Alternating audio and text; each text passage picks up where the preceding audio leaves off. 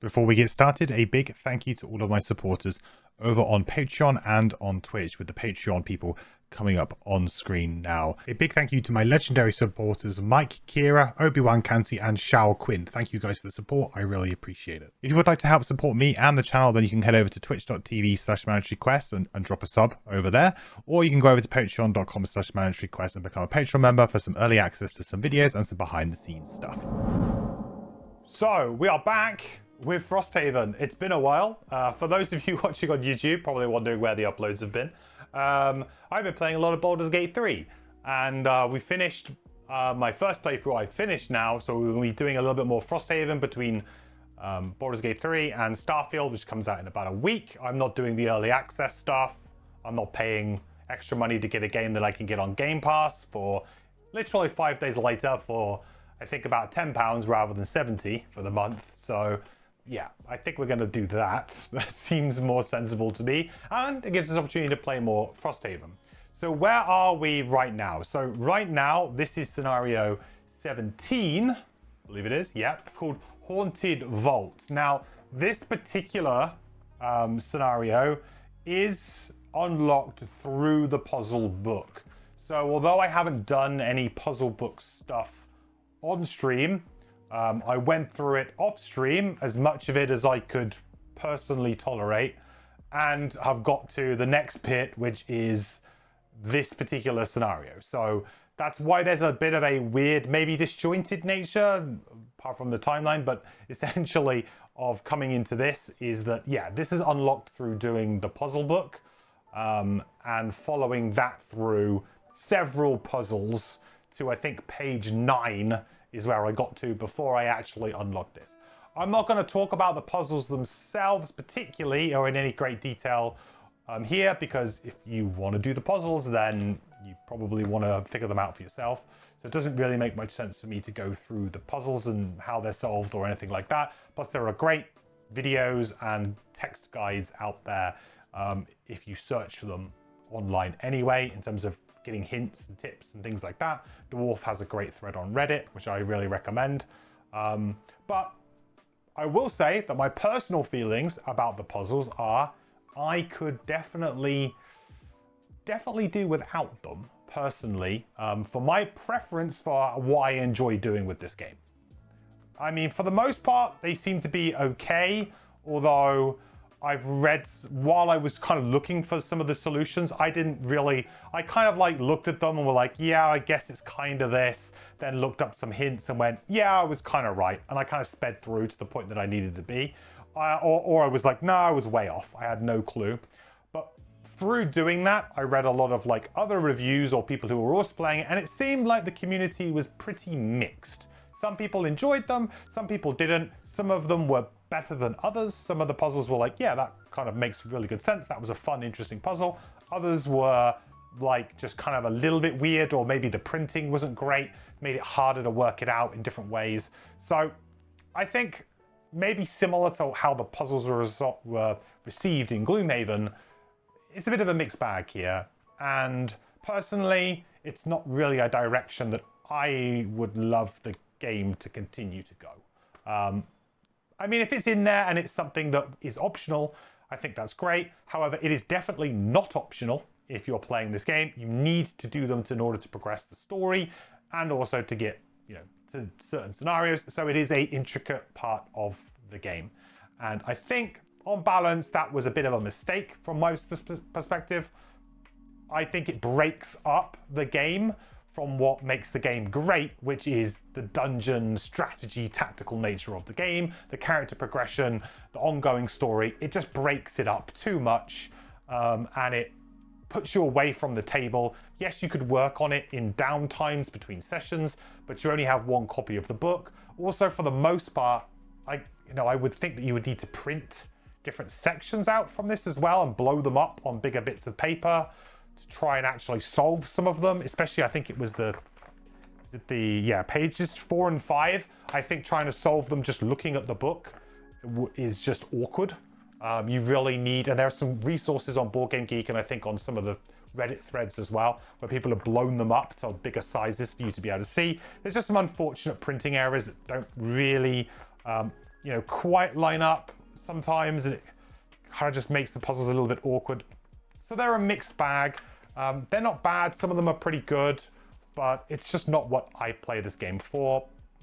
You know, if they were optional, that's cool. They just stay in the box and they're for somebody else. But I think like the forced nature of having to interact with them in some way highlights some of the issues that, you know, maybe not have been highlighted. So, you know, that's just one of the things, that's just like a point from me. But yeah, that's how I kind of feel about them. Thank you, Arvalani, for the Prime sub, buddy. Welcome back, 30 months. The quest continues, my friend. Good to have you back. Hope you're doing well, bud. Some puzzles make sense to people who like them, but they would be a smaller part of the game if you were designing them. Absolutely. They're just, you know, they're not, some people I'm sure will really love them and think that they're a great inclusion. And I'm sure they will. But, you know, as someone who really enjoys this part of the game, I don't really want to spend a lot of time not playing this part of the game. And yes, you could do it in downtime between games. I think that's a very fair kind of assessment of it. But if you are playing communally, then it's a bit awkward, because then how do you solve it? Do you take photos and try and solve it together or externally or whatever? I don't know. But yeah. And I guess the other big thing with this, which is I think the worst offender, is there is no tips or hints included within the game. Dwarf, as I said, has done an excellent job of giving you some nice tips to kind of just give you a couple of, like, you can, the way he's designed his Reddit thread is essentially you can go like tip 1, tip 2, tip 3, tip 4, or whatever, however many, but by the last tip, he's basically telling you not exactly what the resolution is, but basically giving you like glaring, like, this is kind of how you do it. So you can reveal until it kind of makes sense. So you can kind of go, okay, yeah, okay, that makes sense. And then, you know, you can stop and go, okay, I've had enough. That should have been included in the game in some form. You know, we've got giant books here with lots of things. What would another page on the back of the section book with just puzzle book hints in have done? I don't think it would have been that much of an ask. So I think that's probably the most egregious thing here, really, is not the inclusion of the puzzles themselves. That's fine, I guess, but the lack of tips in the game.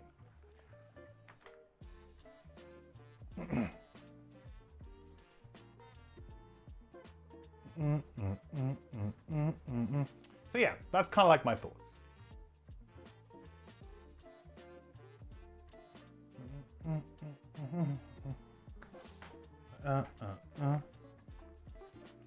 That's kind of fair. I think so. I think it's a very fair and balanced approach. You know, it's just something that I don't want to go on. I don't want to labor on with it. But when I do my eventual Frosthaven review, eventually, once it's all completed, that will be a point that I will probably put in the negatives column for me personally, for someone who enjoys this type of game. Is that I was like, yeah, if you weren't a fan of Envelope X, you're really not gonna like. You know, hey, you know Envelope X, the thing that you may have cared about or not cared about, and it was like a little Easter egg for players. Well, guess what, guys? You know, you're gonna have to engage with it a lot more. So it's just one of those things where I think that bigger and more expansive is not always better, you know, on expanding on all of the things from Gloomhaven. Cool. All right, well, with that out of the way, though, so we are on to, scenario 17. So the first thing we got to do is we got to do ourselves a road event. It's been a while. That's Outpost. I don't even know where I'm drawing from now. And we are in winter still.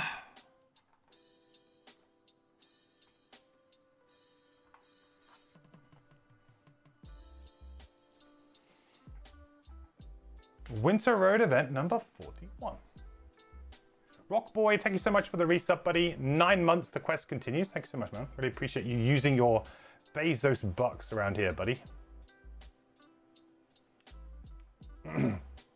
For my streaming purposes, though, I should 100% read the section book answers for all of the puzzles. I thought about it, but I didn't think it was really worthwhile. I think as long as we can caveat how we've got here, I think that's fine. I don't think it really adds anything to the playthrough, considering that most people watch the playthrough for the dungeon gameplay. And like I said, there are plenty of other videos out there. Phoenix has some good videos on the puzzle book that I would recommend if you're that interested in it. Oh, you're saying that I should put... Oh, no, I have been reading them. No, I have been reading them. Yeah, absolutely. No, yeah, maybe I haven't recorded them, but I have been reading them. Yes, yeah. Oh, yeah, to be clear, I haven't, like, just gone, where's the scenario? I have read the... You know, I've gone through and read for the story purposes of what's going on. But essentially, it's very similar to the town records book from original Gloomhaven, in where you kind of figure out a puzzle and you go to the little... Is he quattral? I don't know if it is a quattral. But anyway, you go to that little librarian guy that you found in the unfettered complex. And essentially, it's similar to the town records. It's like you go back and you kind of go, oh, we found this. And then he kind of like goes on about these different... yeah, and it kind of like develops the story from that point. That's essentially what it is. It's like you kind of solving riddles in the library sort of thing. Me skipping the page 5 puzzle is a problem. I only skipped it because it said that it was optional. And I was just like, yeah. And I was literally trying to set up for the stream today so that I was ready to go for today. Because, like, I wanted to stream yesterday, but yeah, the puzzle book saw to that I could not stream yesterday.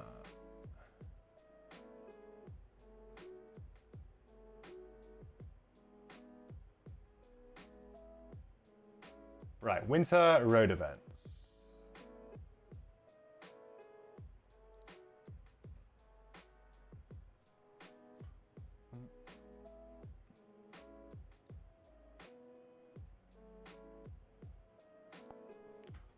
What do we got? 41.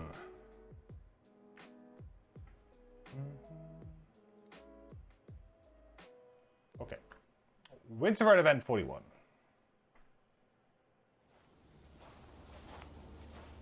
Balancing on a single rubber wheel, a small metal box with a wobbly head rolls to block your path. It shouts in a full-throated metallic voice. You are being jumped. We will retain your valuables. Out steps a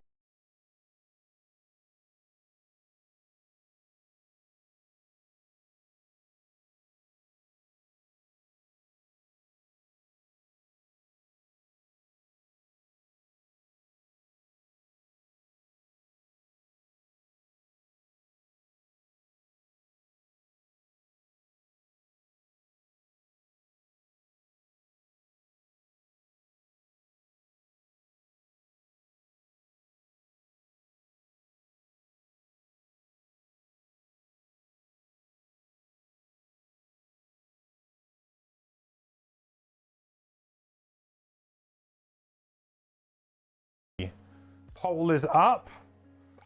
Option A is to try to reason with them, or option B, if it is a fight that they want. I mean, we do have Hive, which I don't know whether or not that would maybe make us better in this kind of situation. Because, although having said that, that probably won't be the case because, well, I mean, I guess it might be, but I guess they use the new tag system, don't they? We do have Arcane, Chaotic, we have Intimidating, we have Armored, Educated, and Resourceful. Whether or not they would actually come into play, but... possibly? Maybe? Maybe not. You think I did that event? I think I might have done it. I can't remember. I don't think so. Unless I accidentally drew from the wrong side. I guess it's possible.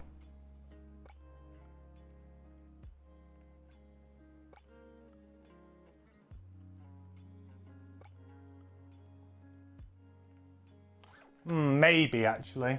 Possibly.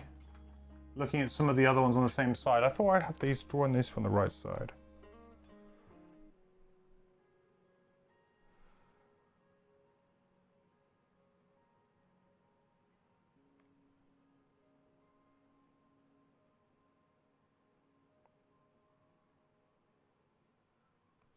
I don't know if I have. I mean, I might have. It might be a shuffle one.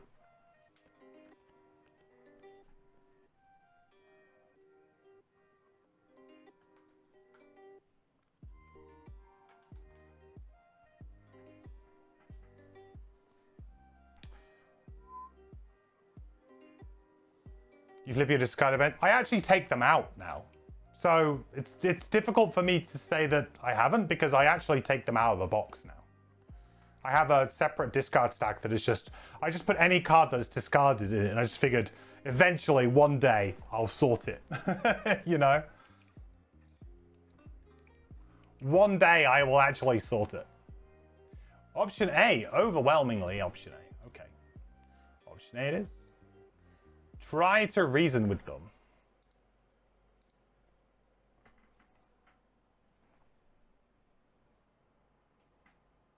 If Fortello wants to play.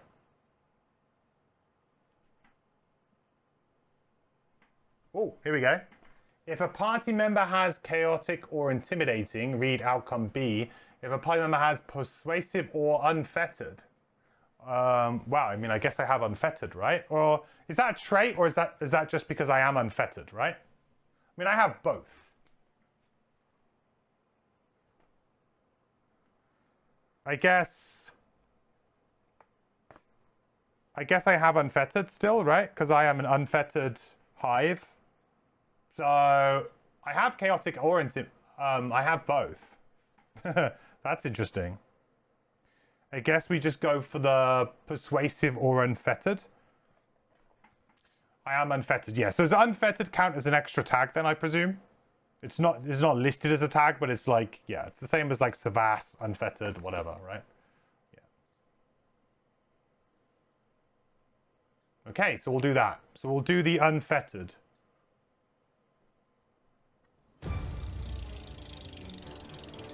You understand the plight of our existence, but I'm still saving up for a new set of wheels. What? That's not very nice. Lose 5 collective gold? What?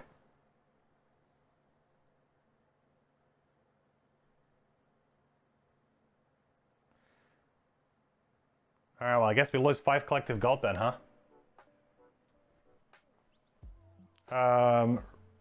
Let's have a look and see where our gold is. Let's bring this down over here. I don't want to take it from the unfettered, really. Oh, I have to. Okay, well. I guess we need to get ourselves some gold.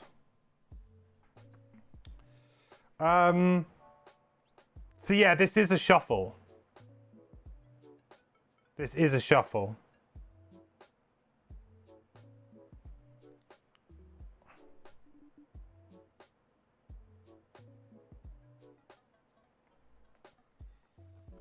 So we could have had it before and maybe I had to put it back in. It's possible. Ba, ba, ba, ba, ba. Okay, great. So we lost some gold, but apart from that, we're pretty much unscathed. So let's go to the scenario brief.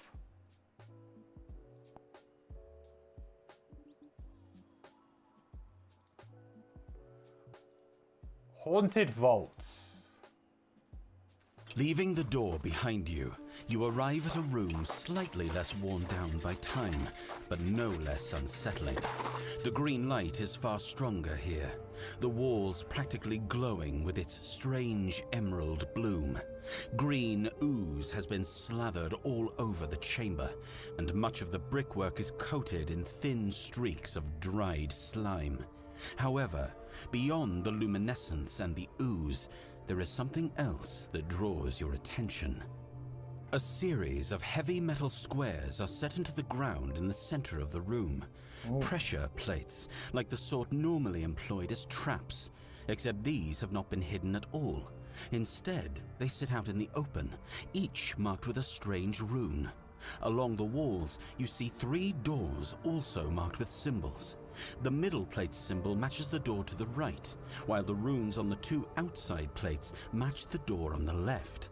The remaining door, which sits directly in front of you, is etched with a rune that doesn't match any of the plates.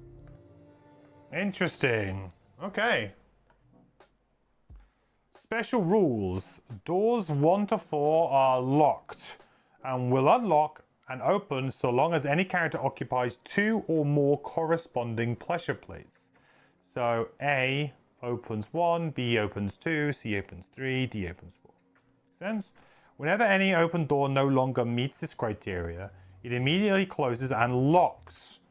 Destroy any overlay tile or tokens on it. Any figure occupying it suffers trap damage and is placed in the closest empty hex. The first time each door, 1 to 4, is opened at the start of the following round, spawn 1 monster adjacent to each character based on the map tile they currently occupy. Okay. So the monsters are Elite Living Spirits, Elite Ice Wraiths, Normal Living Dooms, Normal Ice Wraiths. So the start of the following round.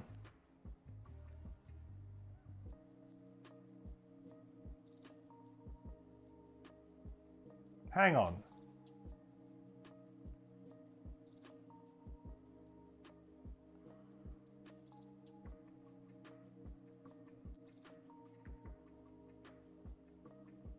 This is a bit confusing. Okay.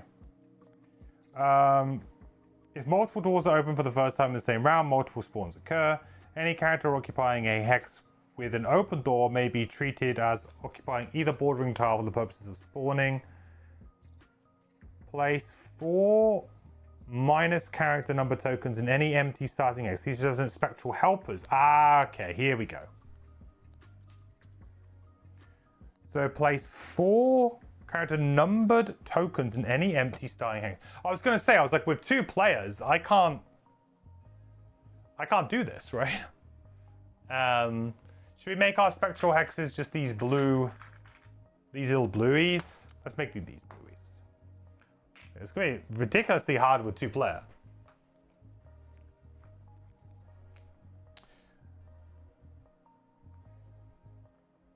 So these are considered characters solely for the purpose of occupying pressure plates. On initiative 50 each round, they perform a move 4 controlled by me. They do not block enemy movement, cannot be interacted with in any way. Yeah, so basically they're just ghosts moving around, activating pressure plates for me.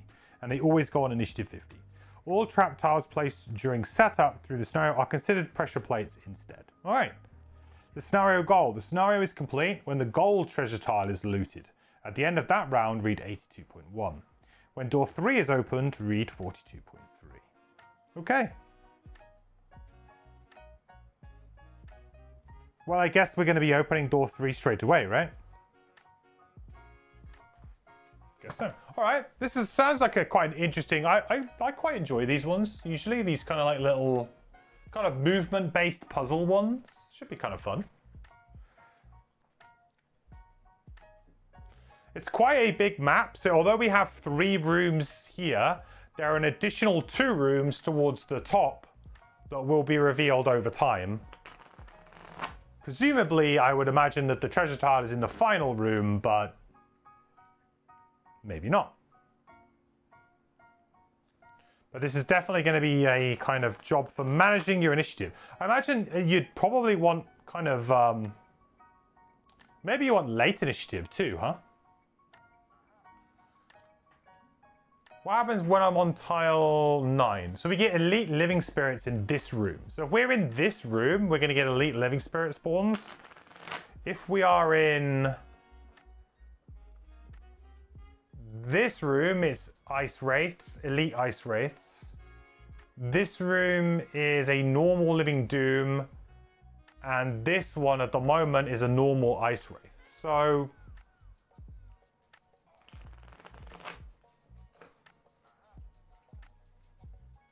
interesting. Okay, battle goals. So battle goals for, let's do Meteor first. So we got Scrambler, Sluggard, or Conservator. Never perform an action with a lost icon. That's pretty hard for this character because we have a couple that are sometimes key. Sluggard, Perform a long rest while at your maximum hit point value after you have already suffered damage. That's possible. Scramble and never long rest. I think we can go sluggard.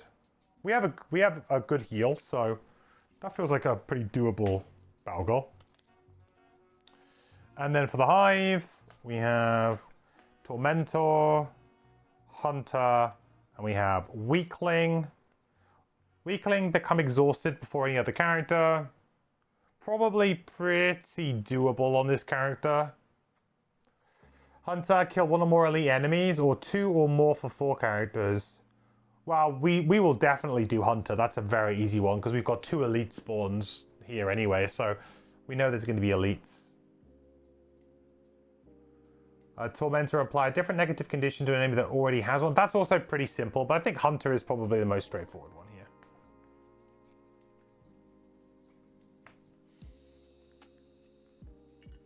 I guess if we unlock this from the puzzle book, it is a puzzle scenario. Yeah, I guess so. Challenge. If we choose to accept it. Spiked armor.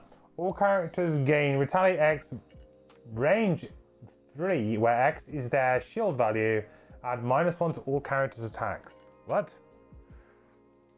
No? Hell no. We're against living spirits. I don't think so. I don't think so, Buster. Because then... Actually, no, it says all characters, right? So that just means us.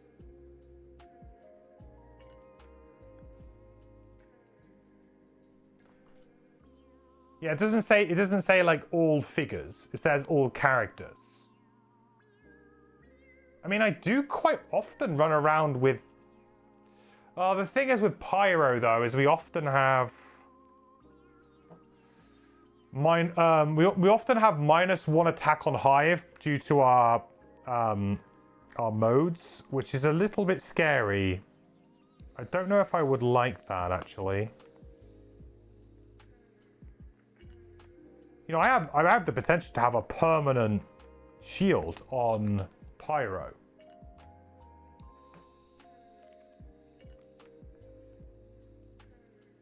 Yeah, we could have a permanent... We could have a permanent shield 1, retaliate 1, normal, and range retaliate 1. I do like to try and do the challenges, but it feels like that might be a bit awkward in this one. Yeah. And I guess I could run the tank summon, but -1 to our attacks. I'm not the best at healing. This is a really interesting challenge because for the most part, it's pretty easy. It's a pretty decent trade-off for the players, really. The only problem with this is that when you're attacking other enemies that have high shield, and maybe they don't attack so much.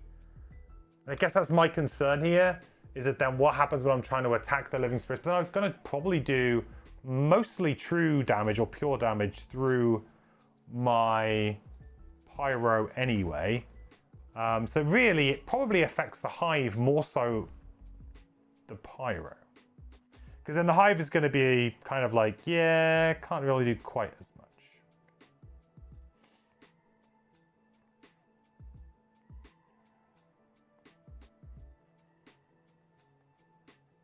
I think for safety of just coming back, it's been a while since we played. Let's not take it. The challenge made the scenario easier for you. It was great. I could see that being the case, yeah. But I just don't know if I can sustain lots of hits to basically only get like 1 retaliate.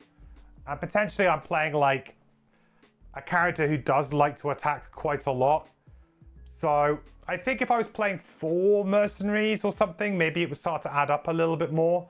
But the fact that I'm going to be probably fighting 2 enemies and then kind of like another 2 and then another 2. Like I'm really just fighting 2 at a time and I can attack multiple times. So I don't know. Yeah, it's close. It's real close. I think if I'd drawn that on a different scenario, I'd probably be up for it, but it's real close. Depends on the party. I don't have a tank, so it's not so helpful. Yeah, I think the fact that I do kind of split my damage across both of my characters, as well as it says all characters and not just all figures or all characters and summons, and I have a lot of summons that I like to use as well on the Hive, so I feel like it's a mixed bag for sure.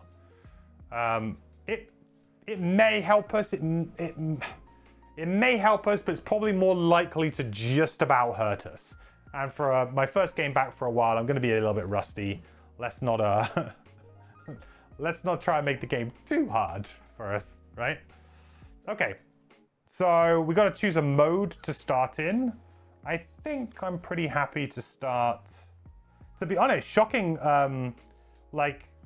Pulse might be an absolutely great one to start in, because the PS5 is going to be so good against these enemies.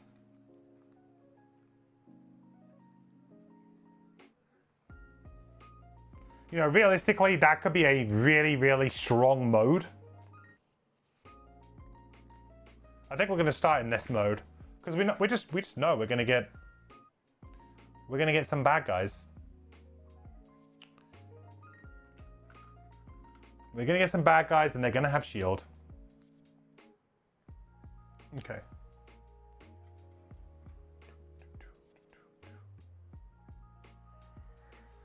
All right, well, here we go then. So in terms of what initiative we go here, I think what might be fine here is actually to go late and let the spectrals open the doors, because realistically, they spawn next to me, right? So I'll get basically 2 elite living spirits spawn next to me. Oh, it's at the start of the following round they spawn. That's a bit awkward. Okay, so the first round's a bit of a wash anyway. I guess I could get myself closer to the door. We can get ourselves closer to 3, door 3. Get ourselves closer to door 3. But then if there are enemies in door 3, then that kind of blows as well. Maybe we don't want to do that quite so much. But either way, the first turn looks fairly, well, fairly pedestrian, to be honest. I guess what I could do is I could do something like Rain of Fire to just kind of get some stuff down.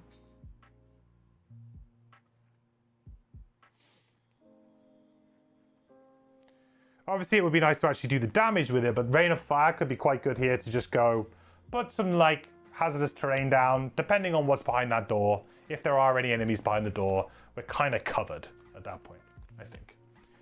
So I like Rain of Fire. Initiative, I don't think matters here.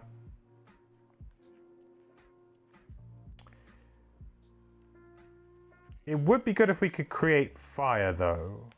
That would be nice. I don't think we really can.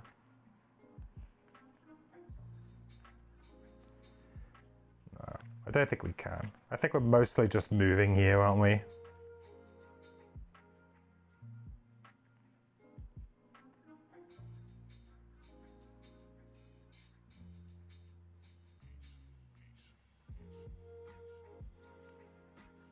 I guess I could get Living Magma up, but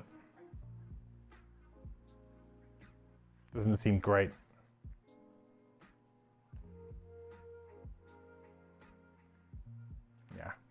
Yeah, let's do Rain of Fire. And I just want, like, something that's a simple move, to be honest.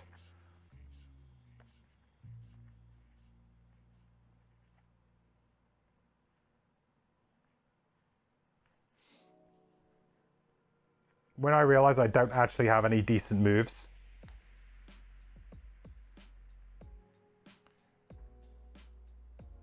Okay, something like this, I think. So we'll just go 21. It really doesn't matter here. I guess I guess going late does matter because the door will immediately open, right? So if there's anything in the door, then actually going later is better. That's a good point. I need to go after 50. Let's go after 50. Yeah. That means I'm basically doing a default move too, which I do not like, but it kind of is what it is.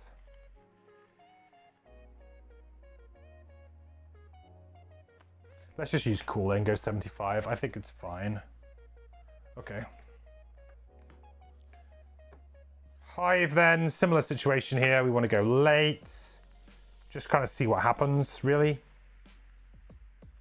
Might be something behind the door, might not be.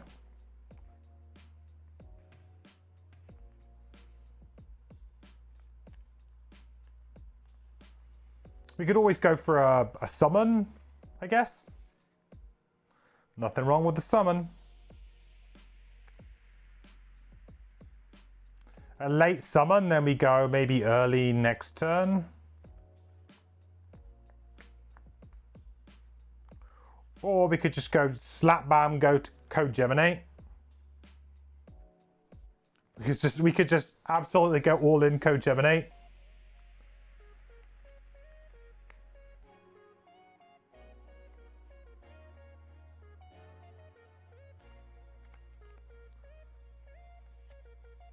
It'd be kind of interesting. Yeah, we could just slam code Geminate, really, couldn't we?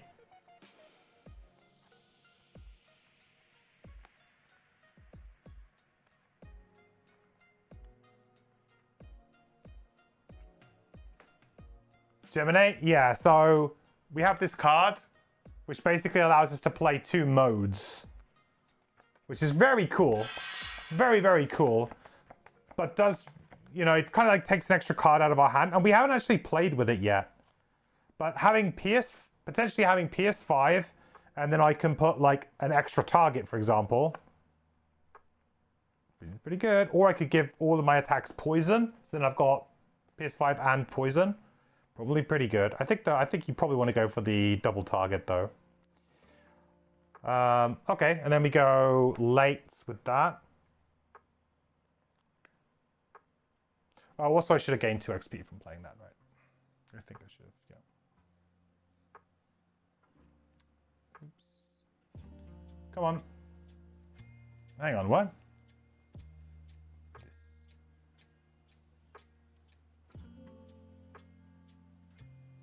Has each... Oh, they've changed it slightly. Okay. I think they might have changed the UI a little bit since I last played. Okay, we'll go 88.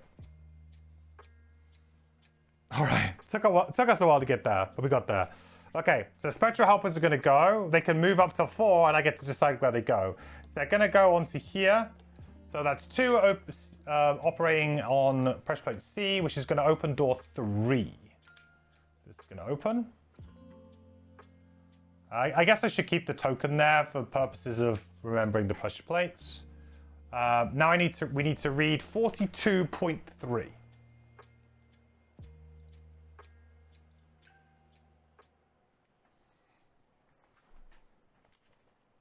42.3. The metal plate sinks into the floor, and the door to your left releases with a heavy metallic thunk. Inside is another small chamber, empty except for 2 additional plates on the floor. One matches the middle plate outside, while the symbol on the other looks entirely new. Yeah, so we got a new symbol. Okay, so there's no enemies in this room, which is kind of interesting. But we got a new pressure plate A. We have D. And we have another B. We have the second B. Oops. I see why they use the different trap tiles and things for this, because it kind of at least helps you to visually, partially tell the difference between them. But, I mean, I guess you're putting numbers on them anyway. Or letters, even. That's a letter. A, and then B. A B. So this will allow us to open door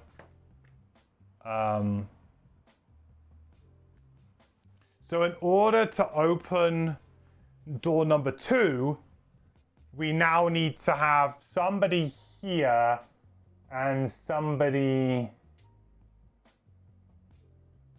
there.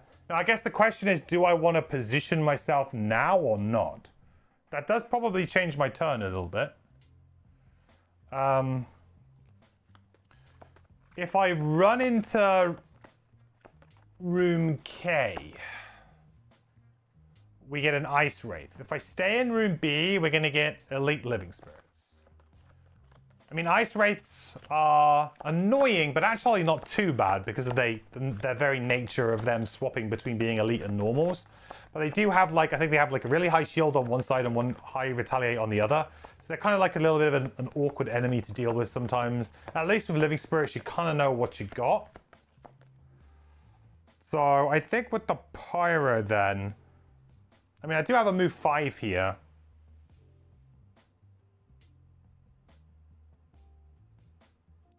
I could also just use one of these guys. Unfortunately, I can't really move one of these because as soon as I do, I get kind of locked out, right?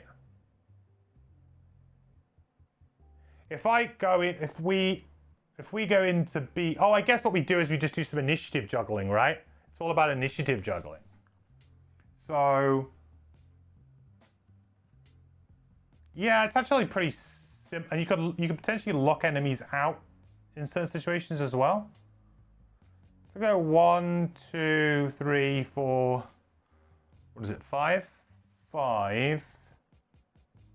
I believe when I'm in between rooms, I can choose, right?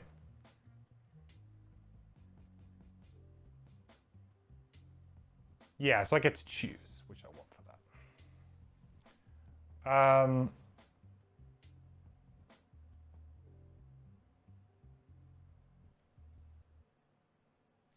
And then that's fine. We won't do anything else because we can't. That's all good. Okay. Eric, thank you so much for the resub, buddy, for the Prime. Really appreciate you using your Amazon Prime sub around here, bud. Thank you so much. The quest continues, my friend. Welcome back. Hope you're doing well. You're having a great week so far. Okay, so now Pyro is gone. Now we've got Hive on the case. So really it's just going to be a default move 2 here.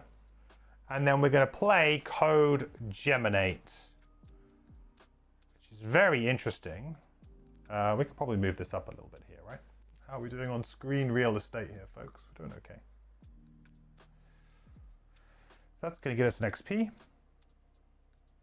And that's now going to allow us to play an additional mode from our hand.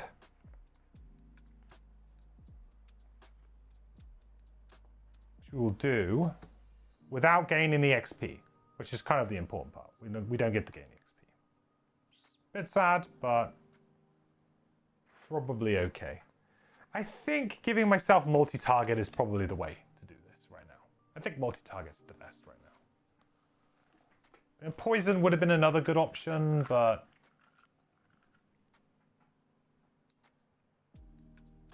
in theory, with like the power potion, multi-target's always going to be good. All right. So next round. So beginning of this round, we are going to spawn 2 elite living spirits. And they spawn next to the players. 1. And we got 4. Sure, spawn there.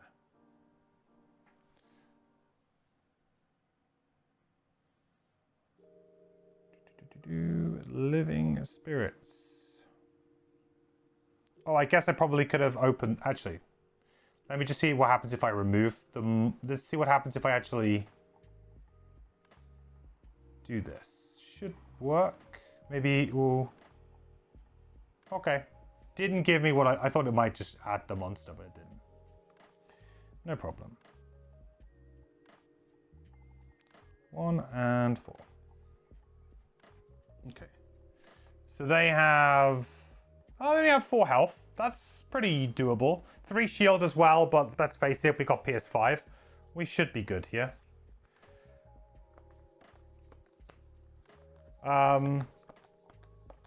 Okay. Now's the time to get your, like, okay, get the brain working a little bit in terms of initiative and stuff like that. So if I go and step on B,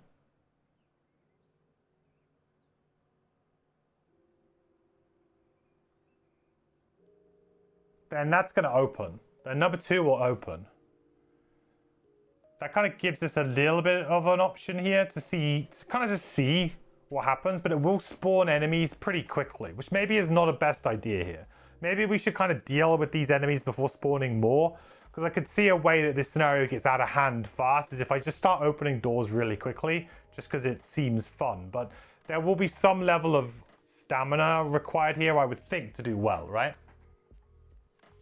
Will I stream Frosthaven at all when Starfield comes out? Will you be all in on that? I will probably be playing Starfield for a while, Brian. Like, I think Starfield comes out on... I mean, I'm doing the regular release, which I think is a Wednesday. It's either a Wednesday or a Thursday next week. So I'll probably, like, play the tail end of the week, Starfield, and then I'll probably get back onto Frosthaven starting from Monday. So I'll probably just do, like, some, like, quite a... condensed extended streams on Starfield, like for the first 4 or 5 days that it comes out. Then I'll probably move back to Frosthaven for some time. Then we have Gloomhaven console release, I believe, the following week as well. So we'll probably go Starfield for like a condensed block. Then we'll go into a little bit of Frosthaven, tailed into Gloomhaven Digital, and then it will probably be Frosthaven plus Gloomhaven Digital for a little while. What I'll probably do is I'll probably like do a couple of Frosthaven streams a week and then like 1 Gloomhaven Digital or something like that. And then we'll do it like that. And then Starfield will be what it is. Like, I don't know how invested I'm going to even be in Starfield at this point. So unlike Baldur's Gate, I knew I would really enjoy that. So I was like, I need to take time to play that game and I just want to play it hard. I don't know how I'll feel about Starfield. You know, I might play it for 30 hours and be like, yeah, no, it's fun or it's not fun or whatever, you know? I have no clue. But my general plan is to play Starfield for the first like 3 or 4 days when it comes out, like the public normal launch. And then we will top and tail that into Frosthaven and then into Gloomhaven Digital Console launch. Because there'll be a lot of people who'll be interested in Gloomhaven Digital around the console launch date.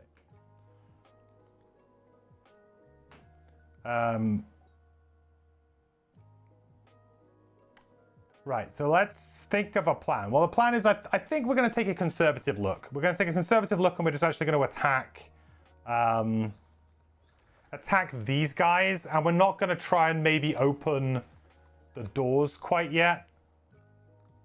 What might be an interesting idea would be to jump off of this B plate, make my way here, move my way to this B plate, and then potentially we keep the spawns where they are for now, but then we move one of them over to the B plate. Something like that. I quite like. I think going fairly early on Hive makes sense with long-range missiles, and then potentially...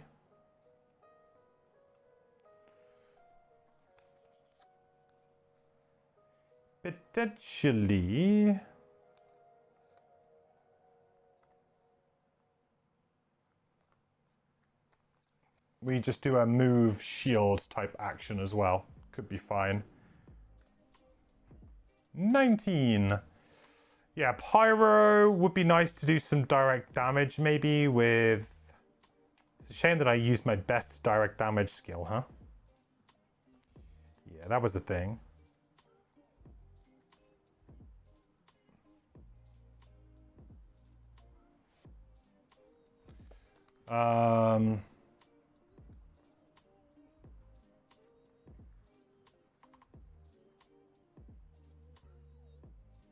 Yeah, not having any fire is a bit of a bummer, huh? I guess I can create some fire. And kind of hold off for a sec.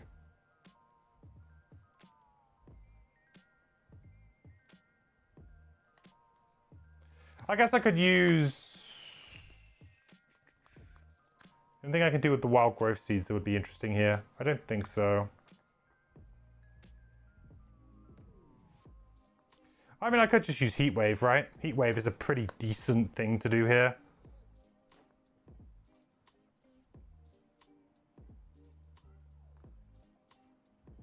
Heat Wave is great, actually, here. It's super good.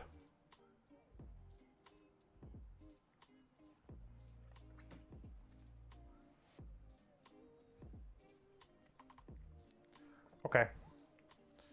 So we'll go Heat Wave. So all adjacent enemies suffer 2 damage. So number 1, you're going to take 2 damage. Easy. Then we'll push up to 2. I think I'll push to just... yeah. Well, I can't push any further than that anyway. Push there. All at range 3. Yeah, I'll push like that, I think. Then we'll just use Eruption as a default move 2. Move on to the B plate.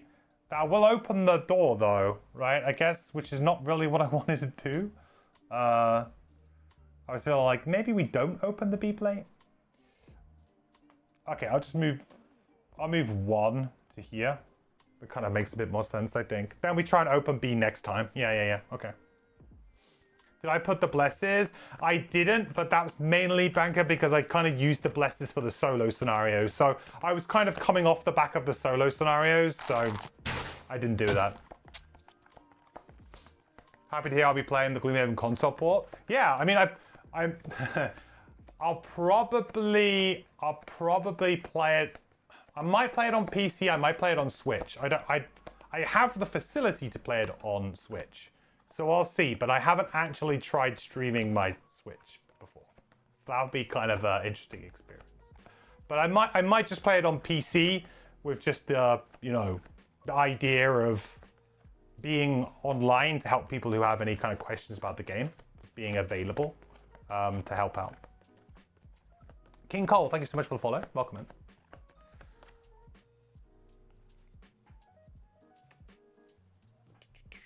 Okay. So that is Pyro. So I have to put this out because we're going to take 2 damage at the beginning of our next turn from the old Heat Wave.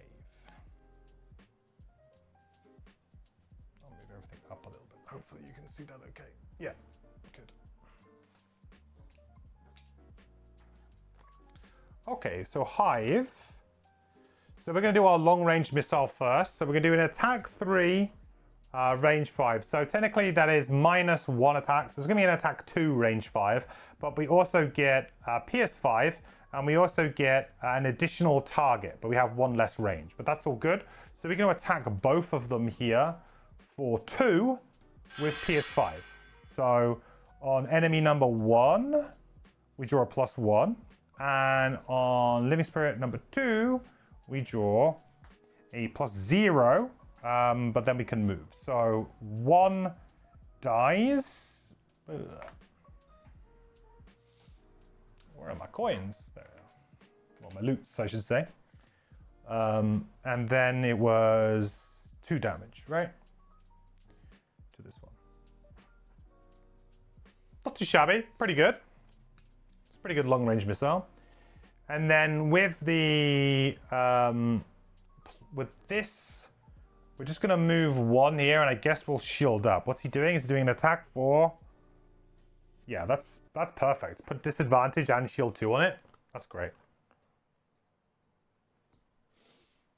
Inner Grinner, thank you so much for using your Prime sub. I really appreciate it. Welcome. Welcome to the Adventuring Party, my friend. Good to have you here. Hope you're doing well. Since you're back to Frosthaven, you assume I am through with BG3. I'm through with streaming BG3. I'm not personally through with the game. I've started my 2nd playthrough, so I will be playing it. Yeah, I am playing. But in terms of streaming, yes, I'm finished streaming Boardgame 3 for now, at least, unless something major happens or something like that. But yeah, great. So we got our shield. Just chuck it there for now. So on to our spectral helpers. So the question here is, do I want to lock...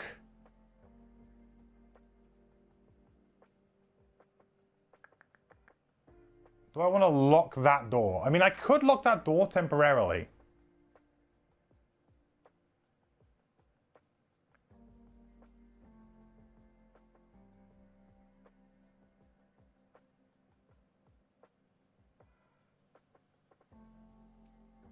I gotta think about what my next turn looks like. So my next turn probably looks like...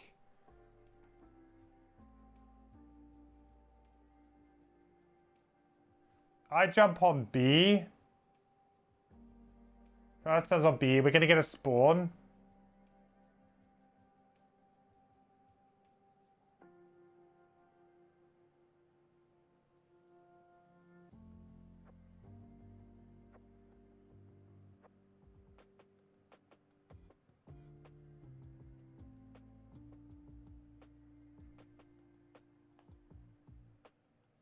Depends on my initiative, doesn't it, really?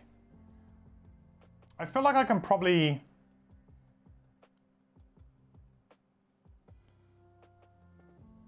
Yeah, I could probably do this and close the door for now. Right?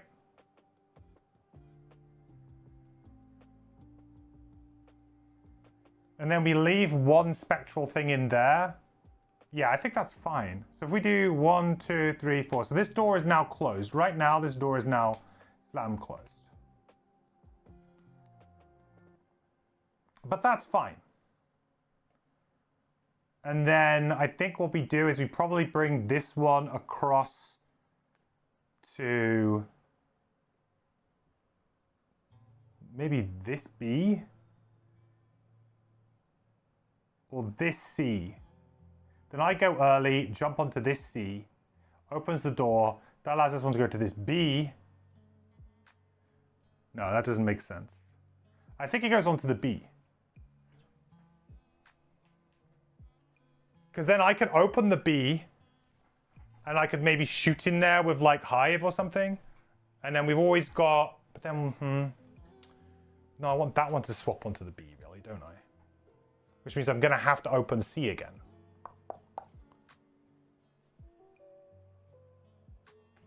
Let's do it like that. Oh, confusing. Actually, no, let's do it like that. Let's leave it. I'm probably not doing this efficiently at all. I'm really sure I'm not. Okay, Living Spirit, so it's going to just do an attack 4 with disadvantage. Okay, -1, +1. So -1, I do have shield 2, so it's going to be 1 damage. Easy. Okay. Next round.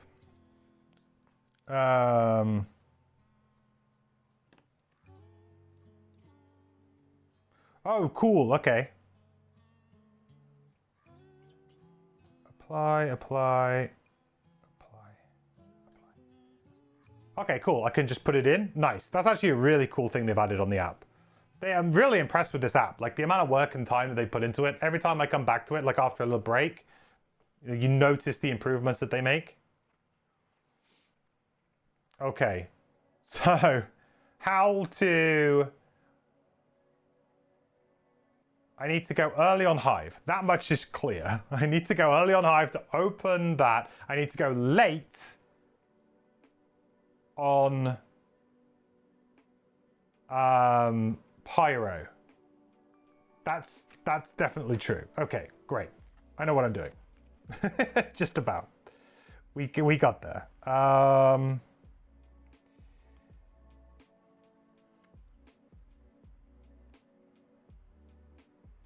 Okay, so we get 12 here. And we have to go after 50 here.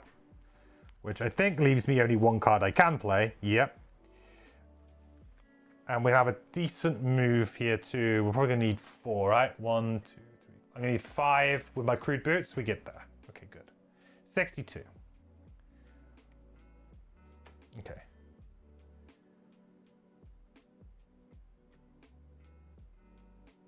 Draw. Perfect. So hive first. So the first thing we'll do is we'll use Faceless Entity. So we're going to be attacking for 1, unfortunately. But it's 1 with PS5, so we get to do it twice as well. So hopefully we get it. Yeah, there you go. Dead. Getting loot in this one's going to be kind of tricky because you're always going to want to jump onto a pressure plate for the most part. Like every turn, it feels like you're moving between pressure plates. Taking a turn off is going to be difficult. A loot 1 would be really good in this scenario, I think. And then this I'm just going to use as a default move to just basically move to here. So now we're on C, which means that this now opens. Now we don't think we don't spawn more enemies, right? I think that's the only flaw in this plan, I think. What flaw in this plan would be. Let me double check the book a second. I don't think so.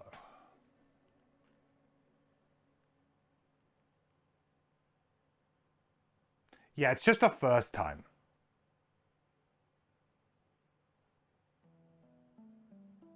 Okay, yeah, just a first time. I go, phew. I was thinking if you're really inefficient and I keep like doing keep like closing, opening, closing, opening, closing, opening, I'm just like screwing myself with extra spawns. But no, that doesn't seem to be the case, which is a relief.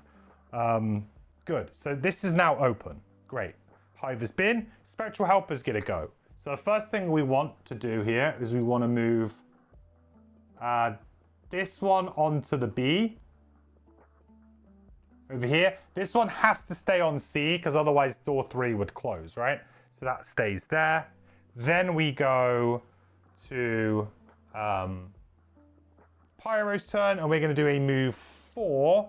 1, 2, 3, 4, and we'll use our crude boots here to get that extra bit of movement to move on to B, which will then flip and open this door. 25.3.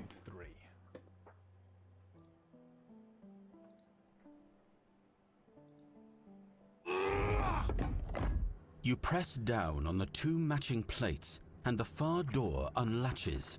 You move forward, but something has shifted in these catacombs. You feel it before you see it. A creeping tendril of frigid air reaching out behind you. You turn to see an icy spectral figure looming high overhead, while at the same time, a deep lamenting moan escapes from the newly opened room. Oh no! Here they come, boys. Here they come! To the beer fund. Hey, Phantom. How's it going, bud? Are you back home, or are you still over here? How's it going, man? We're gonna need it. I was feeling pretty rough after we met up on Saturday. I had to get up the next day and go on that brewery tour in Bristol, and I nearly missed my bus in the morning. I nearly missed my bus in the morning. I was like, oh god, like my friend was calling me, like, you gonna be here, you gonna be here? I turned up just in time. You were rough as well? Yeah, we had a good innings, man. We had a good innings.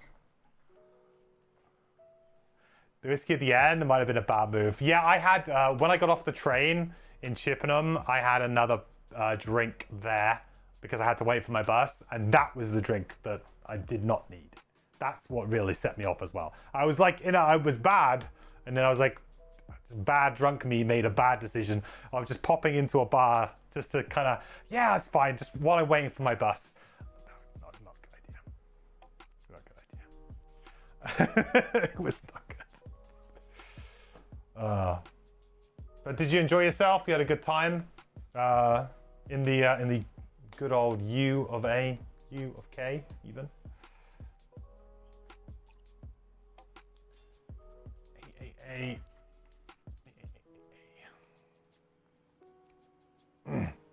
Ended up on the train with everyone from Reading. Oh, you would have done, yeah, because it's the bank holiday, right? Yeah, so if you were with people who probably were on the who were just there for the Friday night, yeah, totally. Oh, I seem to be missing one of these pressure plates, but okay, well, we'll just have to sub in one of these, I guess. It's probably buried somewhere, but it doesn't matter because we have the letters anyway. Good visit, nice. Yeah, I forgot that it was Reading Festival.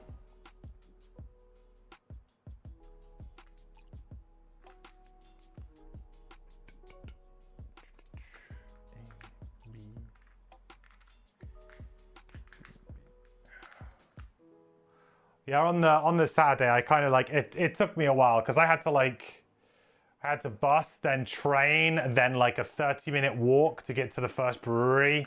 And I was like, by the time I got to the first brewery, I was like, I don't know if this is going to be a good day. What am I doing with myself? But then like I kind of eased myself into the day, you know, started drinking again, had another beer, had some food. I kind of slowly got into the day. But I tell you what, on the Saturday, I kind of struggled to really kind of like get into any kind of rhythm. I was off my game on Saturday. I kind of got around to feeling a bit better, a bit more chatty, but yeah, I was off my game for sure.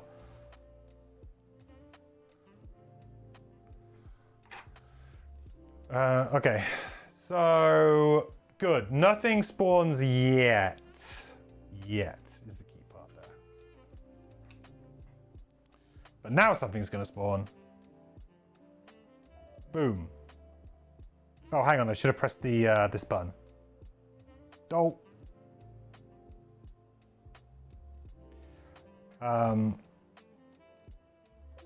Okay. So I think we still just spawn 2 living spirits, right? I'm like kind of gaming the system a little bit here. I'm being quite smart with my positioning because then I just get 2 more elite. Just get these 2 guys back. This is a good way to try and ignore the raids. They spawn next to the players. I guess like here and here is fine. Or maybe I should try and double stack. Loot? I mean, I do need loot. I actually really do need loot.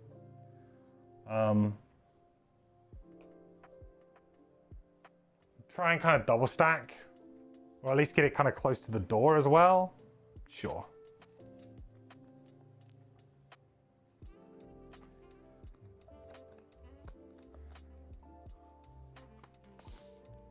Bit of hair of the dog for you. Yeah, I think it did help ultimately, but that first drink was not great, and to be honest, even the second beer was not great either.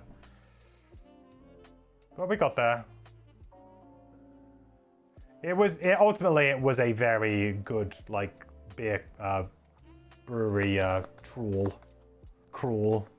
We didn't end up getting to quite as many as we wanted to. We kind of ended up drinking at a bit of a slower pace.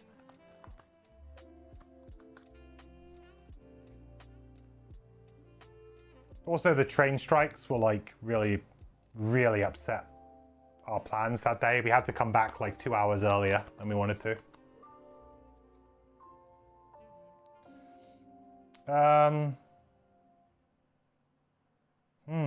Game plan for these.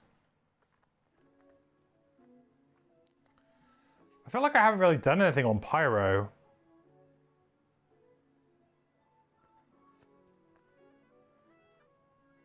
I'm kind of saving all of my good stuff for Pyro, though. Oh, I should have taken 2 damage, shouldn't I, from Heatwave? I forgot about that last turn. Or it would have been this turn.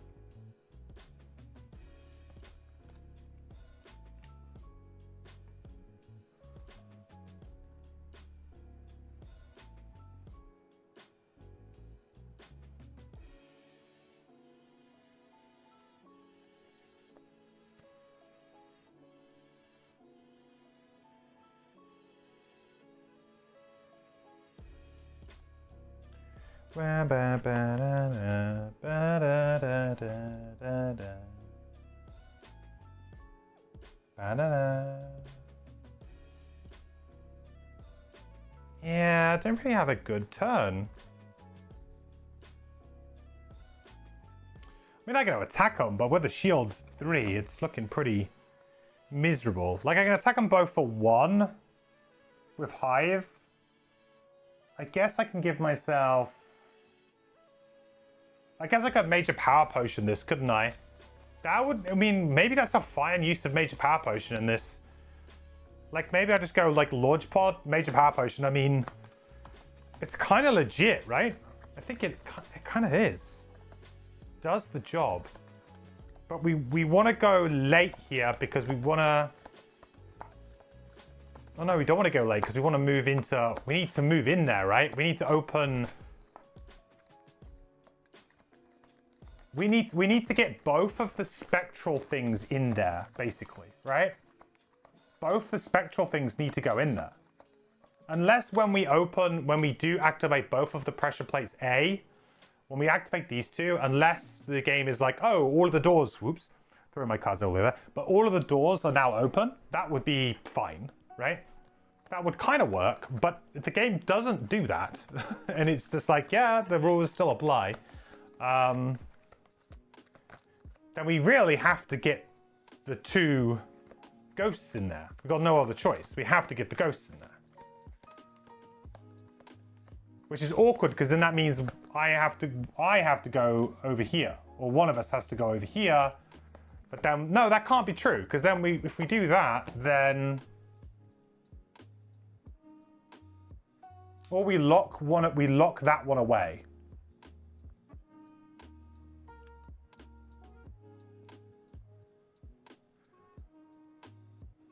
Which is doable. If I go early with Hive, do I have a decent amount of movement? No, I have terrible movement. God damn. Even with my crude boots, I could maybe get to the door.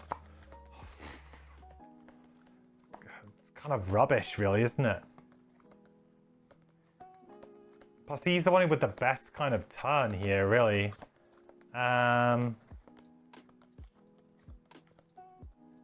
If I drop back, how close can I get with Pyro? Pyro can move 3, but I can't move myself off B. I guess I could move myself off B, and then I could move on to B. That's just tough.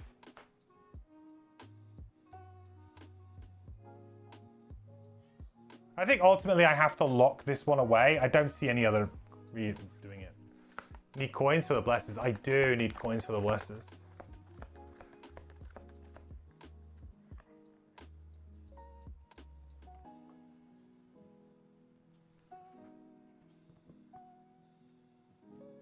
Okay, we go early and move off C, I guess. That's all we can do. I think we do that. So we go 16.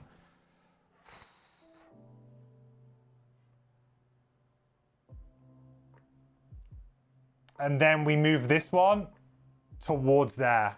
And to lock them off too. I think so. Which means the Hive kind of needs to stay where they are, but could also just move off for the purposes of this. Like, it wouldn't be that bad to move off. Actually, yeah, if Hive moves... If Hive is the one to move on to B next turn, then that means the Pyro will be the other person to activate A. I'm kind of fine with that. Oof. 16, 23. I think this is fine. I think this kind of works out. It's a nice puzzle, this. Okay. See, I like these types of puzzles. I like puzzles that are like scenario-based puzzles. Okay, 16. So I'm just going to move off here, which is going to close this door, basically. Okay, so that's now locked. Then we're going to do Launch Pod, which is going to be an attack 2, PS5, but target 2. So it's going to be an attack 2, PS5, target 2. And I think I'm going to use my Major Power Potion here because I don't see many opportunities in this scenario for me to do much more than, like, to get much more value out of a Major Power Potion. When you're playing a 2-player, you know, this is pretty much what it gives you. So that's just going to give me +2 to all of my attacks. So essentially we are now attacking for 4. So we just need to not miss really here, I think. We should kill him. Yeah. And yeah. And then we get the ability to transfer, which we cannot transfer because we've got our co-geminate thing going. So that's all good.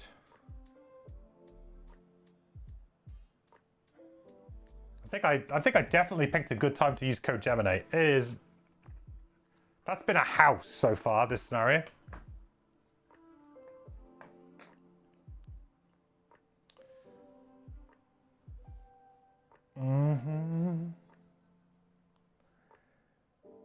So then Hive is done. So now Pyro's go. So I think Pyro's going to go. Just move 3. And that's it, really. It's a bit of a sad Pyro.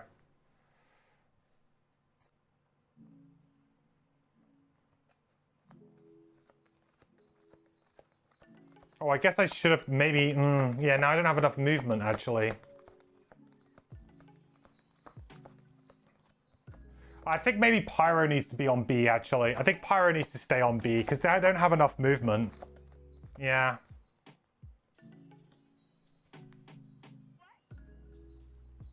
Not enough movement.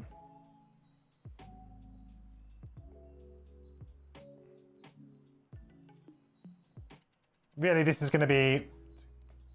I mean, what am I going to do? 1, 2... I can move 3. Actually, I have to long rest next turn anyway. I have to long rest next turn anyway. I guess I get the loot then. Because I have one more turn on Pyro, and then I can long rest on B. Yeah. Yoink!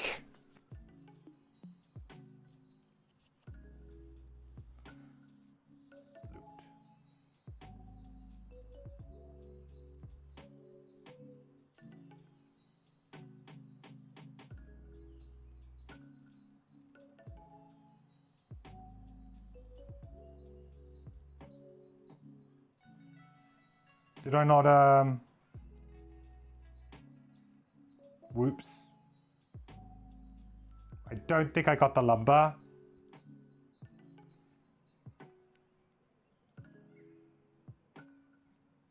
Can I, like, assign it? Oh, perfect. Yes, nice.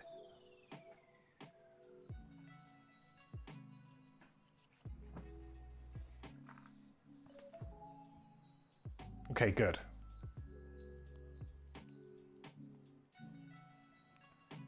Next round. So we do, because B did technically open. So we do need to spawn, right? No, actually we don't, sorry, because B opened last time, which is why I spawned those. Yeah, I'm just a little bit behind on the pressing of the app, that's all. Okay, we're good. So this round... Pyro should go early, I guess. I mean, we're going to go before anyway. We're going to long rest here. I think I might need to discard the... No, do I need to discard the Geminate?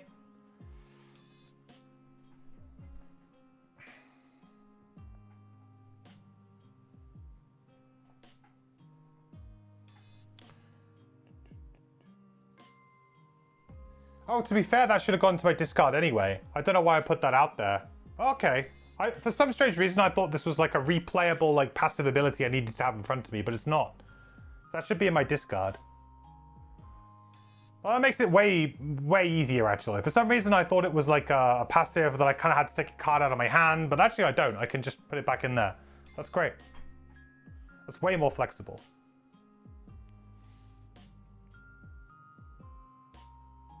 Great, so Pyro's going to go first. We're going to move on to B. Just a default move 2. Nothing fancy. That'll be their turn over. Hive is going to heal up. But the Spectral Helpers are going to go first. So B is technically open right now. Yep, good, open. So we're going to go 1, 2, 3, 4.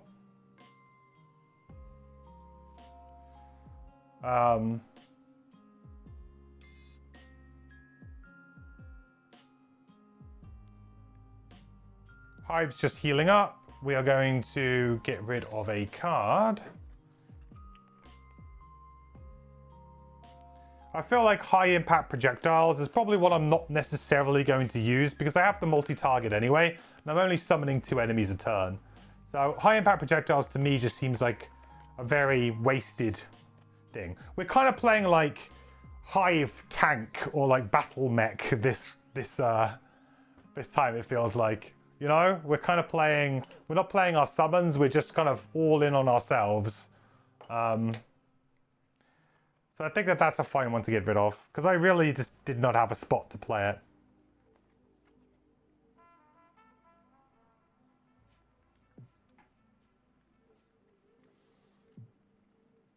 Okay, so next round. So this round, Pyro is going to be long resting. No cards in hand. And Hive is... So is the idea here that Hive gets onto C?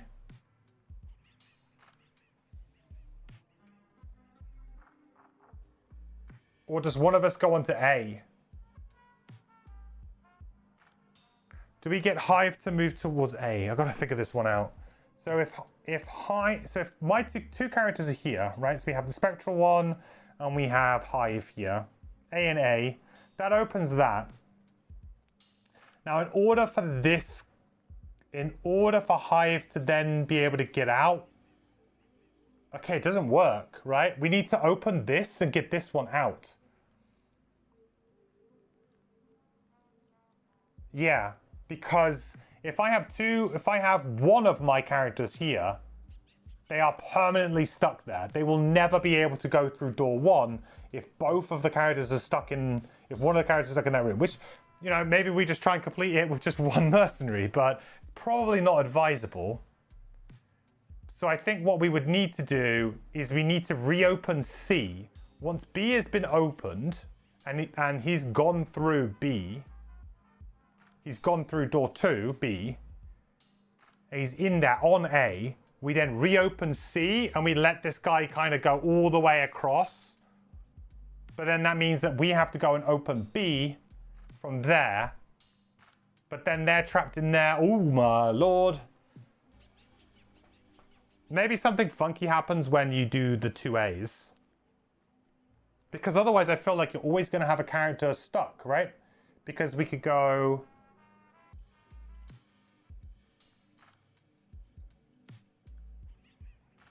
Because in order to have this door open, someone needs to be here. So I'm looking at 1, 2, 4 pressure plates needing to be occupied, meaning that nobody could move through. Yeah, so it's got to be a character's got to go through, I think. The character's got to go through.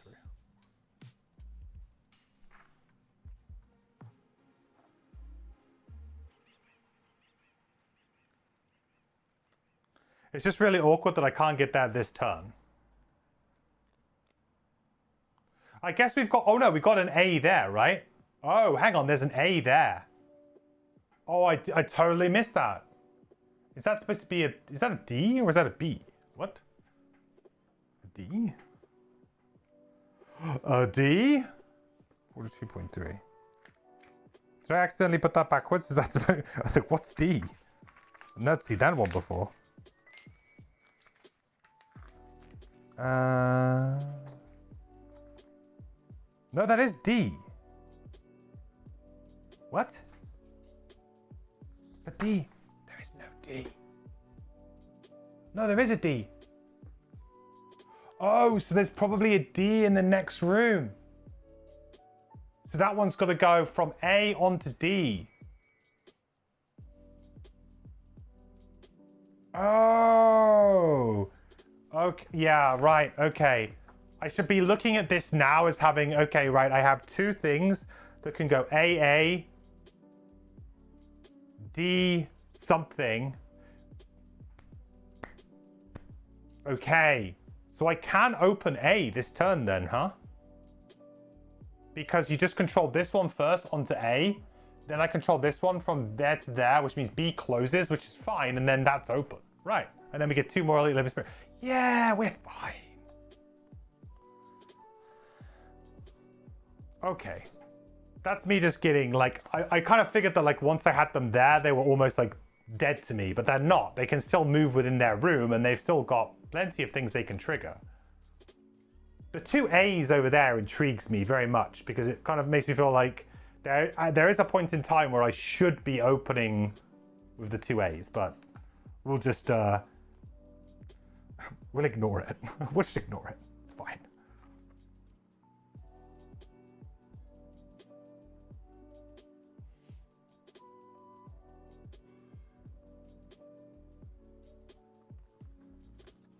So this is a bit of a burner turn then, huh? Guess it kind of is.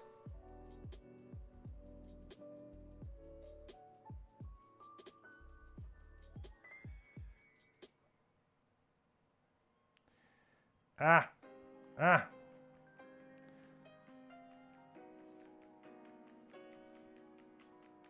Okay, so the first one's gonna go 1, 2, 3, 4. Then this one is going to go onto A, which is going to close this door, but it's going to open this door. Right. We're on. Okay. Which is going to be 62.3. Okay, good. 62.3.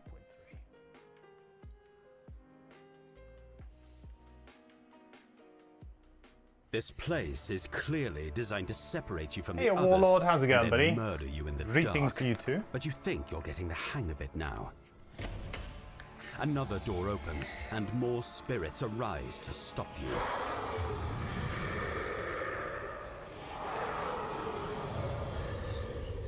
There's a D. There's a D. It all makes sense now. There's a D.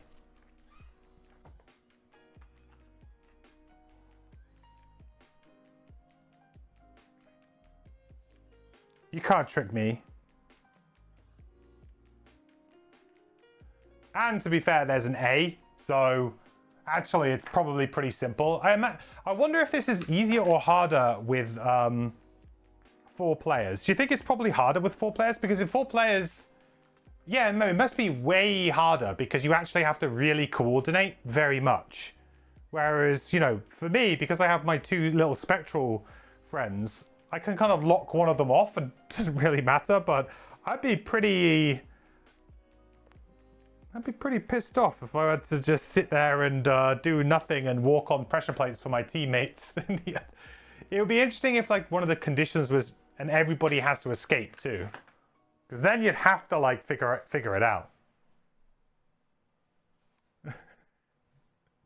TOS? Oh, I said a bad word.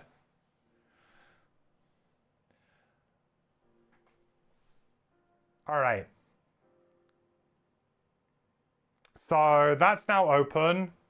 So we will be spawning, guess what? Living spirits again. Maybe this is, I feel like I'm doing a good job of just dodging the worst possible enemies. So Hive's gonna go, and realistically, we're just gonna do a default move too and get some loot, baby. You know how we do.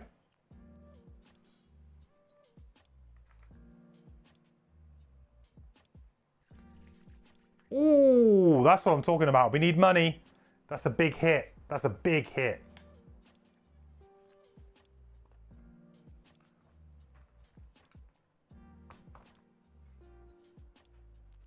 Pyro.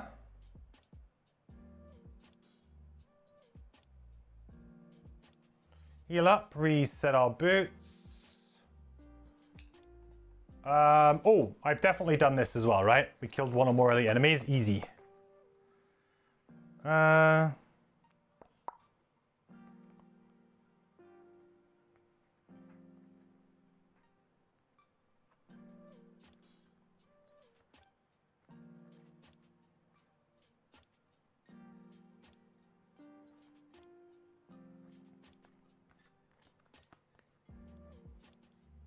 don't even know what to play, really.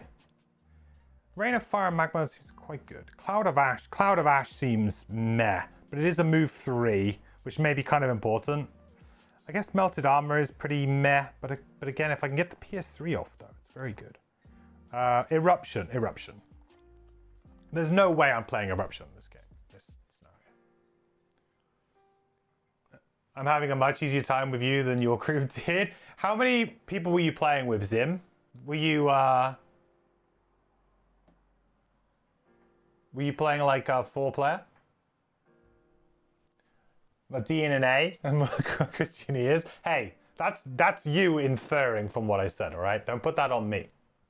I'm just saying it how it is, all right? Your unclean mind is not, you know, don't project onto me. Did I really open the drill from the puzzle? I have not opened the drill from the puzzle because I didn't, well, I mean, it's kind of optional. I didn't realize that it unlocked something. So I probably will do that. Maybe not today, but maybe, it depends on how much time we have. But I will do that on stream because I've opened every character on stream and we've done an initial impressions every time. I don't want to change that. So although I've kind of skipped past that bit, we'll go back to it for the purposes of the playthrough to look at it together at some point. You had 3 people, so you had 1 friendly spirit. Which, yeah, I think that makes it harder to me because having the spirits, I was like, yeah, they're gonna be on 50, they're gonna move on 4. That gives me, you know, 4 movement every single turn is no joke. But also it gives you that reliability that, hey, they are always going on 50. Like your teammates, you never really know exactly what initiative they're going to go on, right? And they may not always be able to go early or late or weave in between each other. Might be kind of awkward. This is the kind of scenario that I think if you are playing multiplayer, there's a bit of a, right, guys, we're going to need a good... You're almost going to have to maybe go for cards that are not very glamorous, but have interesting initiatives that could allow you to kind of... You know, I think you want to have initiatives that go early, you want to have initiatives that go middle order, and you want to have initiatives that go late. You want a nice spread. And certain characters won't lend themselves very well if you're, you know, a higher level and you've built yourself in a certain way. Because in general, you start to avoid those 40s, 50s, and 60s because they're just not very glamorous unless the ability's good. So I can definitely see there having to be some level of like, maybe we need to change our cards up for this scenario because we need movement and we need initiative spread. Like, I think that to me seems like the more important factor right now. Of course, you're going to have more enemies to deal with though as well. I mean, I only have 2 enemy types to deal with, and I kind of have a bit of a broken combo here with my Prism, with having like the PS5 and Target 2. It's just perfect.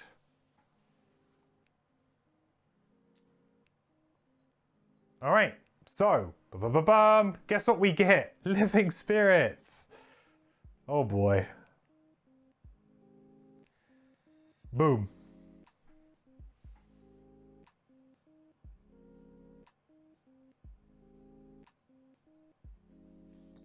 Where do we want to put them?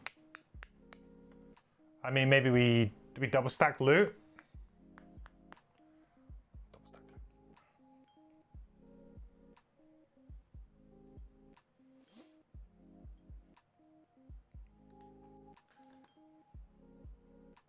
All right, so now it's a case of just moving up towards D.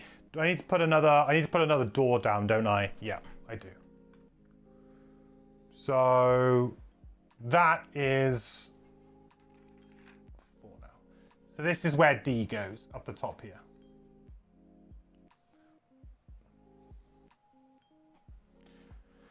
Possibly when we're through this room, I can maybe remove this tile and we can continue on that way. All right, so for Hive, I know that we want to do the old long-range missile.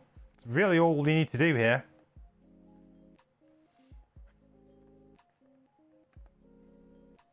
I could open D straight away. What happens if we're in 2A? What's 2A give us? A normal Ice Wraith? I mean, a normal Ice Wraith and Elite Ice Wraith are interchangeable, really. They got the same amount of health and they switch between the two. So it's a nice Wraith either way.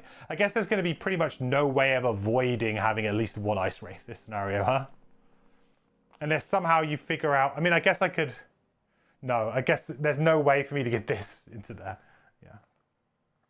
Would be funny if I could, but I don't think I can. Okay, so we'll go 19 here, and I think we want to go... Probably around that initiative on the Pyro too, really.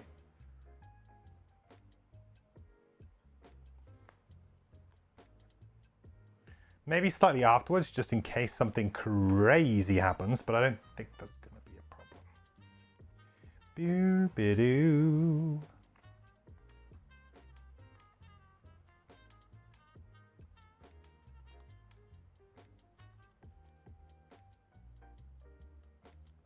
Oh, I guess I could place them here, couldn't I? And then I could heat wave, push them away, and then kill them. I feel like long range missile is just going to get the job done. Maybe we just pick up some loot. Is this time to pick up loot, do we think? I mean, feels kind of greedy, but also it's kind of going well.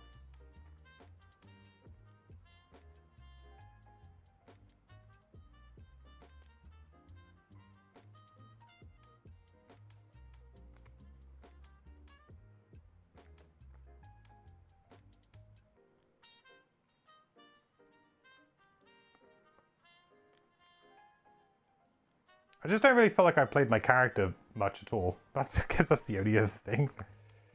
I feel like, yeah, I haven't really played my character. I guess long range missile doesn't quite do it. So maybe we do this and then, yeah, okay.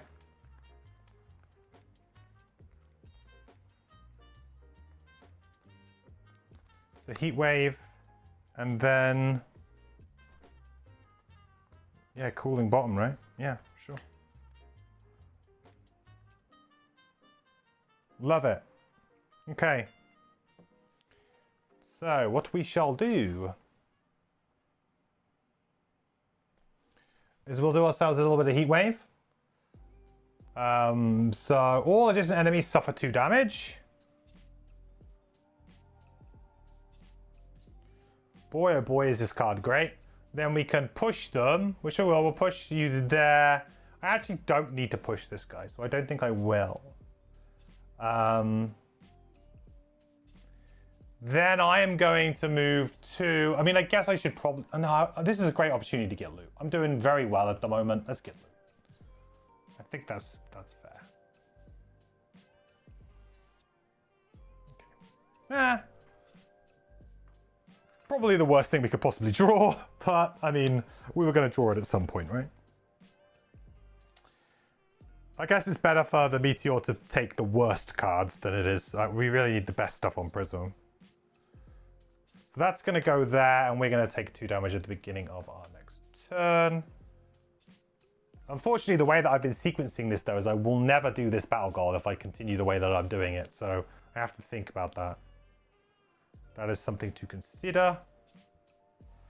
Pyro, good job. There's a chest in the loot cards. I don't know. Does it tell you the composition if I click on this? Oh, that would be a really nice quality of life thing.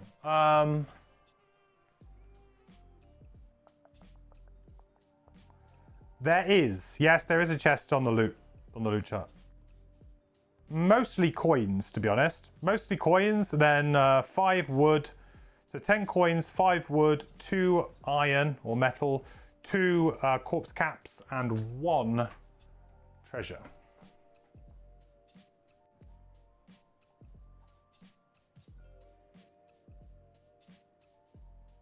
All right, so long range missile then. We'll start off with the top of long range missile. So again, we have this and this in play. So it's going to be an attack of 2, but with PS5.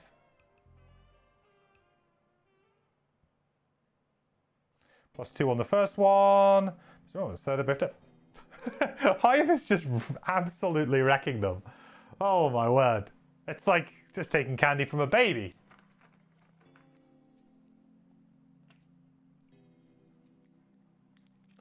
I guess we'll just do like a default move too. And pick up the loot. Oh, poor living spirits. Oh, I guess what I could have done is he was here, right? I could have pushed. I could have put, when I was moving here and I did my push, I could have pushed through the door actually, which probably would have been better. I'd say I'll push it through the door. Just so that I'm making forward progress at least. Yeah, that was probably a bit stupid. There was no reason to push it right. I should have just pushed it through the door. And then it's easy loot on our way forward. Not that it probably will matter in the long run anyway.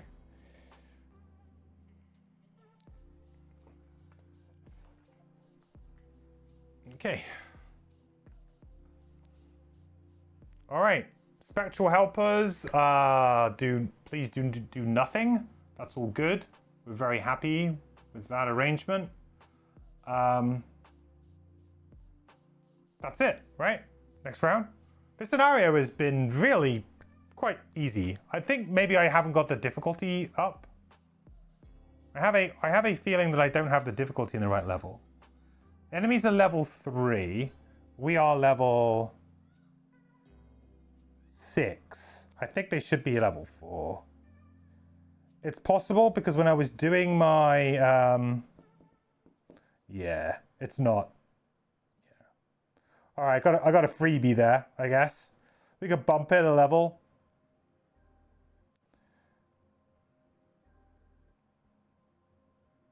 It's solo. It doesn't seem to.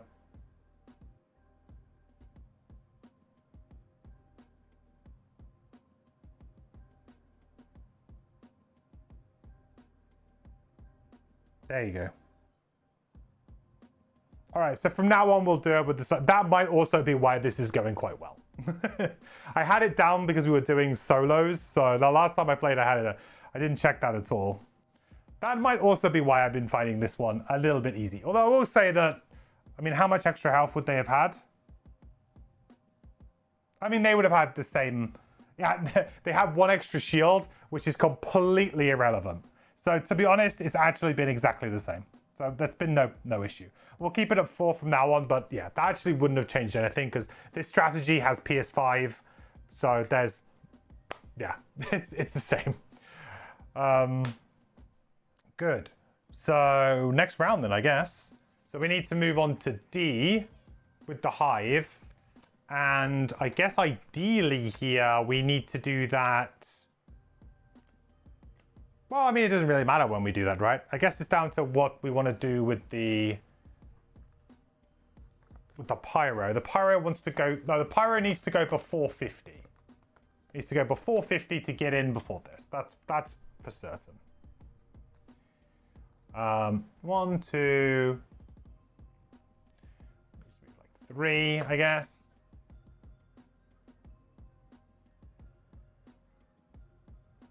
Need to move a minimum of 3. I think we want to do Rain of Fire here too. Probably Cloud of Ash would be fine.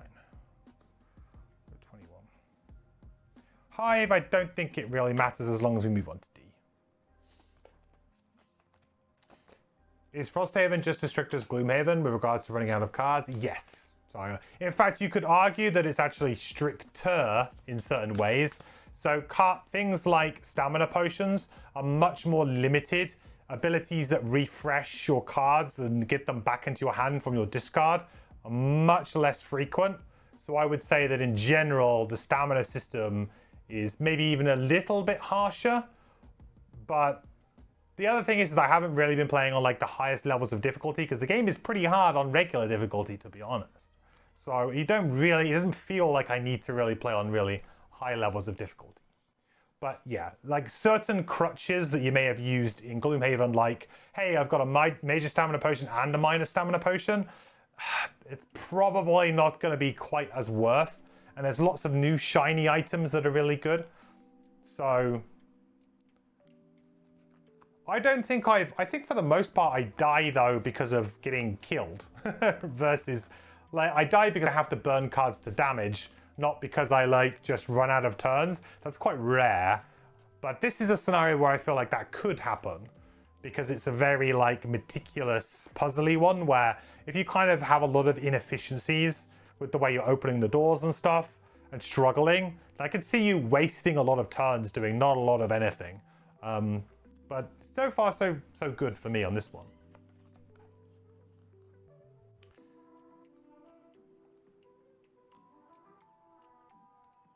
Yeah, I mean, I just don't really... I mean, I could summon something, I suppose, but it just feels like a bit of a waste.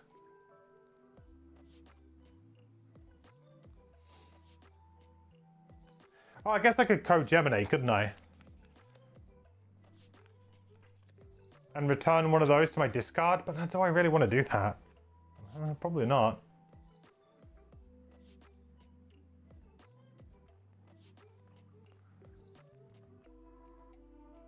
I think I want a ranged attack next turn, so something plus... That plus a ranged is probably pretty good, although the initiative is rubbish. But I have to go after 50, right? Okay, well then I guess I have no choice but to do this. Probably this. Something like that.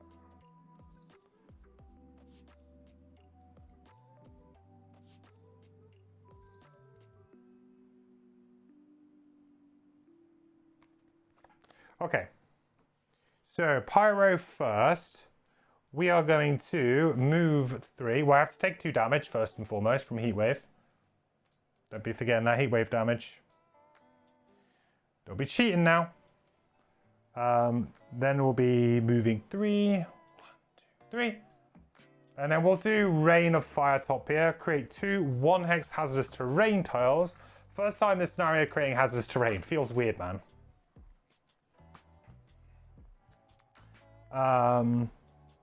All allies and enemies occupying or adjacent to any of this extra support. This is the first time I've earned XP as well. Yikes. I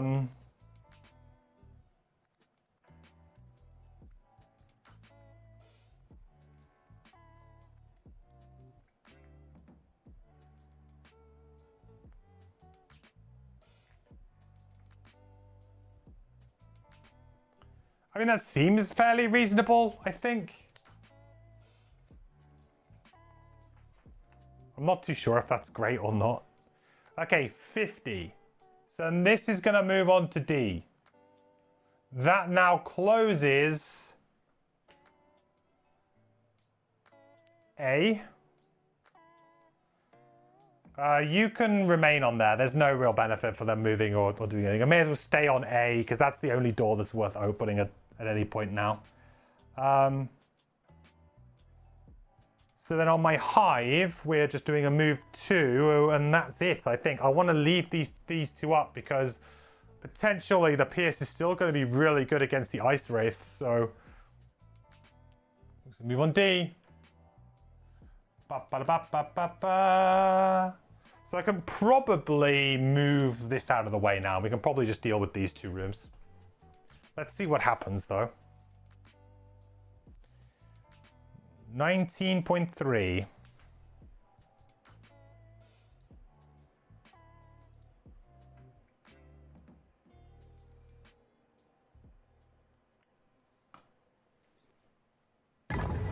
Hoping this is the final door, you depress the plate, and your heart also sinks. One last room full of plates and the angry undead. You'll need to get the whole group through this door in order to move any farther. What? That sounds not good to me. Oh, okay, there's another D. What? Very confused. Very confused. This room is a mess.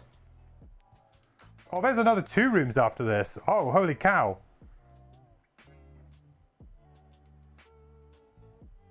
Oh, I can open... Oh, no. Well, not necessarily, because we just have to loot the treasure tile. So maybe we don't need to have... Okay, this is weird. Yeah, we're going to have to... I guess... I'll shift everything down, but this is... Yeah, this is going to get weird. There's one more room after this as well. I didn't think there was.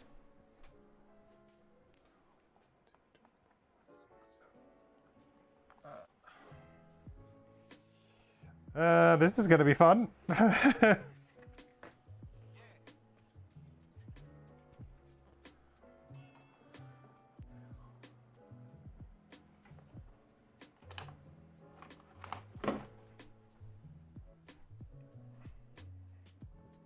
Okay. I mean, I'm done with this, right? I'm not doing anything more with that. So that's fine. Okay. How do we do this? Let's move all this stuff down a bit. I don't know if I actually really need this middle tile anymore. Going from the layout from the book. Here, we have A plates, C plates, D plates, B plates. So we have all of plates, and we have 4 E plates.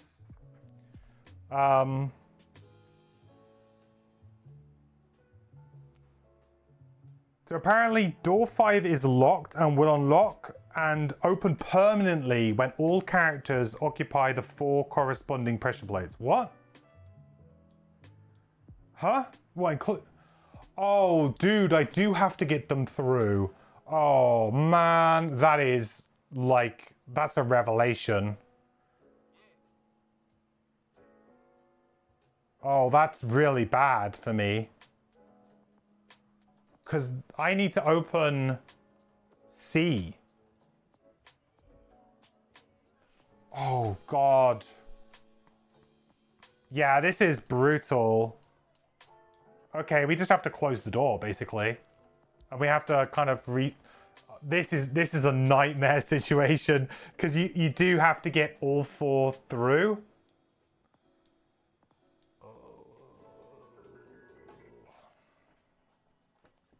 And there's only one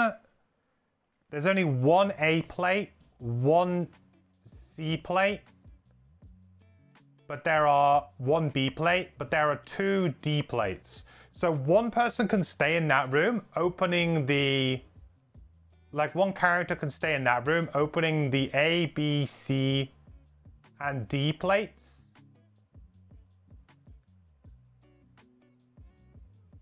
But that means that we need a second C plate to open this door, which will then allow this one to come off of D. Oof. Okay, it's suddenly gotten way harder. And now I might rue the wasting of those charges and things. Quite possibly. Okay. Right, let me just move all of these items and stuff down here. And we're gonna have to shift everything down, but this has suddenly gotten way harder. Okay, now the puzzle really starts. I was thinking this was a little bit too easy. Maybe it was just like, you know, my characters are pretty strong against the enemies, but really this is the bit now where it starts to get really hard. We'll shift this down a little bit because we're going to actually need all of this on camera.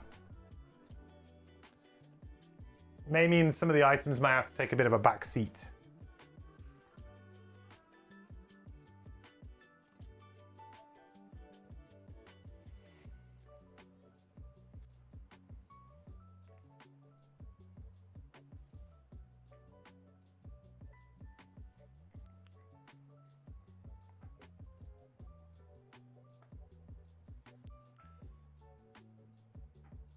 Oh boy.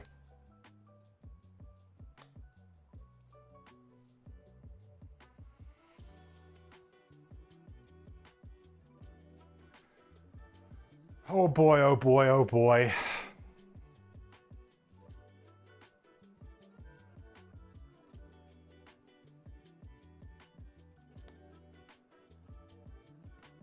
Oh, I suppose I got all this room up here, haven't I? Pyro stuff can probably move up here now. Not that we're actually going to use any of these items, because this scenario is not about that. That's the funny thing. It's like, yeah, but you're not really going to use any of this stuff. It's kind of like, there's the edges of the camera, right? Yeah, there.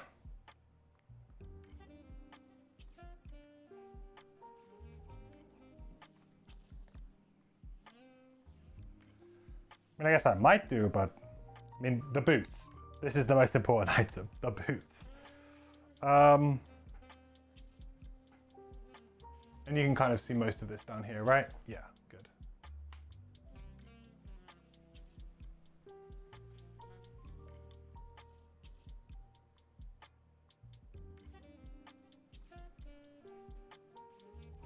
Okay. So then, this room has a... Ooh, a lot of... I mean, the thing is that I've run out of tokens, though. So it feels a little bit weird here. I've actually run out of tokens.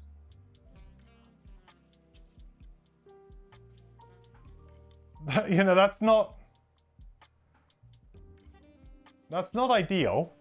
And I don't have all of the right trap things either.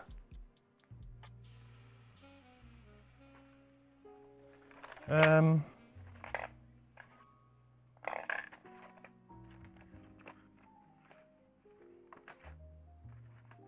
I probably have some stuff I can roughly proxy up. That's probably fine. Just feels a bit strange. Like, yeah, it kind of annoys me a little bit when this happens. I've got some more ooze, so that's good. We got some ooze. Maybe I've just mixed them in, though, to be fair. They could have accidentally mixed into my general... Yeah, there's one. Yeah, I think some of them might have just mixed into my general supply. I will assume that there is enough, because quite often they don't usually kind of draw your attention to it unless there isn't enough. There's certainly not enough letters, but if you can get away with using the right traps in different places, does it really matter? So the A's need to be these, right? That's an A.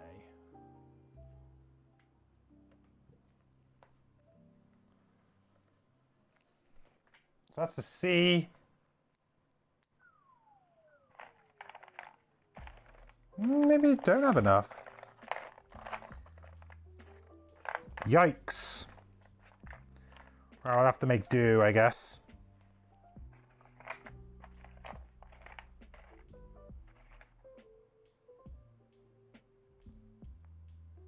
I guess maybe they figured that you would have left these two side rooms. Yeah, about that.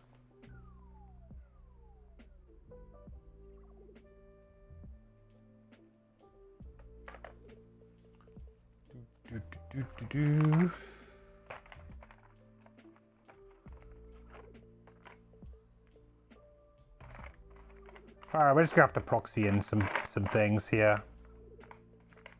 We're just gonna have to proxy in some things. I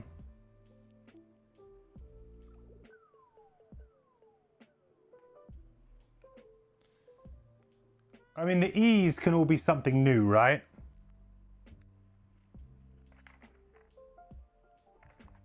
Oh, there's another one for an A, though.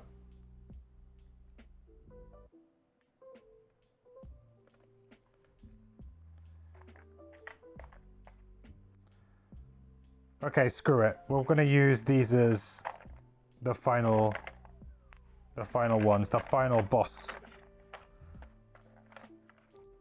We'll use ice spikes.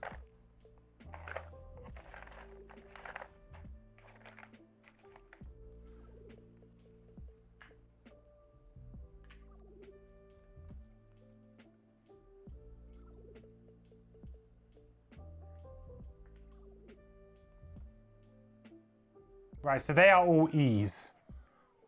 Collective E. Then we just need another A.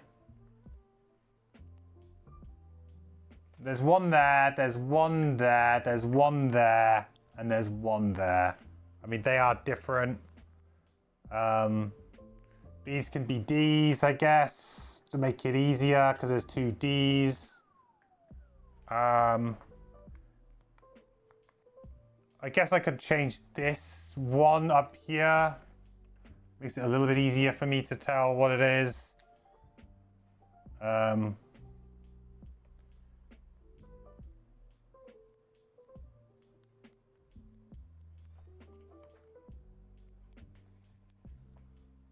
Okay, that's fine. There's like, I know that they're different ones now. That's probably enough of a steer. See Akira have good time at the movies? Is it like National Movie Going Day or something? I saw. I mean, I'm getting adverts for it. Don't know if that's today or not. National Cinema Day. I mean, Hallmark will make a card for anything, right?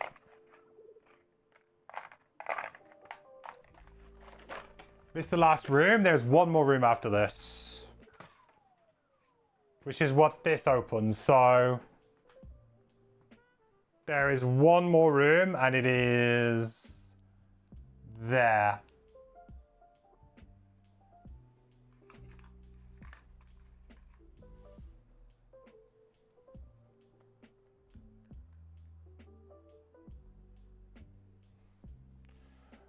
Okay. Ooh. We are going to have to think pretty hard on this one. So Hive is done. Next round, we spawn. And so now we are on 2A. So that means we spawn 2 normal ice wraiths.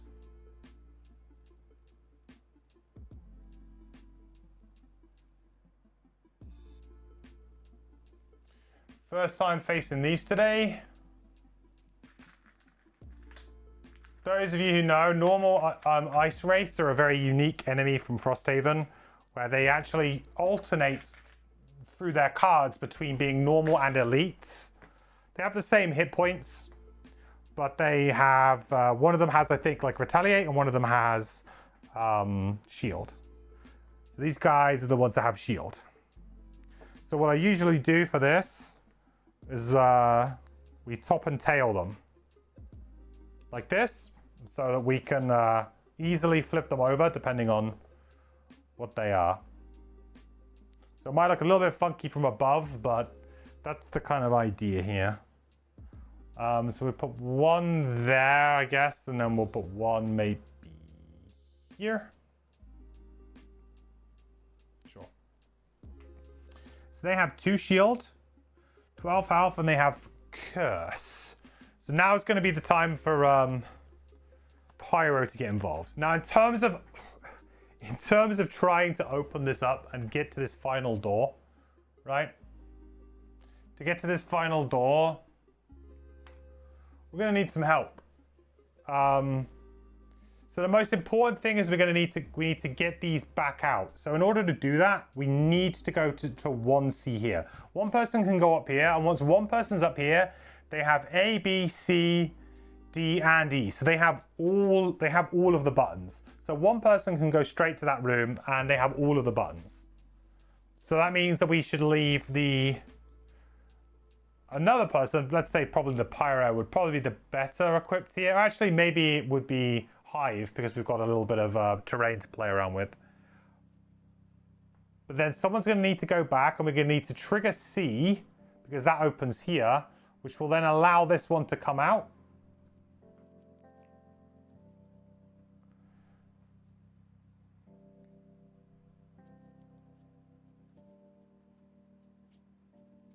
And that will, and then we can, then once it's out, we can then trigger A.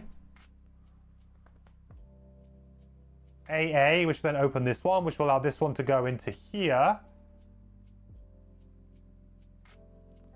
Then we can trigger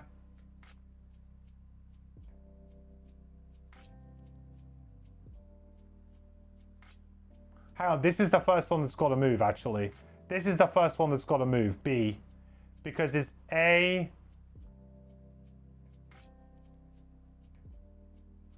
Yeah, this is the first one that's got to trigger. Because it's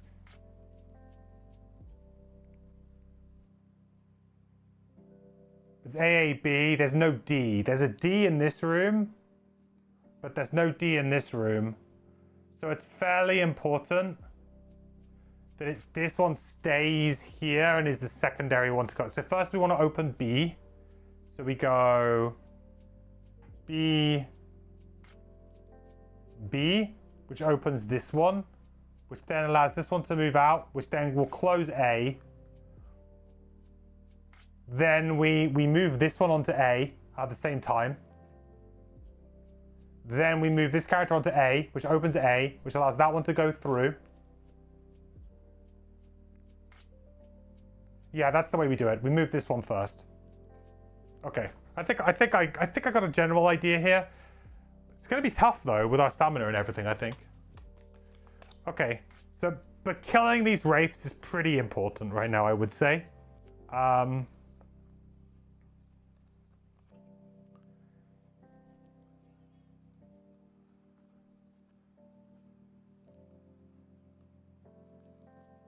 These have flying. They don't have flying. That could be pretty good. Pretty good.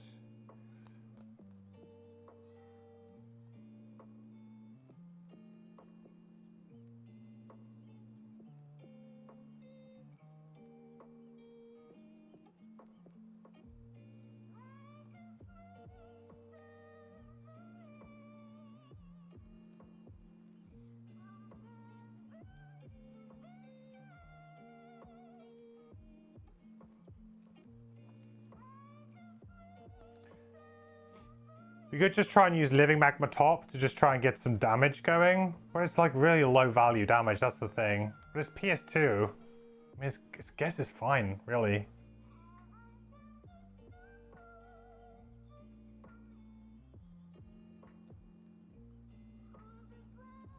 I could use Melted Armor Bottom.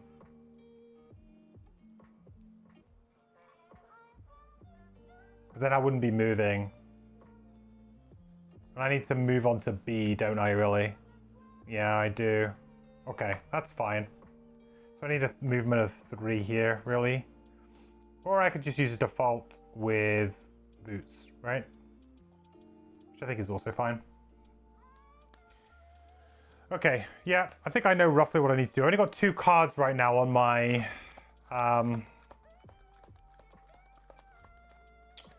hive. I do have Launch Pod though, and I have like a move. I have move 2, which actually does get me onto B, which is pretty good. But then I've only got...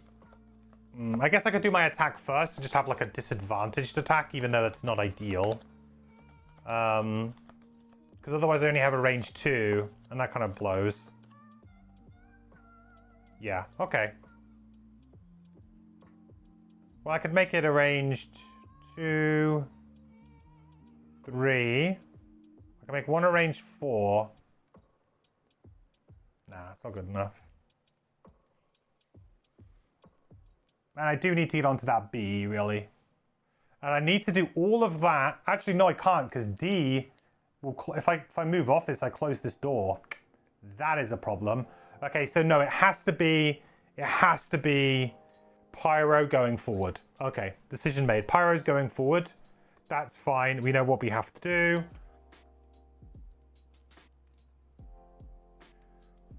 One... do I have jump? No. I have up to 5 move, right? It doesn't get me there. It gets me onto the... Oh, it gets me onto the D tile, though. Which then means that I'm free to move off. It's just really awkward. Ugh. Unless I just don't move and I go down to the B. Man. I don't think I can do it this turn. That's frustrating. I should have moved up a little bit more last turn. Not having that much movement is really going to hurt me here. Okay. Well, it is what it is, as they say.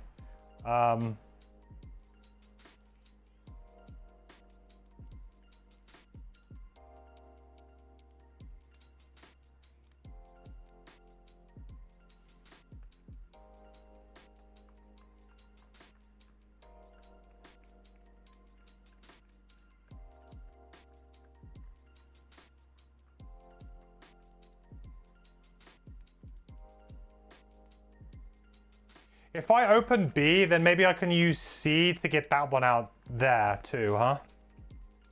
But then no, you needed that one to go last because of the D. Oh no, because you have the double D.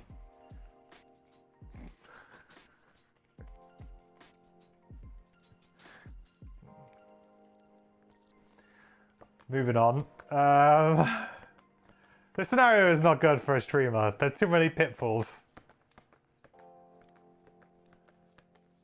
Okay, let's go.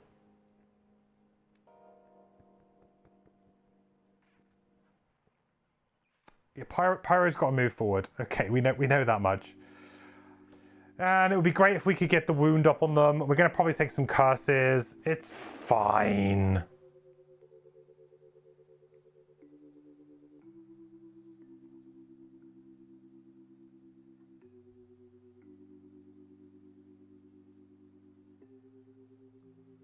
Let's just see how we go.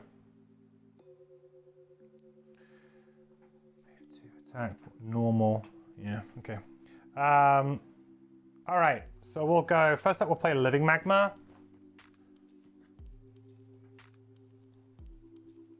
Which says, now at the start of my next 2 turns, we can do an attack one, target one enemy adjacent to hazardous terrain. So we'll do number 5 here, why not? We'll do some extra damage. So that's 1, so that's going to be a total of 2 damage. Create fire. And a wound. And let me get a token. Okay, good. Then realistically, I was going to move just a bit closer here. 4, and then I get to heal X self, where X is the number of different hazardous projectiles you entered, so just 1, but that gives me a heal 1.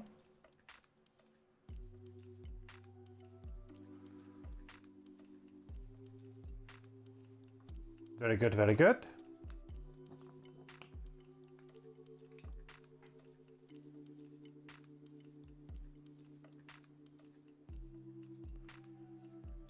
So Spectral Helpers, I mean, in a way, I guess I could move this one now just closer, because it's on A, right? I don't really care about A at the moment. So in a way, I could just move this one a little bit closer here. Just so that it's ready to go. Then we're going to get hit by the Ice Wraith. So number 2 is going to target me. It will move away. I guess it will move out. Sorry, these guys don't have... Oh, they do have flying. So I guess he could go this way. Is that going to give me a benefit? It will. It will. We'll leave it there then.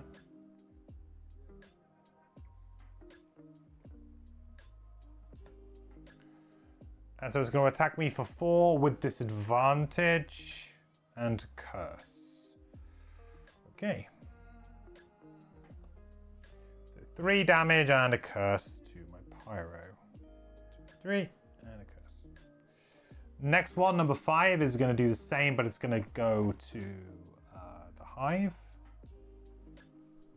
So it's going to straight up attack the hive, no other effects. 0, so that's going to be 4 damage to the hive.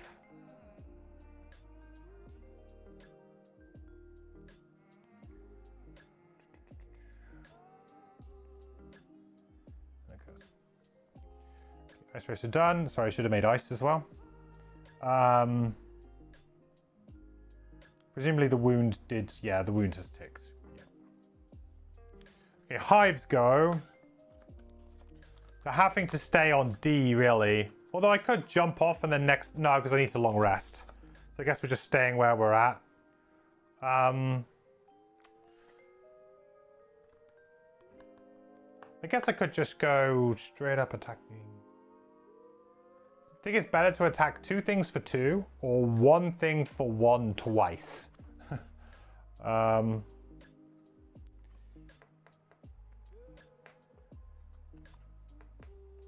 think probably attacking 2 things for 2. So we'll go for launch pod. So we'll attack number 2 first with disadvantage. Nothing I can really do about that. But it's going to be an attack of 2, but with Pierce 5. So we ignore the shield.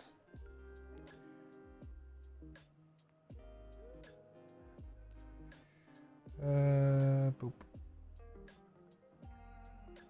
So disadvantage, so -1. So essentially it's going to be 1 damage, unfortunately, to number 2. Not the best, eh? And then on the other guy, no disadvantage. 0, so that'll be just 2 damage to the other one. 1, 2. Okay. And then we just have to stay where we are. And to be honest, we're probably just going to long rest, I think. Next turn. There's not much pressure. We also have our long rest thing, so we can choose our initiative when we long rest, but I don't think it's going to matter too much here. Okay, next round. So the important things to do this round is I need to go early enough on the pyro. Well, I mean, it doesn't matter now because I'm going to be long resting on the hive, so I guess it doesn't really matter what happens. But I guess ideally it would be good though if I could open B. If I can open B, then this one can go straight onto 1, 2, 3, 4, straight onto a C. That would be great. This one moves to this B, and this one moves to this C. So then all I have to do is on my next turn, I have to move to the C, which then opens this, which then means this one can move out, and then they're going. Then we just need to go AA, which we can do here, which will then allow both of them to move through. Then we just need to go D. There's 2 Ds in this room, so we could just go up to the top. Yeah, this is fine. We just need to make sure that we kill the ice wraiths and we don't die from stamina. This is like the most important thing right now. Stamina is, oof, it's looking kind of rough, but I think hopefully we'll be okay. So we'll go 18 here. We'll see how we do.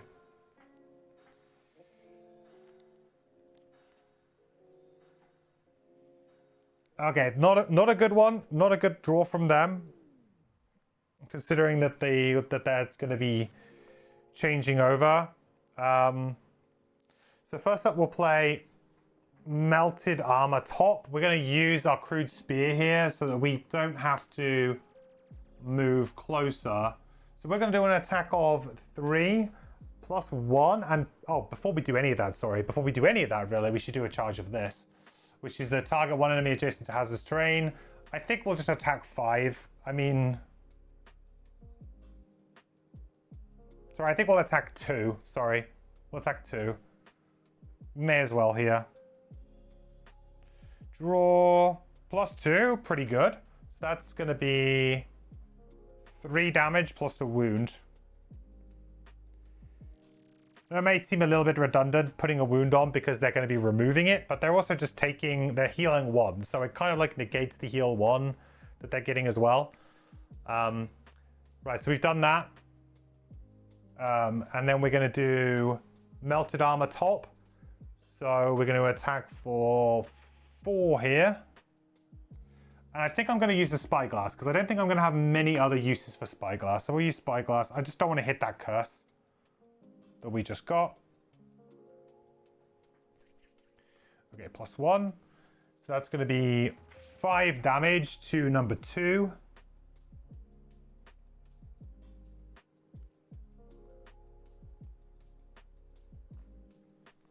Good. Gets him down pretty low. Quite good, actually, going into the retaliate, maybe.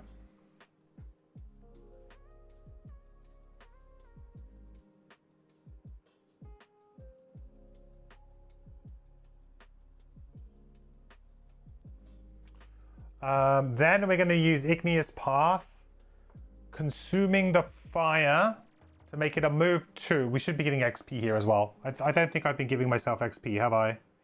I should have at least... I mean, what did I play last time? I played... Living Magma hasn't given me an XP yet, to be fair. So actually, it's just 2 XP from this turn. And we will move 2, and I will use the boots here to get on to B.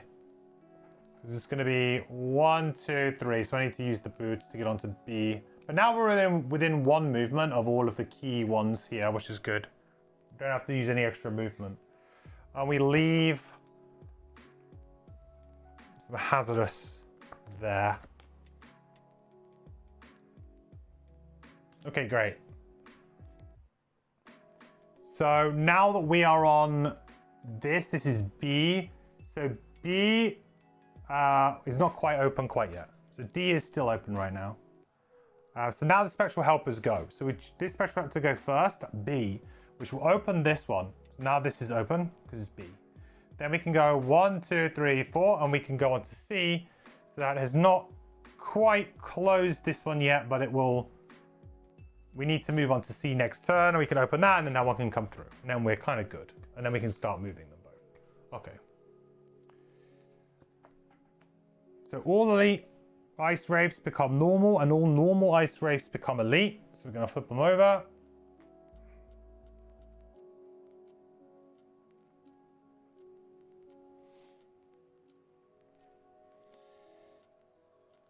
If I press this, I wonder if it just works.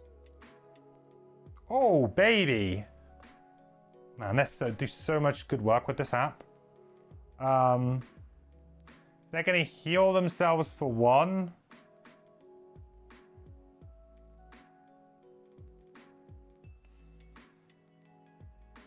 Then they are going to basically attack the hive here for 3 plus a wound. Let's hope we don't die. So 3, so 4, and a miss. Nice. Because they're now melee, right? Yeah, now melee. Yeah. So what was that? That was 4 damage to the hive plus a wound. We actually got off pretty lightly there, I would say. Okay, good. So hive is healing up. That's fine. We need to get rid of a card.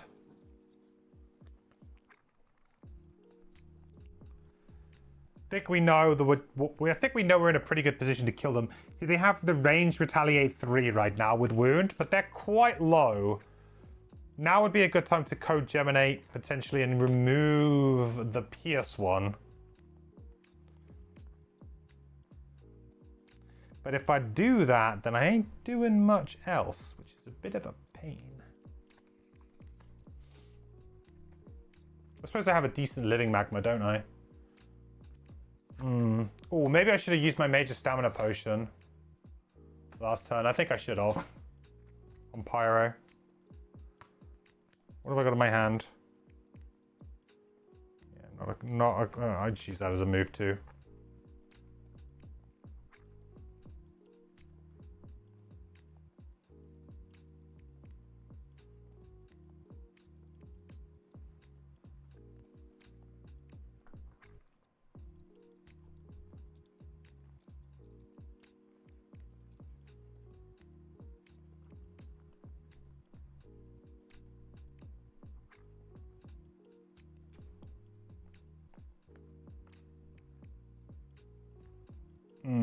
Don't really have anything great to use here.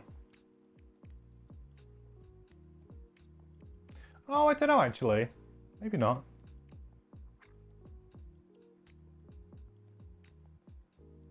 Nah, that doesn't really work.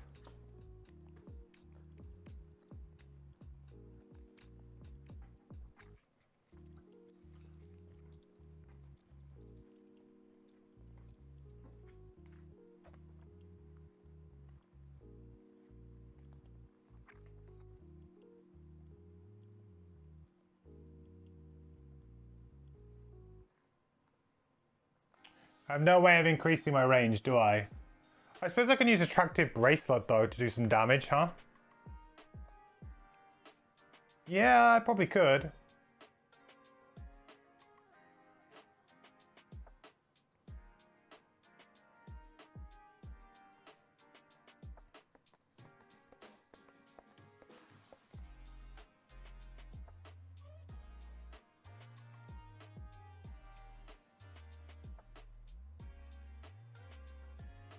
Oh, I don't know. Do I just need to go before... I need to go before the... All I know is I need to go before 50, right? I just need to go before 50. Let's not overthink this too much.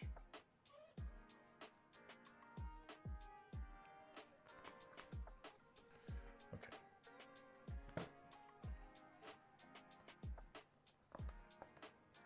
And I think we will get rid of boop, boop, boop, boop, boop. Probably the toxin distributor. Although saying that, shield 2 is going to be quite good this round. Although I could just go in for the kill, couldn't I? That's going to be quite difficult with 8 health.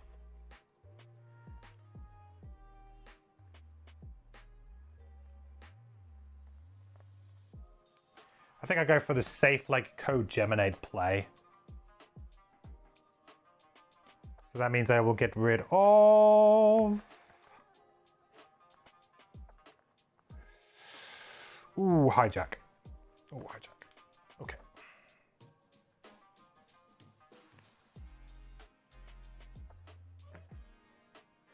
All right, next round. Doing good. I think we have a good plan here. We have a good plan to beat this. So we're going to go early here with 14.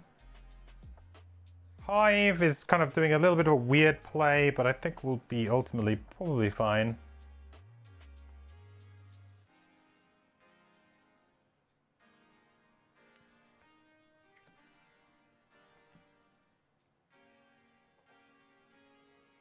Oh, that's not good. Oh, we do have fire up. That's not so good. I mean, healing for 3 is going to make this way harder now.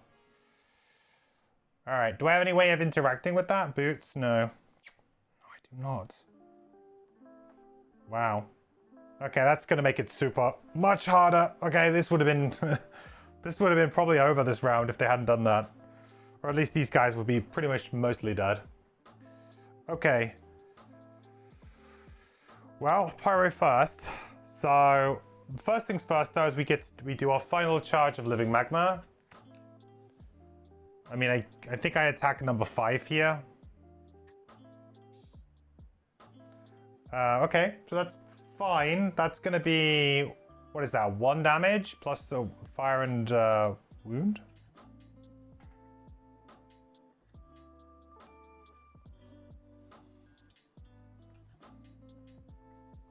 And an XP, of course.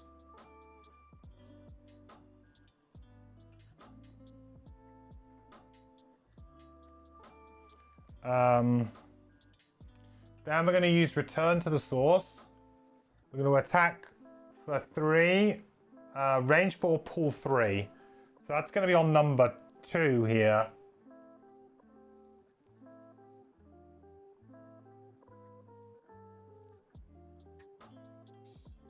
Yeah. So we're just going to go... Well, we're just going to attack for 3, I guess, to begin. I might trigger the Retaliate here. And inadvertently trigger Retaliate.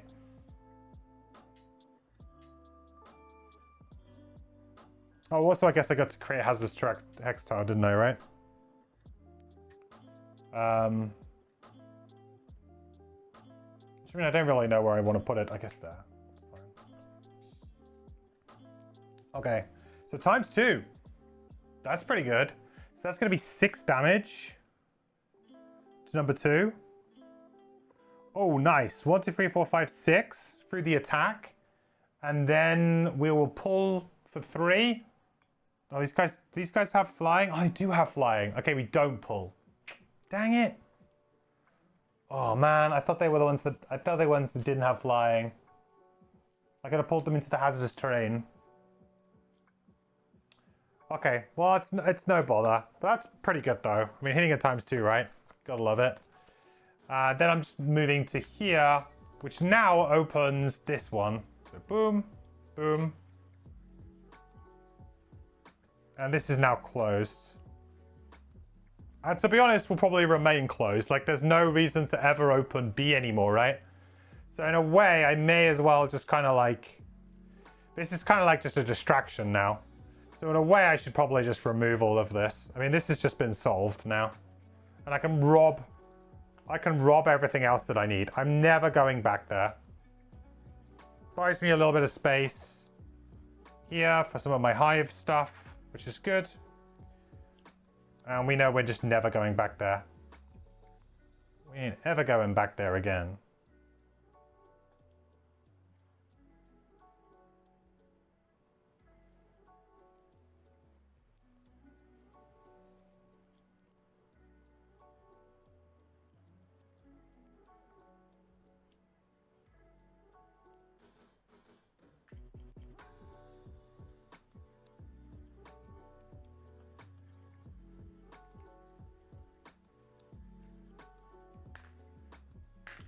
Okay.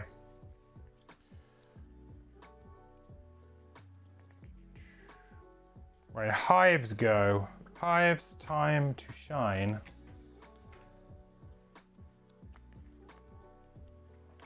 So I was just gonna like co-geminate and heal up because it just felt the right thing to do here and open A, but they didn't even attack really, so it feels a bit meh.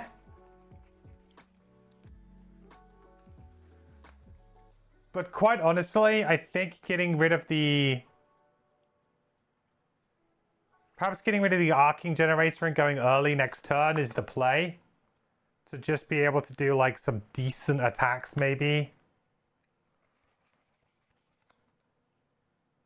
Yeah, I think it's fine. It's a bit of a rubbish one, but getting rid of the arcing generator, put that into my discard. It's going to buy me a little bit more stamina down the road. And then we just basically, shield up there. It's all good. Yes, if we were against, we may want to play it again at a certain point, I think. If we do go 7E, I don't think there's any enemies from 7E. That tile isn't even on the chart, so presumably, though, if there's some enemies in the final room, we'll find them when we find them. Card economy going good? I think it's okay right now, and I don't want to jinx myself. I think I feel okay. The scenario's suddenly gotten much, much harder. Now that it's like, oh, hey, you have to have all of them through. Like, it was funny that I was saying that. I was like, oh, maybe when you're playing 4, you need to get everyone through. I was surprised that a win condition was not all heroes escape or something. All characters need to escape. I was surprised that wasn't a win condition. But then they kind of have put that in by forcing you to have to engage with this at the top in the kind of last and final room.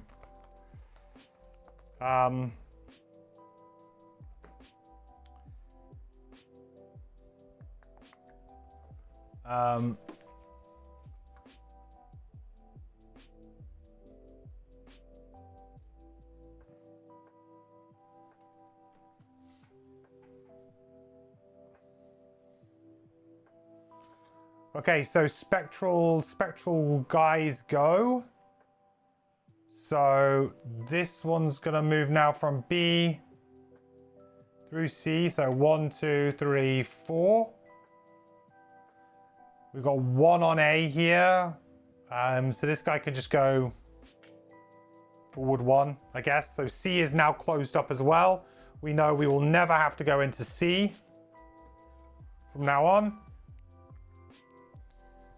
All this space for activities.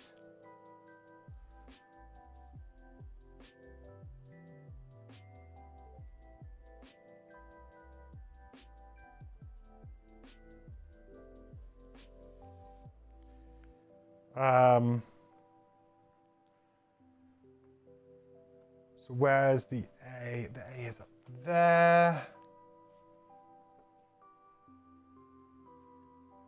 That's D.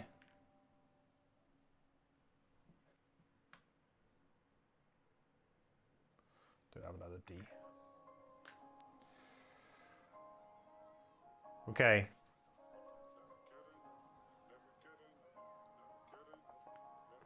Next round. Hey Halifax, finally got Gloomhaven Jaws of the Lion, excited to start tonight. Also Frost looks amazing. Can I play that before Gloom or is it standalone? It is completely standalone, Halifax. So Frosthaven, Gloomhaven, Frosthaven, Jaws of the Lion are all standalone games. You can mix characters from the different games together. Gloomhaven and Frosthaven don't mix together particularly nicely, mainly because there's been a lot of balancing of different characters and different abilities between the two games, but also because of the nature of the campaign. So the like the way some of the events work and such stuff from Frosthaven to Gloomhaven is different. So there are some mechanical differences with the campaign structure that also don't play particularly nicely, but it is kind of possible. In terms of like story chronologically, there is no I believe there is no massive connection between, there's like small little hints and nods between the three games. So, for example, there are a few things in Frosthaven where they kind of give you the, oh, that thing happened to, like, there's, if you played Gloomhaven, you'd get the reference and stuff like that. There's a few little tip of the hats, winks and nods in certain places. A couple of reoccurring characters, I think. But for the most part, it doesn't necessarily matter if you've played any of them. In terms of complexity, the order goes Jaws of the Lion, Gloomhaven, Frosthaven. So in terms of like ramping up your experience of playing the games, it's best to go Jaws of the Lion, Gloomhaven, Frosthaven. But I think that if you play Jaws of the Lion and you really enjoy it and you gel well with the system, I don't think there's necessarily anything wrong with skipping Gloomhaven to go to Frosthaven, especially considering that 2nd edition Gloomhaven is like round the corner in about a year's time. So, like, if you were really itching to play, it would probably be the better job to either get the digital game to just play through on PC or consoles coming soon, not sponsored, but there's that, or play Frosthaven and then maybe wait for Gloomhaven 2nd edition and play that when that comes out. Hey, Enthusiast, how's it going? I am doing well. How are you doing? Starting your Frosthaven campaign on Friday. Nice, dude. Awesome. You're gonna block. How often are you hoping to play? Right, we need to kill. There's one on 1 health. That's easy, right? It's the one who's on a little bit more than that is a bit of a problem. But he's wounded, but yeah. The problem is this retaliate. This really, really nasty retaliate that they have right now. Means that I'm not very incentivized to move. I need to move on to A as well. I need to stay here and move on to A there. I have no cards right now on Pyro, right? Short rest, play Living Magma. It's not a bad call. It's allowing me to consistently do damage while avoiding the retaliate, which is kind of a big deal.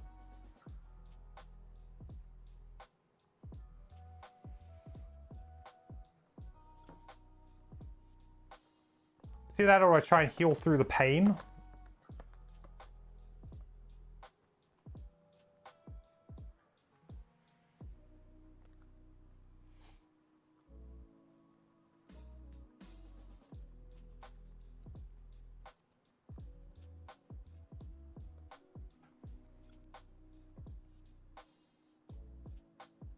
Let's try and heal through the pain.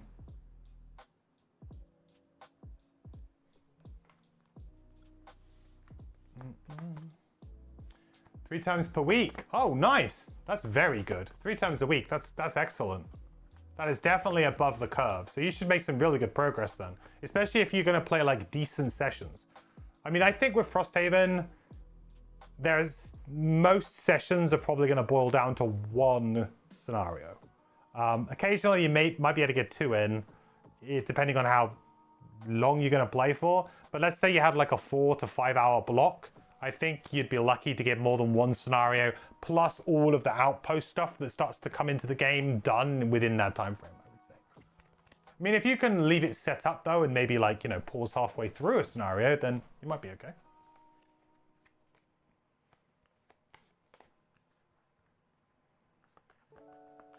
And maybe you'll be all right. Yeah, this is an awkward one to try and kill this one with 10 health. I don't really have very clean options in doing so because I need to remain where I am. So I guess I just kind of heal and feel sorry for myself. Is that what we're doing right now? I guess that is what we're doing.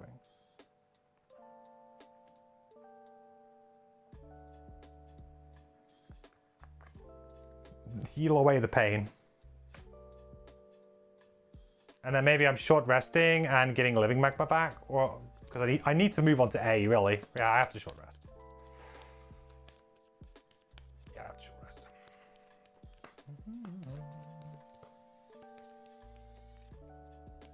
Middle of the ocean on an Alaskan cruise, but can't miss all of the stream. Hey, Warden. Wow, that is commitment. I don't think I've ever had anybody tune into my stream who is like somewhere crazy like that. That's got to be the craziest story. I'd imagine you're like, you know, like Frosthaven. This is got to be like the game to play in Alaska, right? You're going to be like fending off real polar bears, let alone Frosthaven polar bears. That's crazy. I hope you're having a really nice vacation. Alaskan cruise. That's very interesting. Never thought about doing like a winter type cruise, like a cool cruise. I always thought that cruises you would do in like warm places, but it kind of makes sense. If you just want to like, you know, chill out and like you want to just enjoy being on the boat and probably see some very beautiful landscapes. I think.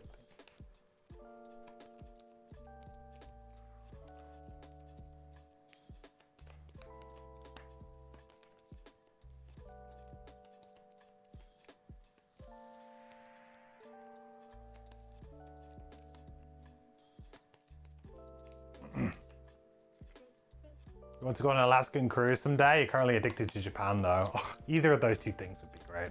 I haven't worked out what I'm doing for my holiday this year. I've just kind of like, I mean, I'm thinking maybe I take some time off next week to play Starfield. I don't know. Like, I don't know what to do with my time off. Because I was going to go to Essen, but I've got work over it now and I can't skip out on it. That's fine. So I'm kind of scuppered in that front.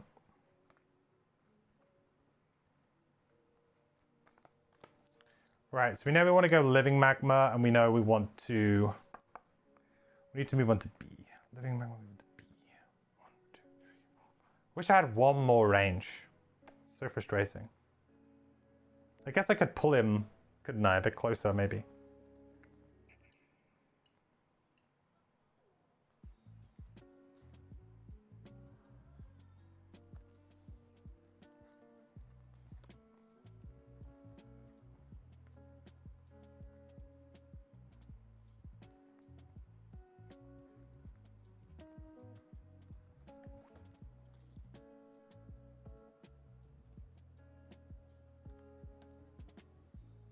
Hive's just gonna have to take one for the team, I think.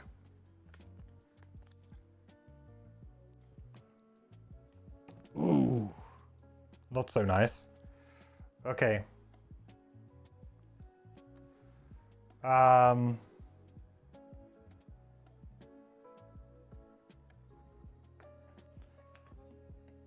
I'm gonna attack for 2.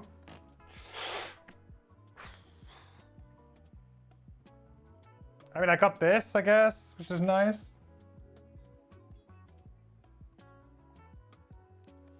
All right, 2. I'm gonna take 3, retaliate. I keep going back to where I used to be on this button. Shoot, it's gonna wound me.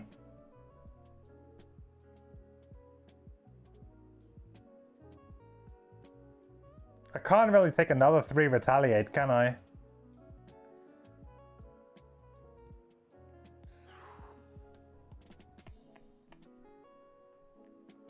I'm just gonna have to heal 2 or just chill, I think.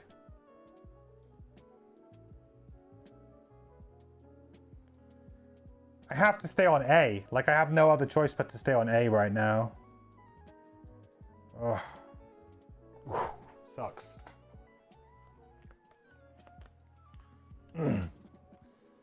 Currently in Glacier Bay, seeing glaciers. Nice. That sounds like that's a really cool idea for a trip, actually. Because I've always fancied going to, I mean, I've been to like Norway, Sweden, but I've never been to somewhere like Alaska. I do really enjoy going to like cold places and seeing, like, I feel like the landscape is just so like interesting and spectacular, and just, yeah, it's going to those places, like into the Arctic Circle and places like that, is just like otherworldly. And it's so like quiet, and yeah, probably not on a big boat as quiet, but I don't know, maybe it is still ever quiet.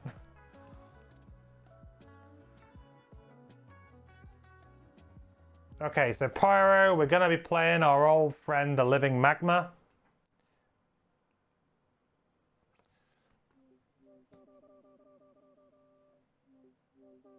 So we're gonna attack on number 2 here. Draw ourselves a modifier. Boop. Boop.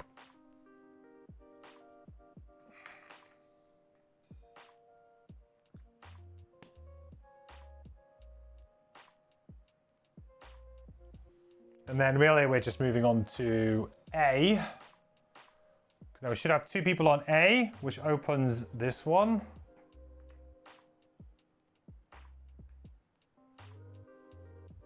Hopefully onto the home stretch.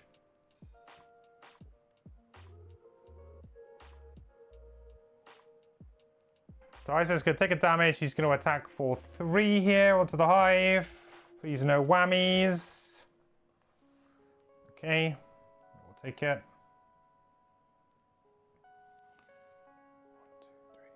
1, 2, 3. That. And create ice. All right, spectral helpers go. So they're going to move through.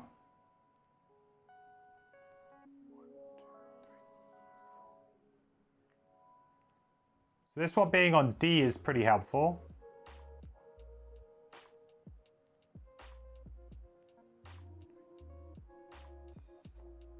Okay, so again, now we can pretty much disregard A. We are never going back here, so we can disregard this now. This is done and dusted. Good night.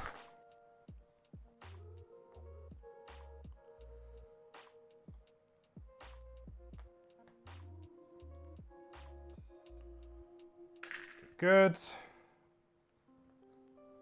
Kind of happy about that, because now it means that we have got a little bit less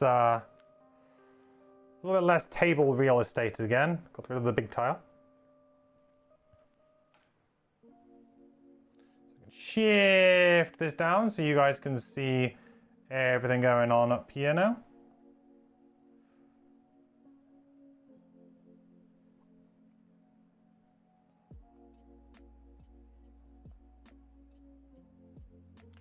We're nice and condensed again now,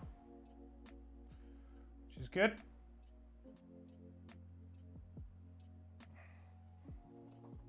Oh, I think, well, no, I was thinking about pulling them, wasn't I, with that necklace, but maybe not this turn. I'll just put a stack of these somewhere.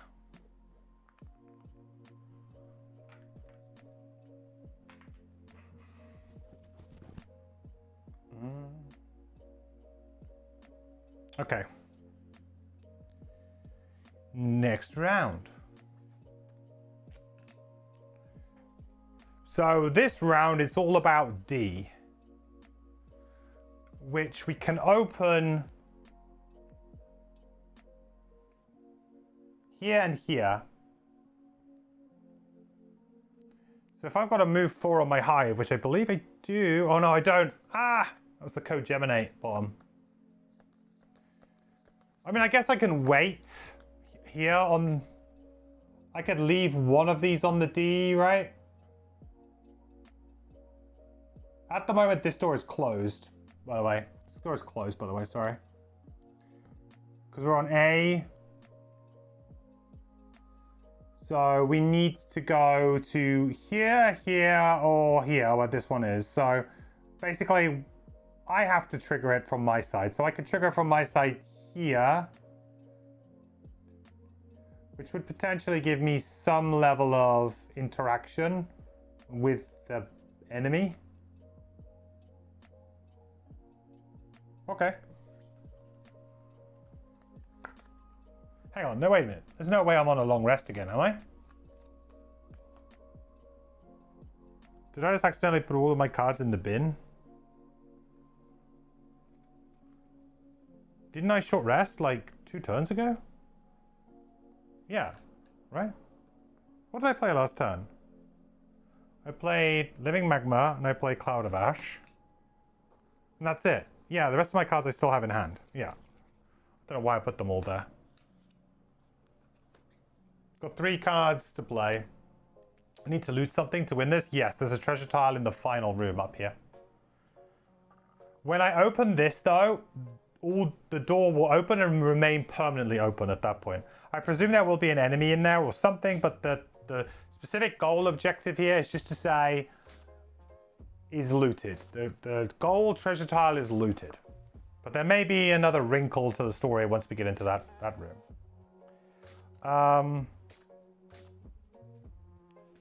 You know, I can heal myself really and kind of just sit here for a round, which doesn't feel great.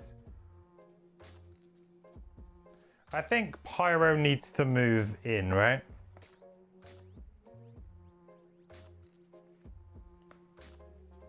Get a bit of hazardous terrain down.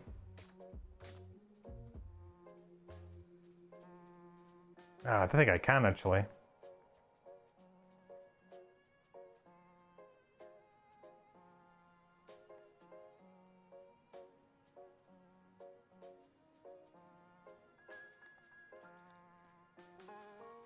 It's really going to be really hard to do damage to this guy.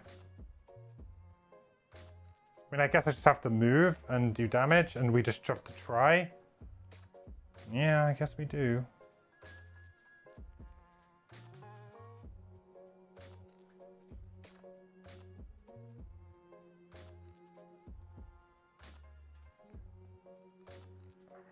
I mean, that does do damage. And opens the room.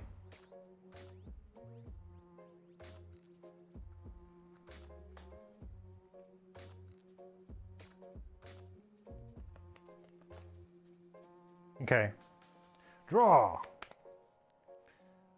So Pyro's going first. So first thing that happens is living magma. So we get to do an attack on him. +0. So that's just going to be 1 damage. Unfortunately. Then we are going to do the bottom of Igneous Path, consuming the fire to move 2, which gains us an XP. That's great. Then we're going to do return to the source because we're now on D. This door's going to open because we have 2 things on D. So now the way is open again, which is what we wanted. So now I can do an attack of 3 against him and avoid the retaliate, which is nice. Okay, 4. Good.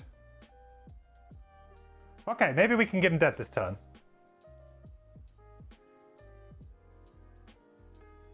Right, Hive. I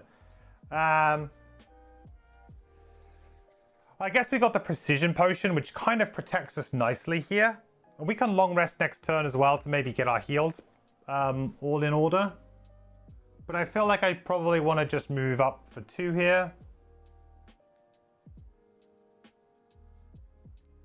Actually, being 1 from the door, does it really matter? I mean, I'm kind of tempted to try and get this pile of loot here. I'm very tempted by it. Because realistically, I don't think I can lose here. Because of the Precision Potion, even if I draw a miss, I can treat it as a +2, which will guarantee the kill. So I think I can be a little bit greedy here and go 1-2 to grab this.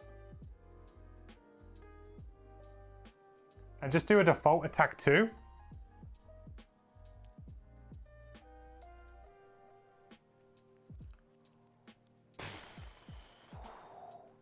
Huge brain. Oh, Precision Potion. For those who don't know what Precision Potion is, when you reveal a miss attack modifier card from your attack modifier deck, treat it as a +2 instead. One-time use, small item. Get rid of it. Not like this. Hey, it's the best use of it ever. I'll take that. Wow. Nice. I will take that to the bank. And we got a loot. Not even close. Not even close.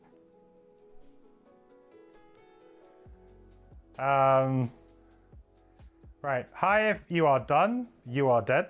So Spectral Helpers are going to go. So D is currently open. So this one can go through. So we can go 1, 2, 3, 4.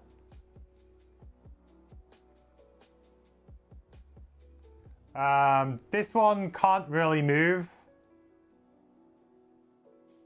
I mean, I guess I could move it.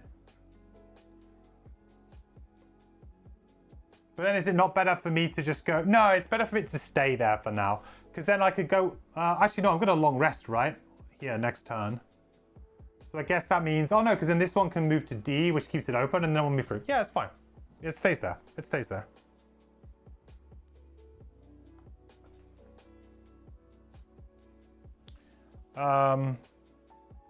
Perfect. So next round then. So we are snoozing. Pyro. You are currently on D and can remain on D, I think. Actually, if you go before...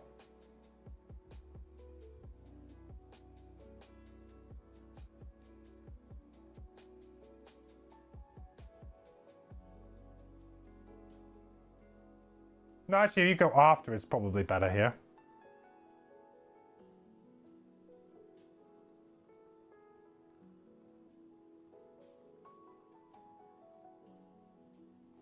I mean, I'm pretty much long resting within the next couple of goes.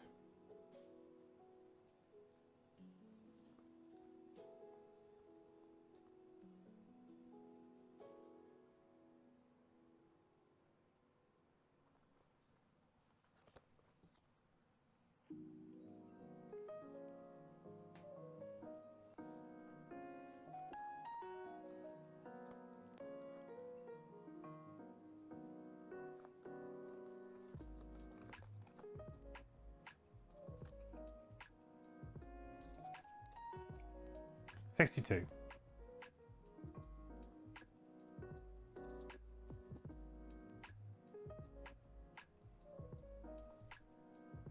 Alright, so Spectral Helpers. So this one's going to go 1, 2, 3. It's going to go on to D. So that means that now there's 3 D pressure plates being activated, which means that this one can now move. We can go 1, 2, 3, 4. And D stays open.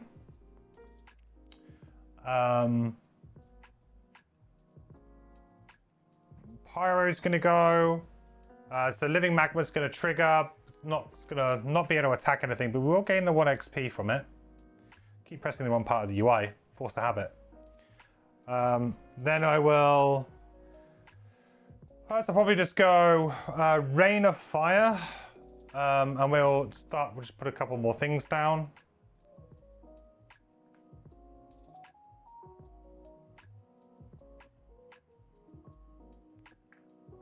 Actually, it doesn't really matter, right, if I do damage to them.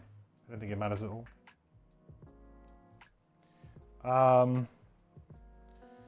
Gain an XP from that. I did it again. I will continually do it. I was like, XP button, press. And then I think I was just going to move 2.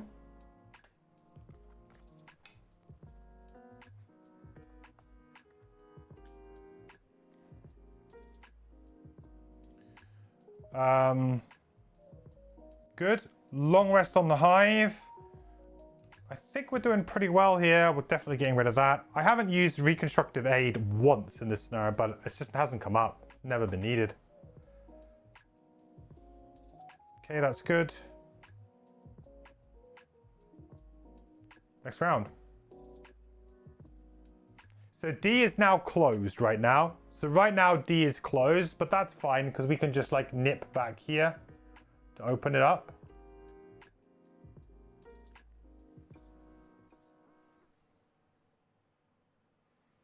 That ain't a problem.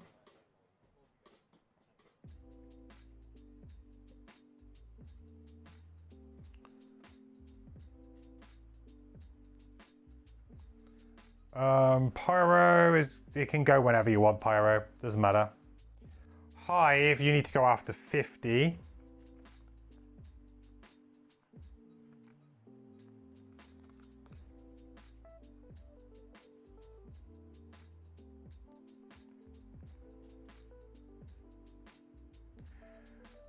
That's fine. Go 98, I guess. That's pretty late. 98.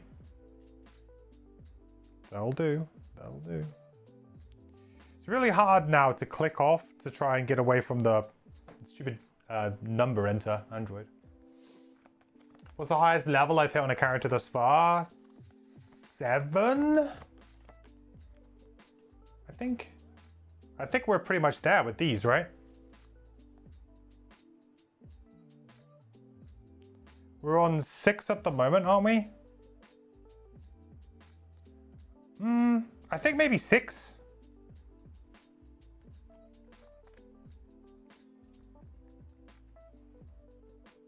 Right, so Paracross, we're just going to do the top of Deep Fury here, which is an attack, but we don't care anything about that. What we care about is this, which is if you are occupying hazardous terrain, perform a heal to self. I keep pressing the button in the wrong place again. And then it's just going to be a move 2. So we will just move on to one of the pressure plates.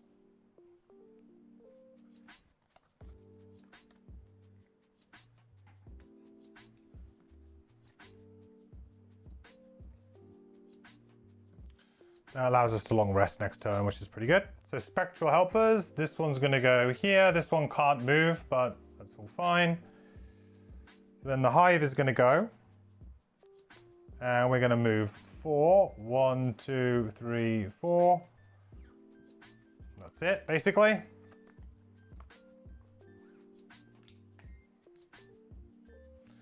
So now we don't need to worry about D. This is all disappeared. We will never have to go back here again. No.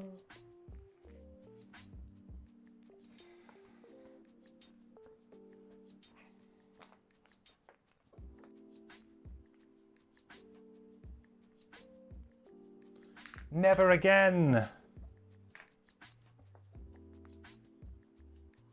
Okay, great.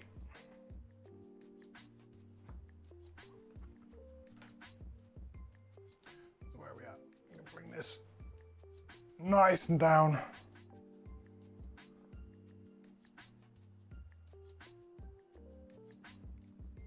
Feels like a very small scenario now, huh?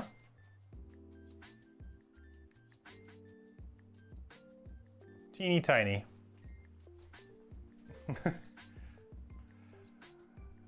So, all good. Next round. Long rest here on the pyro. It's weird that if you press it like there, you enter it, but if you press it there, you get to type it in, which seems to solve the problem. Just need to remember to press there.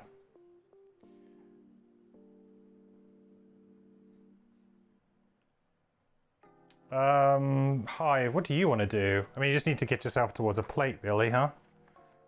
We could open it this round. Is that a good idea? I mean, I'm long resting. I mean, I guess it's fine, right? Actually, I don't think I can. Because I would need to move 3, which I don't have. Yeah, I don't think I can actually open it this round. Because this guy's not going to be able to get to the 4th plate. Oh, hang on. 1, 2, 3, 4. 1, 2, 3, 4. 1, 2, 3. Nah, I can only get to that. Yeah. I'm not going to be able to get to the 4th plate. I mean, I guess that's fine.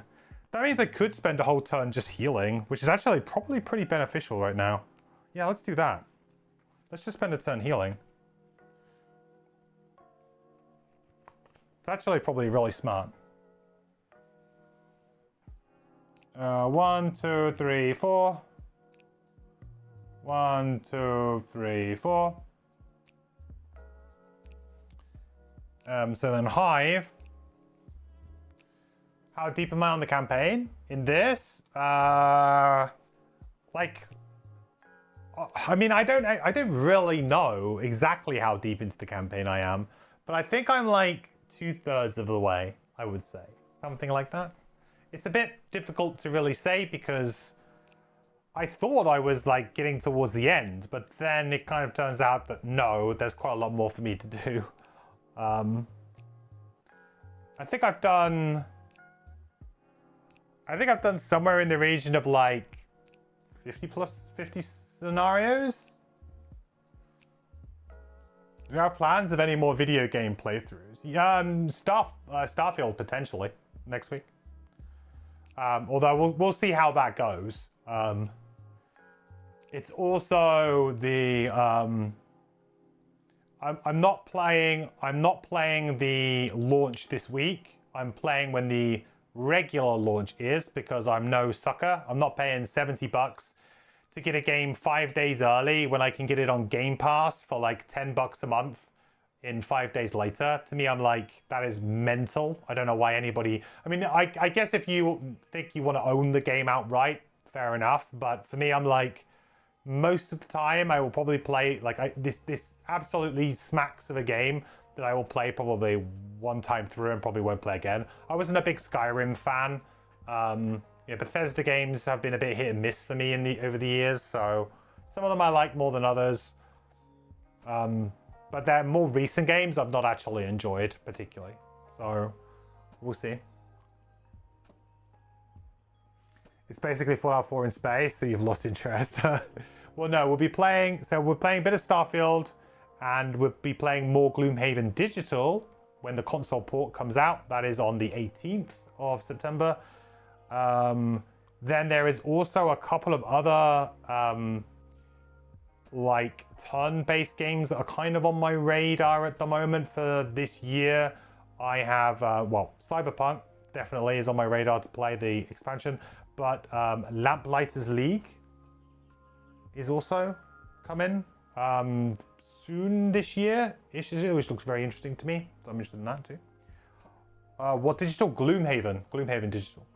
It's been a long time since I played that on stream, but the console port is coming out on the 18th, and I figured it would be it's a good opportunity to jump back on the horse.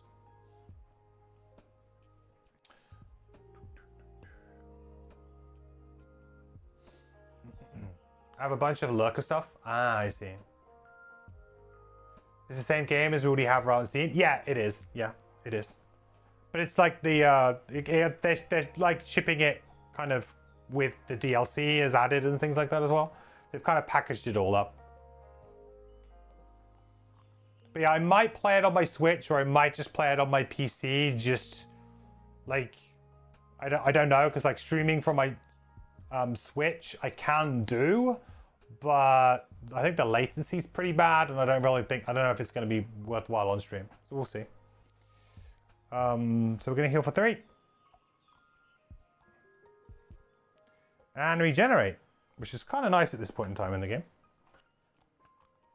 Stamina is looking a little bit low, but not too bad. We should be fine. Oop, I think that gave me an extra health, didn't it? Which I shouldn't have there.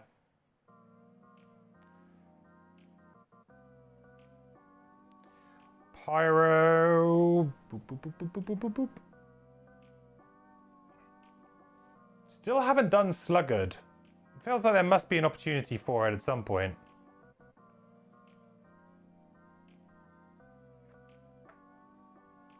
Okay.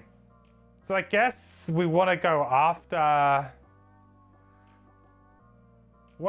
50.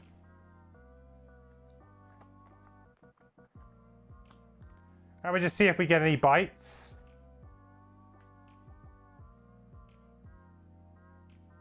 Because if the door opens and there's an enemy behind it, then, realistically, that's what we want to do.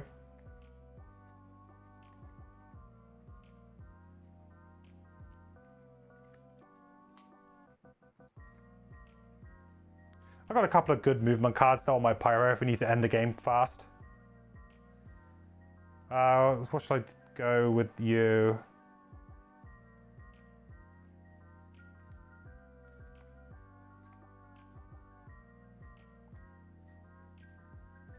We only have one card that's after. Well, I guess I have to play it then, huh?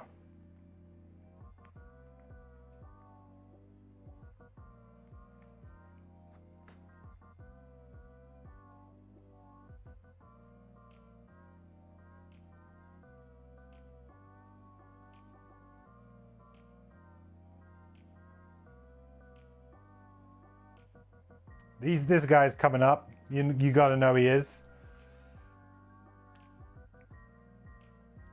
Oh shoot, I didn't time this very well, did I? I had to go the other way around. I needed to be... Well, 62 is the latest I could go. I guess I do have to go early. I guess I do have to go early here, sorry. That was dumb. I do actually have to go early here. Just means that I don't really get a go, but otherwise I guess I get no go on my... Well, it's like, do I want to go here or go... Yeah, I'll take the go on my pyro. It's fine.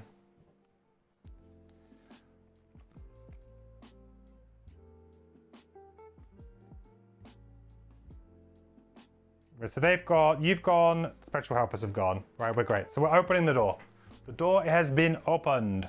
17.3. Boom. That's the thing.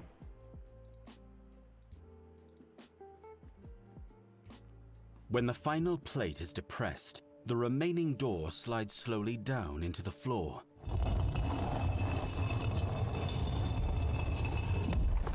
Blackness. Eyes. A wave of pure malice. Another menacing figure hovers just inside the room, waiting for you to enter. But behind it is a tempting reward. An immense ancient chest awaits, glittering in the deep gloam. Gloam? What's a gloam?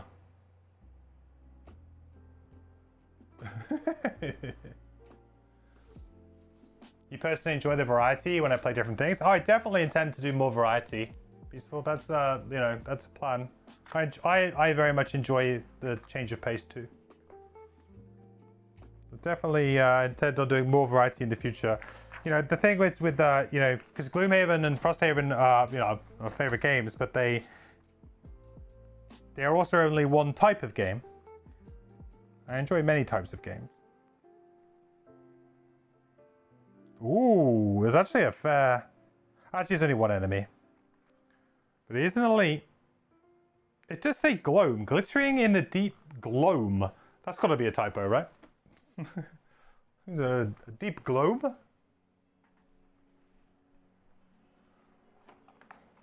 What's that?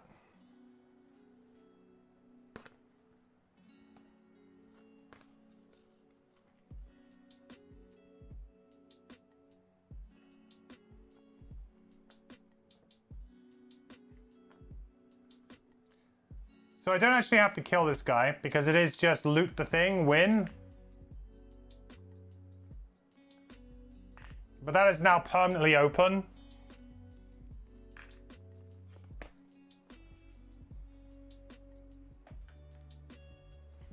You missed the Frosthaven streams? I know a lot of people did too. I was looking forward to coming back to Frosthaven too, yeah. I had my like 3 weeks or whatever it was playing Baldur's Gate, and I really enjoyed it.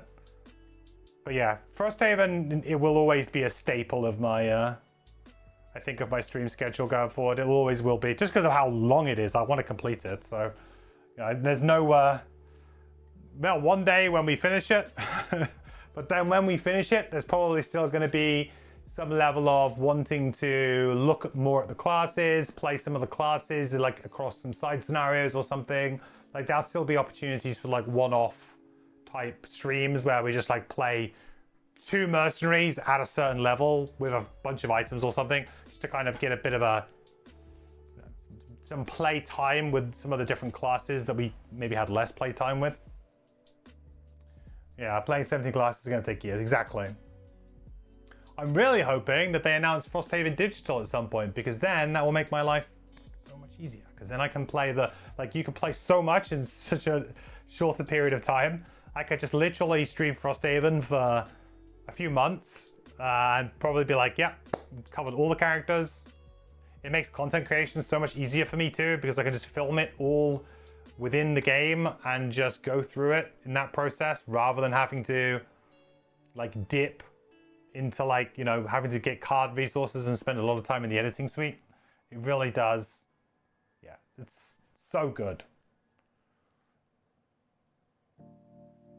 Okay, so we got this guy. He is a elite. 18 health, eh?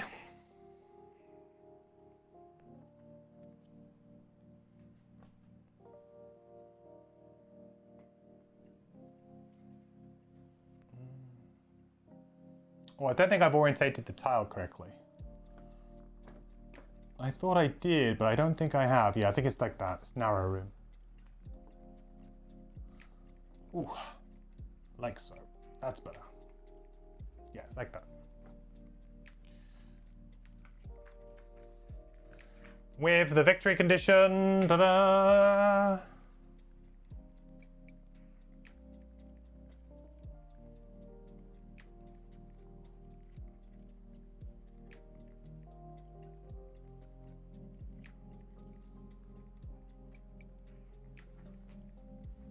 So nice and simple now.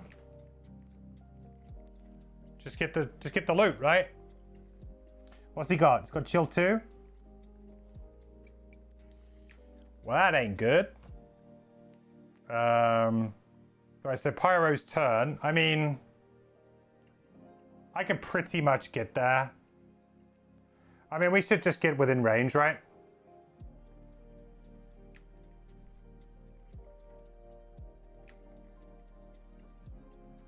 In fact, I can actually get it. I can actually get it. I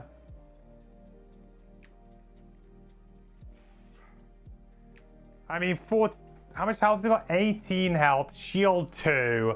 It's gonna take an age to kill him, really. Like, just for one piece of loot.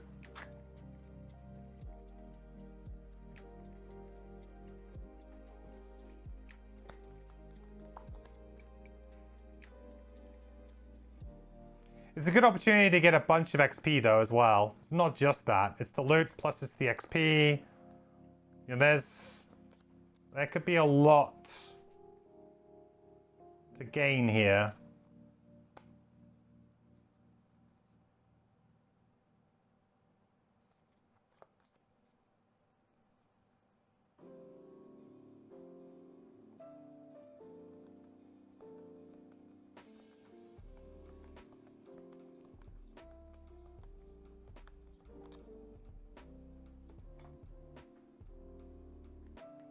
I mean, we can go at least one round, right?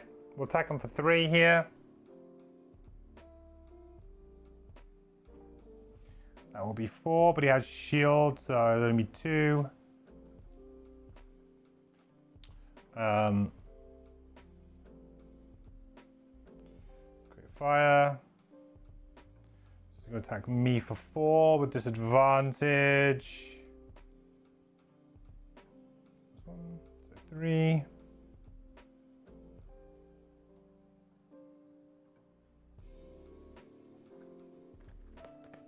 I can get XP in the next scenario. That is true, I can.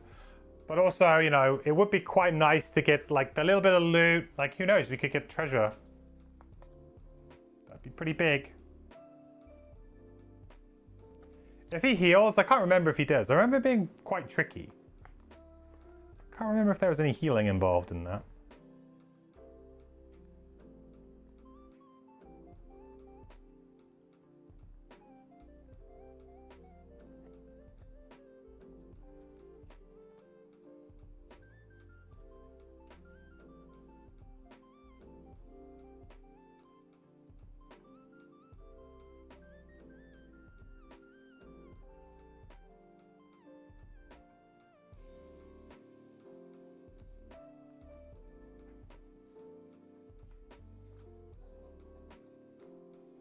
Short rest on Hive, I guess. I think he just summons and banes. If he summons, I can get a lot of loot. What does he summon? Ice Wraiths? Living Spirits. Ice Wraiths would be pretty mean.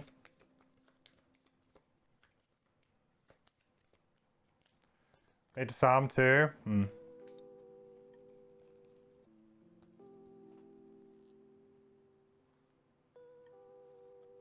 I mean, I guess I could try and get my battle goal too, right? That's the thing.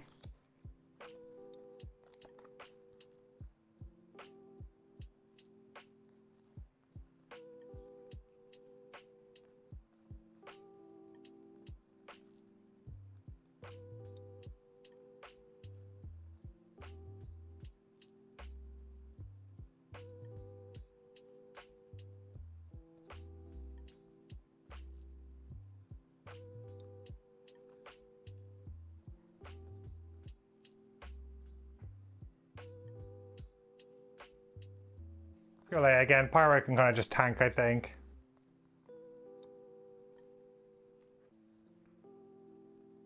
I'm gonna do 4 damage to him through this as well. Gets me 1 XP.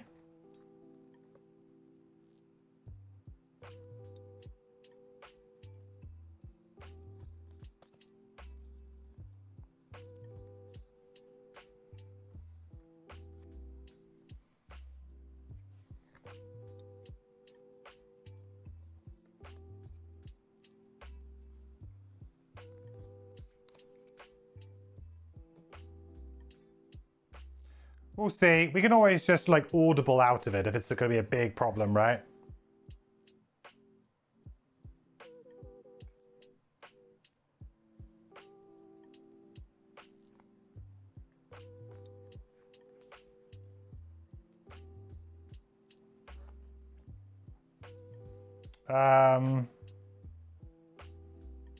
That's a pretty mean attack, but it's not too bad.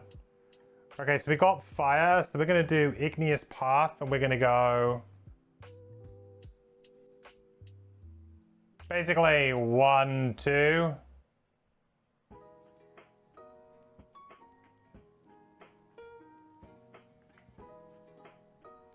It's going to gain its XP. Assume the fire, and then we'll use Deep Fury to do an attack of 4. Curse, so no damage, but we get to heal up for 2.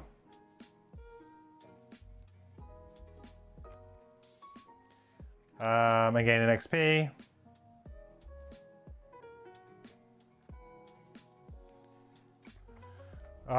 We could push him for 2 if we wanted to here. I don't think we need to really. It's fine. Attack me for 4 with disadvantage.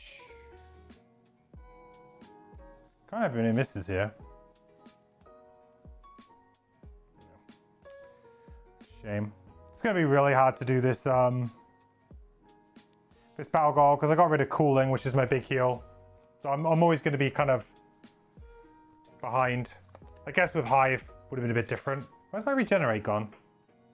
Excuse me? I haven't been here. Thank you.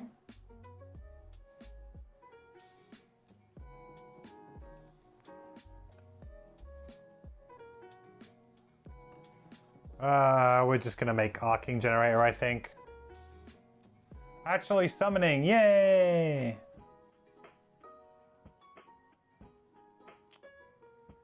Okay, good. And then, yeah, we can move, I guess, 1 step forward. It's all good.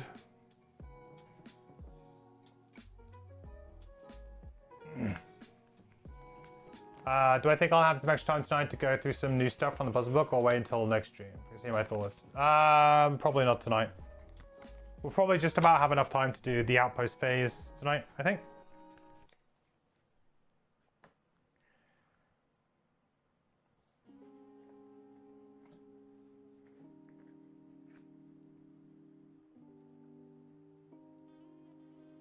Okay, so that's Hives go. Next round.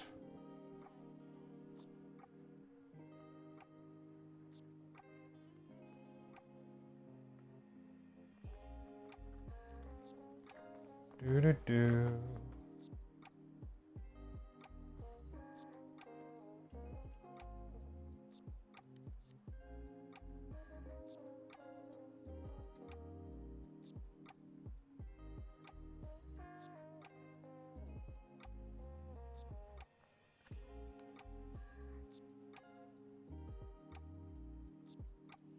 Guess not doing much damage to him kind of sucked there, huh?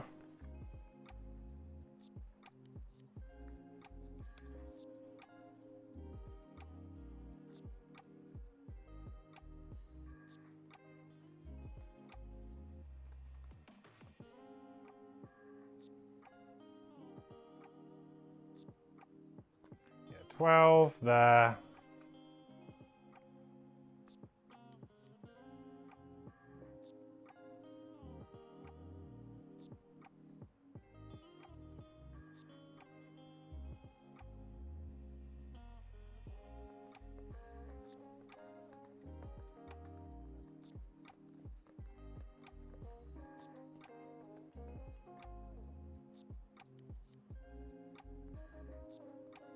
Yeah, there's like a little bit of XP that I can gain, I suppose.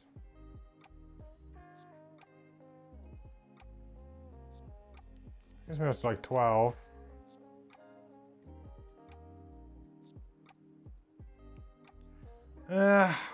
It's kind of whatever at this point in time, right? I could probably get a little bit more, but maybe I should just aim to kill. I just hope that that's enough.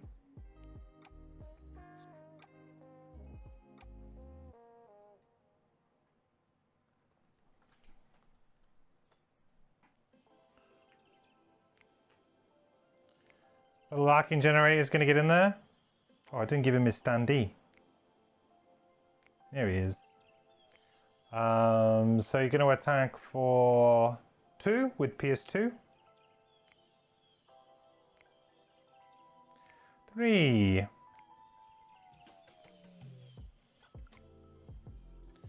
Then we've got Hive themselves going to go in.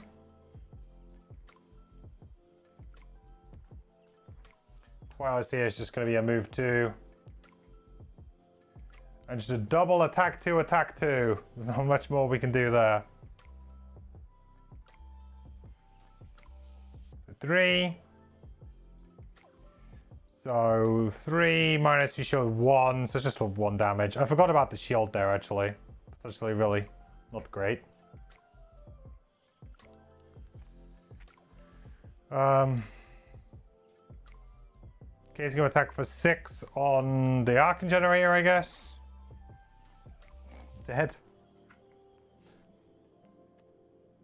It was good while it lasted, buddy. You got 1 attack in.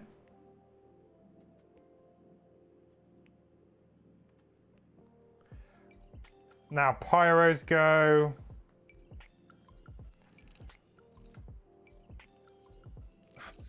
I'm just going to loot it.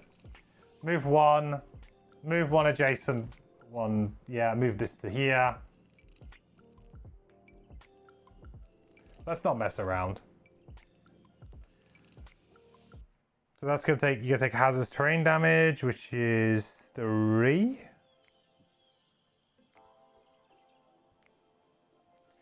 Then we're going to be, we just straight up attack for 3. Not that it really matters at this point in time. 4. 2, 2. Don't do the pull. Now we have it. Loot. I think like we could have maybe done a little bit more there, but you know, we got an extra 2 XP and that's, to me, that felt like a really nicely paced scenario. Really good. All right, we did it. 82.1. Let's go. Success. Nice to come back and win the first one back, eh? It is no small feat to face down a room full of wraiths and live to tell about it. And yet, here you stand, victorious. With the spirits gone, you turn your attention to the next most pressing matter. Treasure. You pry open the chest without any trouble, and inside you find a stockpile of treasure from an age-long past. Gold coins and rare baubles made from silver and brass. You raise your torch and survey the mound in glittering warm light. But as you do, you notice that just behind the dais on which the chest sits stands another door. Much like the others, it's covered in a complex iron mechanism. However, unlike the other doors, this one has been decorated with an intricately carved relief. Ooh, rewards. Gain 2 check marks each. New scenario, Depths of Delirium, 27. I wonder if that follows straight on. Then we can dodge the Outpost phase today. Although having said that, we kind of want to do the Outpost phase because we have stuff that triggers. No, it doesn't say that it follows on. It doesn't say that it follows on. So we can't, we have to go back. That's fine, I think we probably would anyway. Depths of Delirium, number 27. Well, I guess we know what our next scenario is, everyone. Cool. So that is 2 check marks each. Lovely. So let us complete our scenario. Success. Ta-da!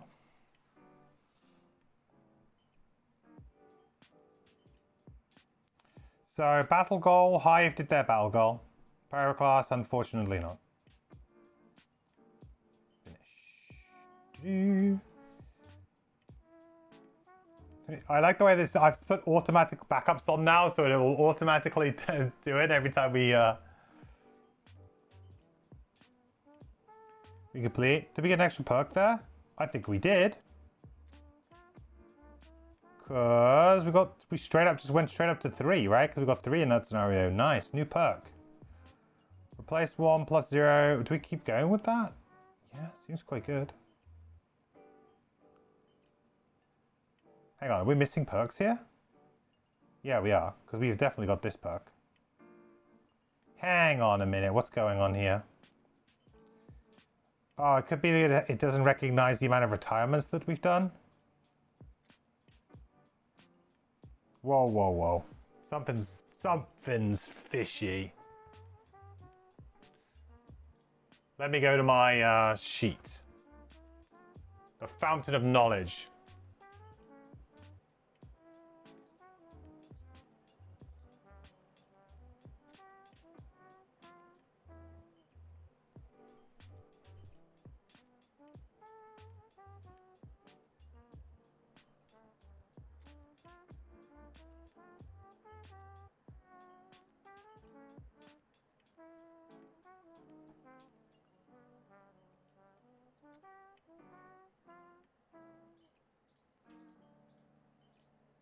Yeah, I should have...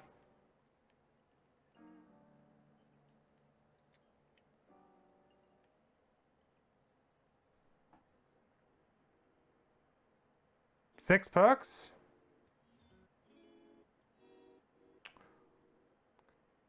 Oh, brr.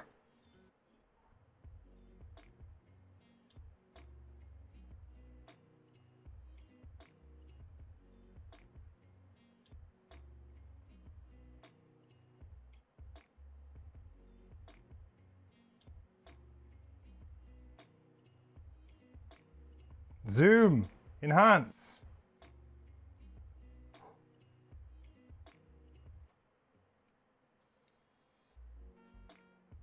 Good. There we go. That's better.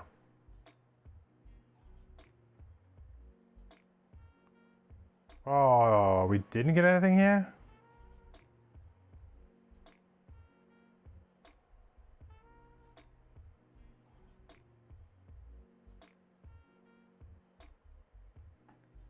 Hang on. Whoa.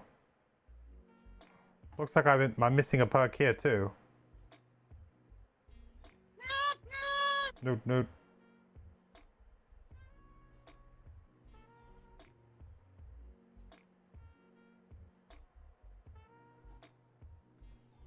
Hey, Brian.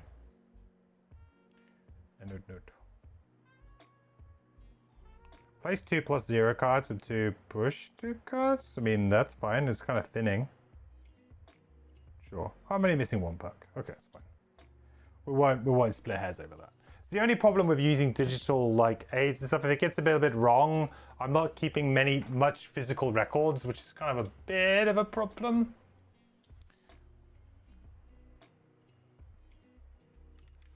Okay, cool. So we've done all of that. So now we need to go back to Frosthaven. Outpost first time. That was a really fun scenario. I really enjoyed that one. I thought it was like interesting. It was a little bit puzzly.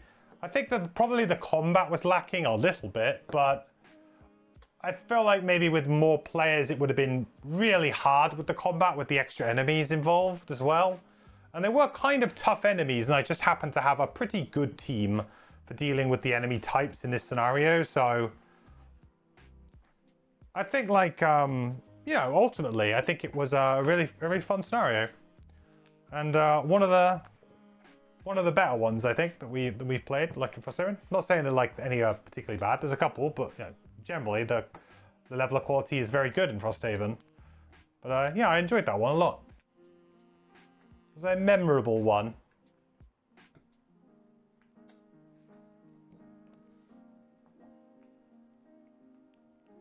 Okay. Quickly get rid of this. And we can move on.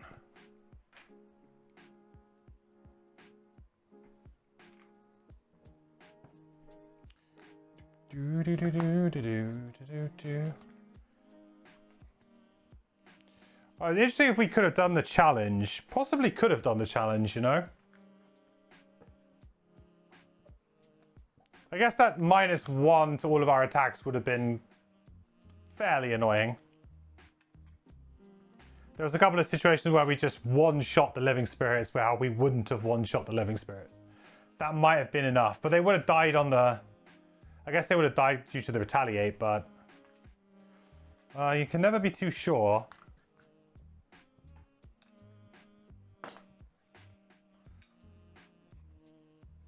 Okay. So, first things first, where's my sheet? It's been a long time. Where the heck are you? I have no idea where you could be.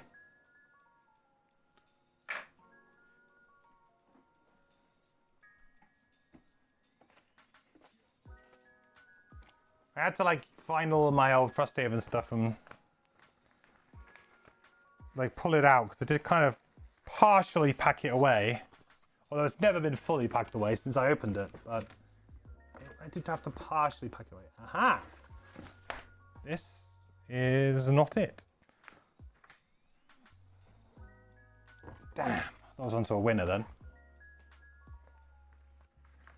Well, we will probably need that, and we will probably need that.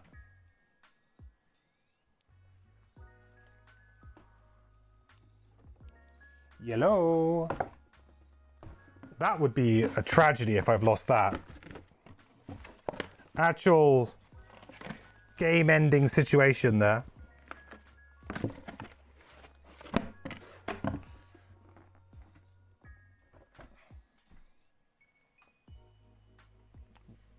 Bear with me 1 second, chat. I'm going to go and have a look on the other side of the room.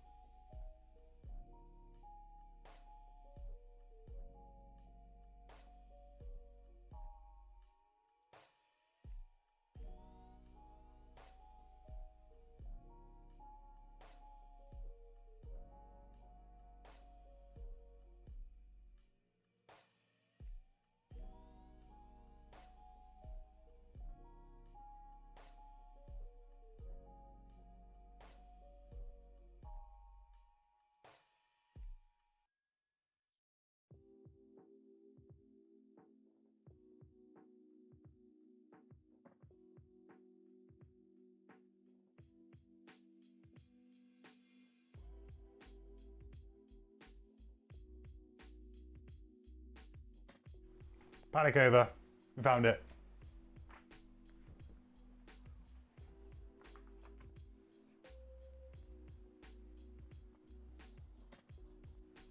An uneventful trip. Should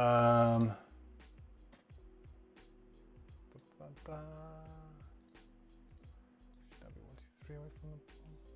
Yeah. All good.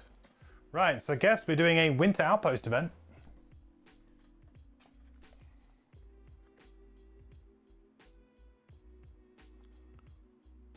Oh, fun.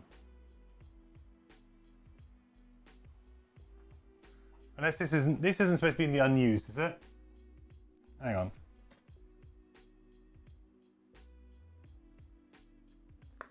No, this can't be. I think this is the original one. I just haven't had it yet. For a moment there, I thought, oh, that could be something I'm not supposed to have.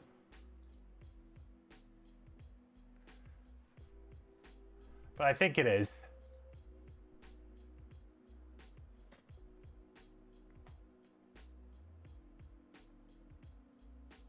Do.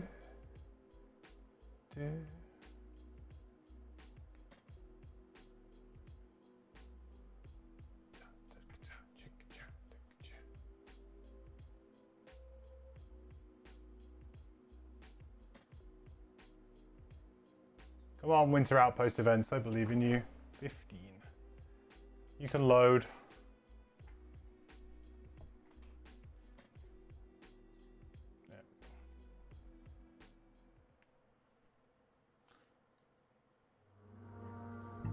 Harrower Geminids are born from a schism in the Harrower. That internal conflict manifests itself outwardly as two forms competing for control.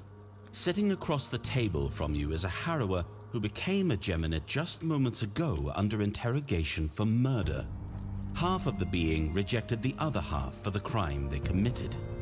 A Geminid can be confused for weeks or even permanently following a split, and Mayor Suther has requested your assistance in getting a confession. Problem is, they've already confessed. Sort of. The left portion of the Harrower says, I am the murderer. the right portion of the Harrower says, I did not kill him. You're about to lock them both up when you hear a cough from the corner of the room. An Esther, translucent except for an odd hunting cap, speaks up.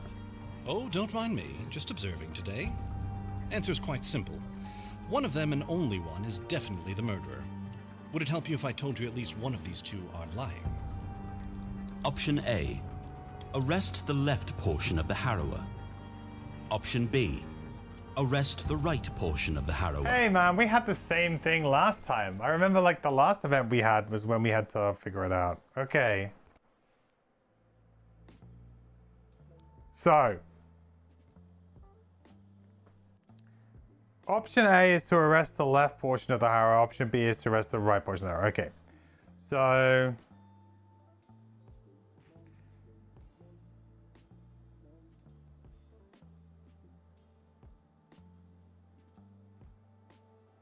So the left says, I am the murderer. The right portion of the Harrower says, I did not kill him. You're about to lock them both up when you hear a cough from the corner of the room, and an eighth of translucent says, answer's quite simple. One of them, and only one, is definitely the murderer. But how about I told you at least one of these two are lying. At least one of the two are lying.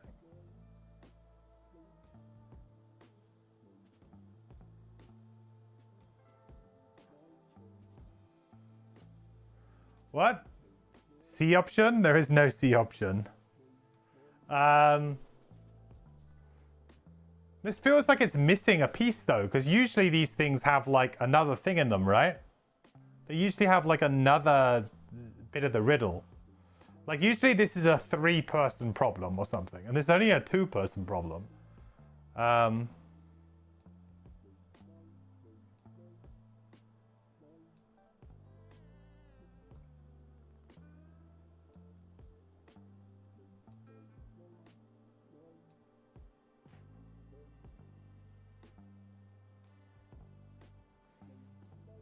One of them and only one is definitely the murderer. How about I told you at least one of these two are lying? The left one says, I am the murderer. The right one says, I did not kill him.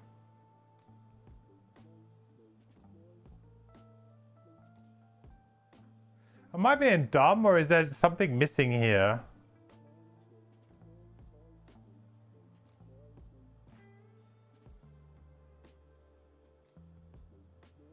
So, okay. They're born from the internal.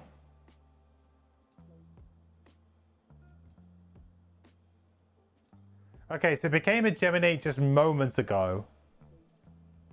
So it committed the murder before It committed the murder before it split? It's the right one.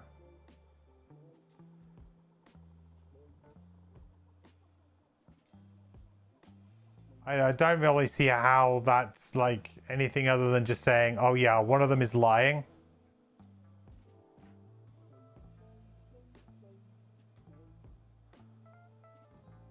I don't really like, I don't get the logic. Because usually there's like one extra little wrinkle here to help you out, right? The left one and the right one both tell you it's the left one.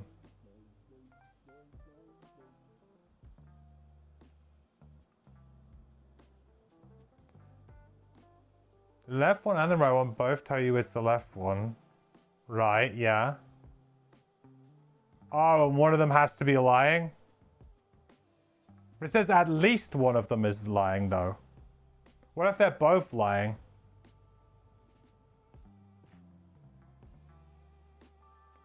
Oh, then they are both lying anyway. Right, I got you. Okay. I see, yeah.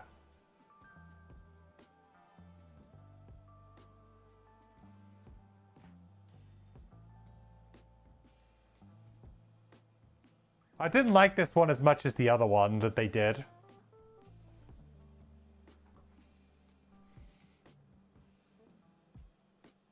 I am the letter of the right potion arrow, so that, okay, yeah. Okay, so it's option B. I preferred the other one that they did. But I mean, the thing is, it's basically the same riddle, just a little bit different. But they did the other one where it was like 3 or 4 people. I mean, I wrote it down on the back of here. I started doing the chart.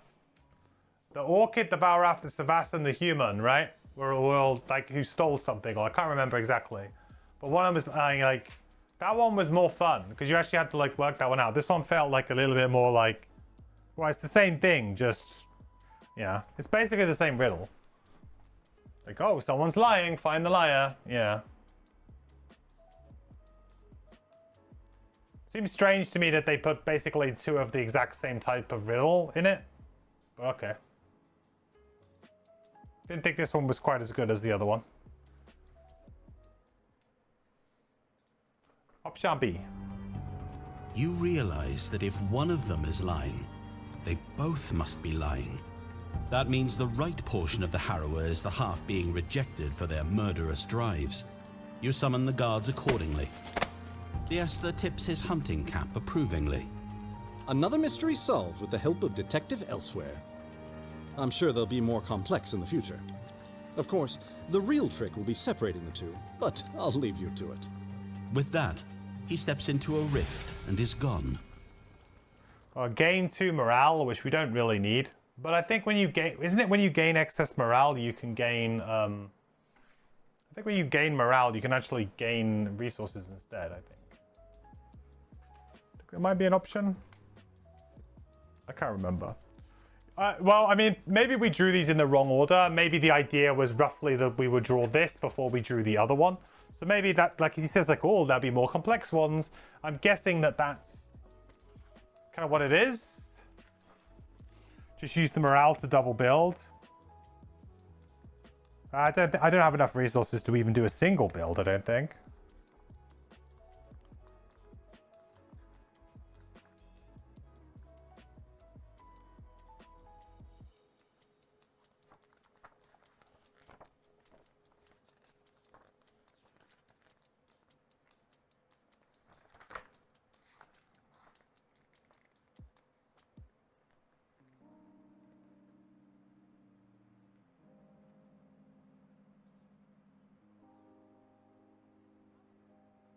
Nah, doesn't say. Oh well. I haven't been using the morale, to be fair, which I maybe should have been. Okay. Buildings! Buildings, buildings, buildings.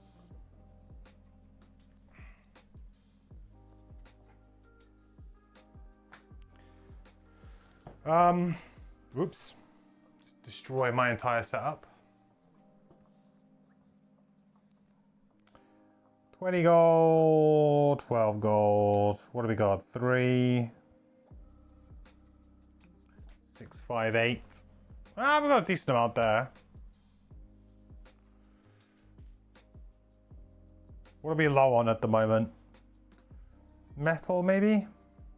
Wood? Metal? Probably metal.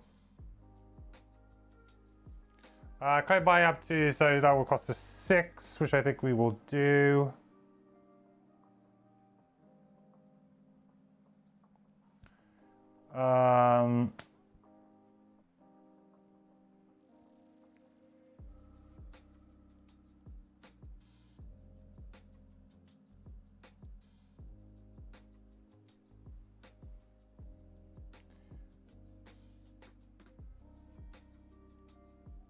I mean, sure, and then maybe one more third as well. I need to keep all the money.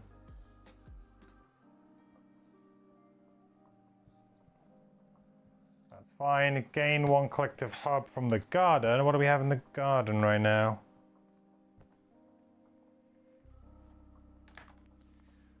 We have Arrowvine and the... I can't even remember the names. Snow Thistle.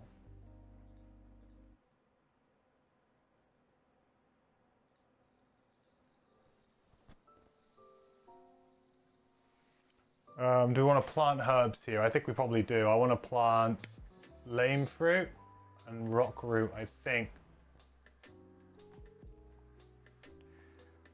Flame fruit and axe nut would be a good one as well. Axe nut, flame fruit, yeah. That I do.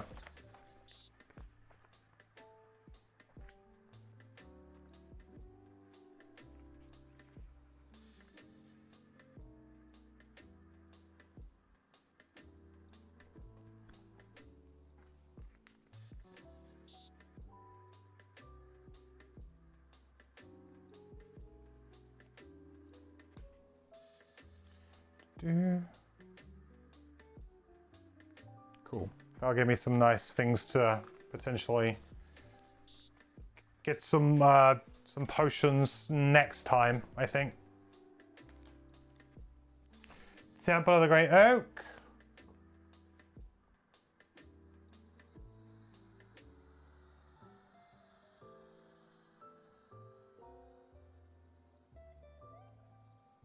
Not that it would probably remember, but never seems to remember.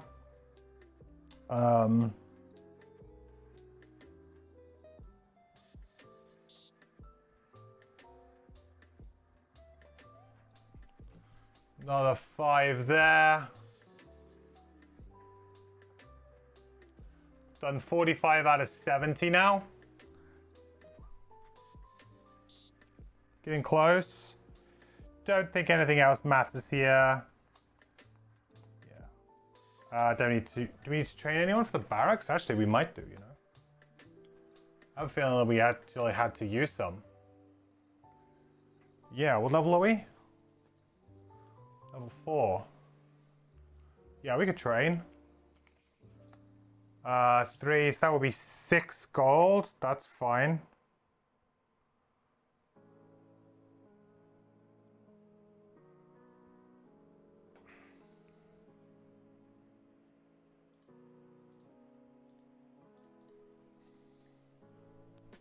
Okay, good.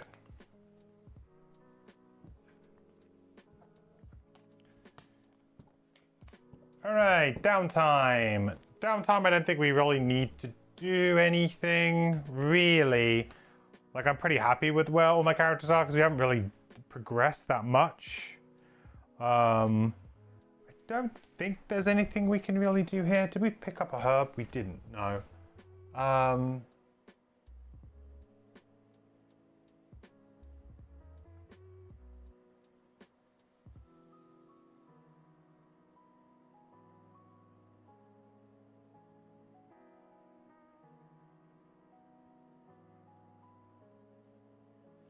I could do an arrow vine, an axe nut. No, that doesn't do anything. I could do a snow thistle. No, that doesn't do anything. Yeah, I'm just kind of capped out right now.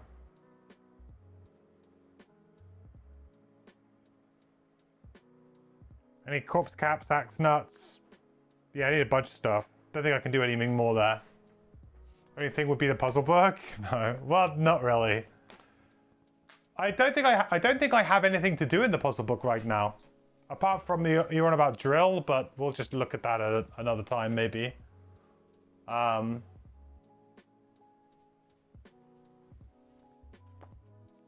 the only thing I can think is, yeah, is the...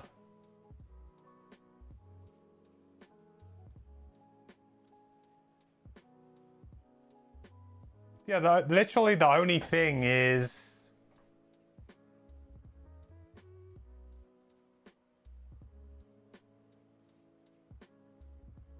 is the drill, right? Yeah, you're just talking about page 5? Okay.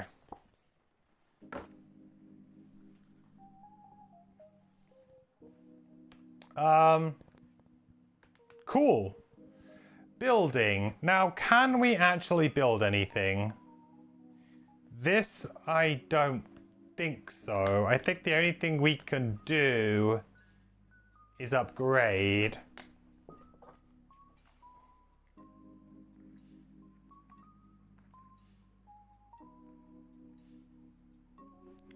But I don't know if we can upgrade too much. We're at prosperity level 5 right now. Pretty close to 6.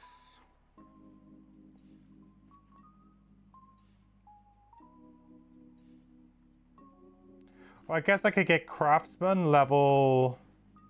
Okay, trading post level 3.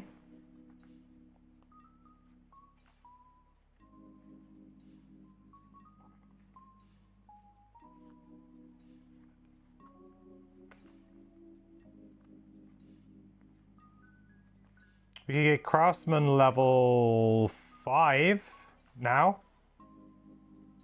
That's probably worth doing, right? Craftsman level 5.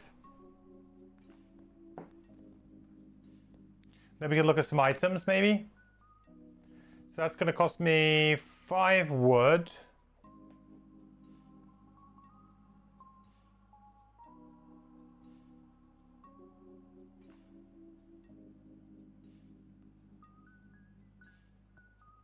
Three iron. 3 hide.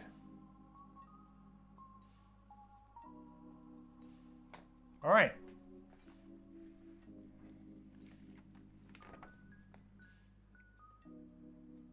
God, there are so many more levels of craftsman. How have I not done craftsman up to this point? It's probably pretty bad, actually. I could have done it ages ago. Can I double do it? I wonder if I could... no, I don't think you can. I think you don't get quite do it that way. I think I can use morale to, like, double dip here.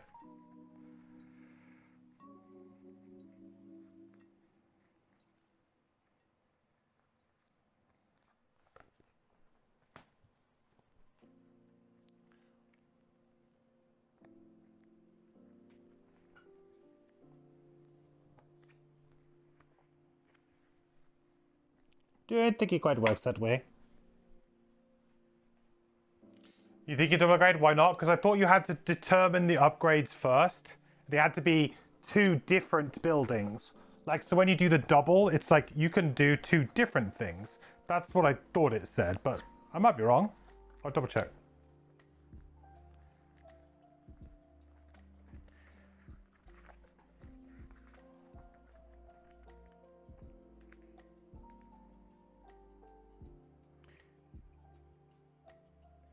They may build or upgrade 1 building by default, and they may lose 2 morale to build or upgrade a second building.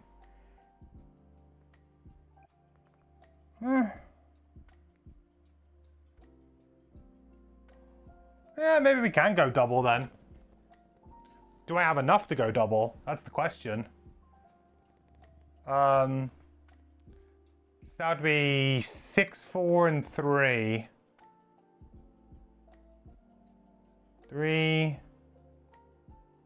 No, I don't have enough anyway. If I planned that out a bit better, I probably could have. It's fine. We'll get it next time. It doesn't explicitly say that you can't, so...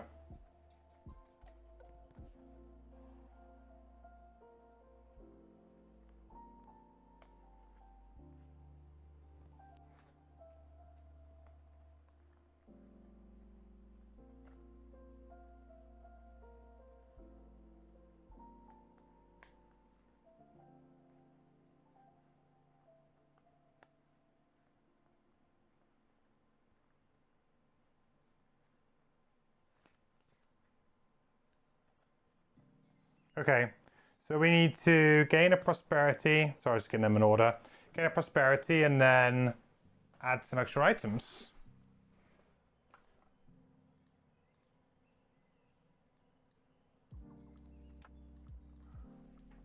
So we're going to gain 26 to 30. I think they're going to be these ones. Yeah. 30. Okay. So what do we have? First off, we have True Sight lenses. During your attack ability, treat all negatives and misses as +0s instead. Hey, pretty nice. I guess you have to choose to use it though. It's a tap, which is nice.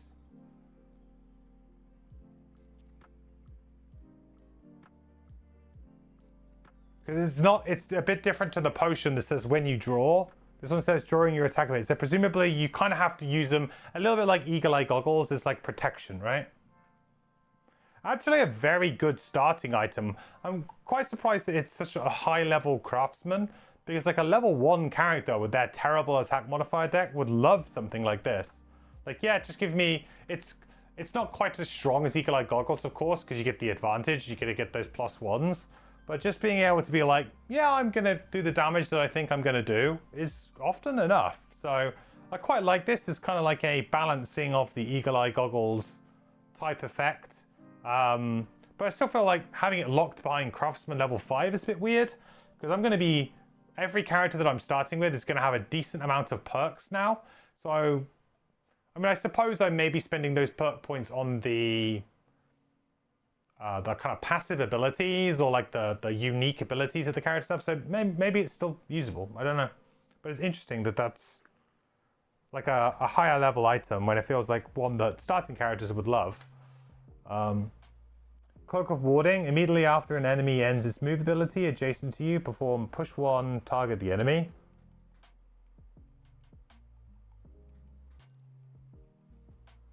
That's interesting. Again, though, for a single-use chest item, seems a bit much.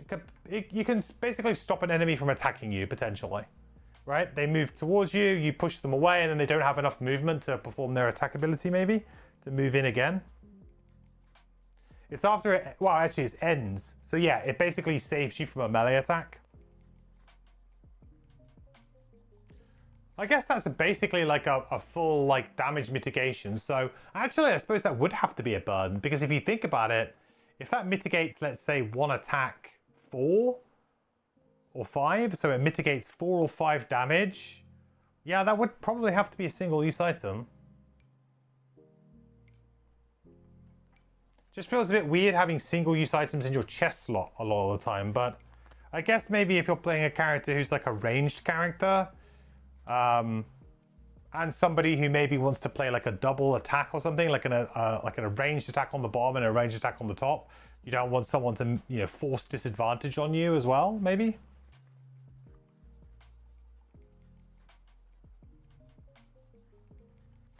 You got Sturdy Boots. After your turn, add +1 to all your move abilities and ignore difficult terrain. Or during your turn, sorry. During your turn, add +1 to all your move abilities and ignore difficult terrain. That's very nice. That's a nice upgrade to the standard boots. For sure. I'll probably get those. Next time we're in town, I think we'll be upgrading. Sturdy Boots look good. Cleaving Axe. After your melee attack, one enemy adjacent to the target suffers 2 damage. That's pretty good too. Oh, it's reusable as well. Oh, that's great. That's really good. Just a free 2 damage. That's really good. Oh, I'll be all in on Cleaving Axe for sure. If you're a melee-based character, Cleaving Axe is 2 free damage every single long rest. That's great. Really good. And then finally, Parrying Gauntlet.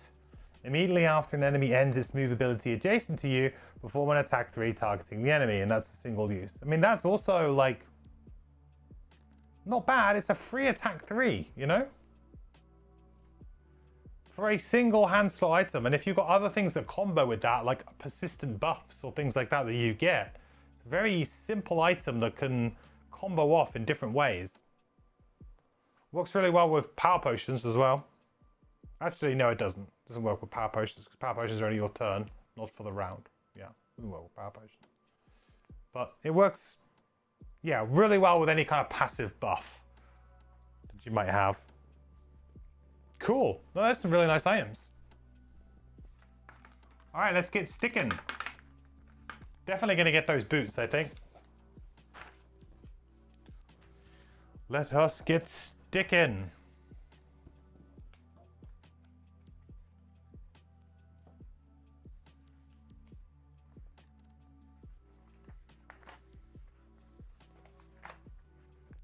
First up, Craftsman. Let's get the level 5 Craftsman on there.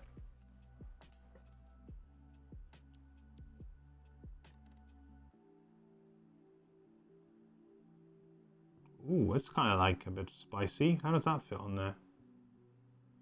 Well, it kind of lines up with this house here.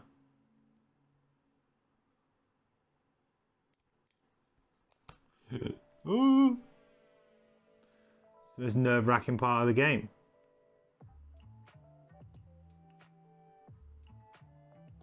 Pretty good. Although it seems like I've covered up that, but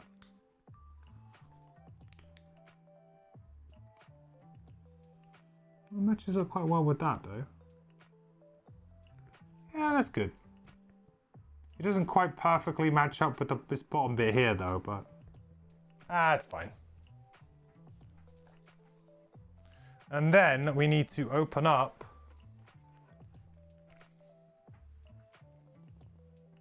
$27.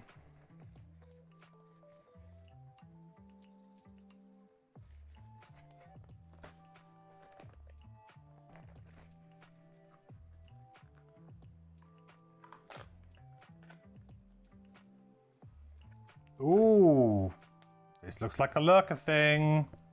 Potentially lurker crown. Part of the lurker quest.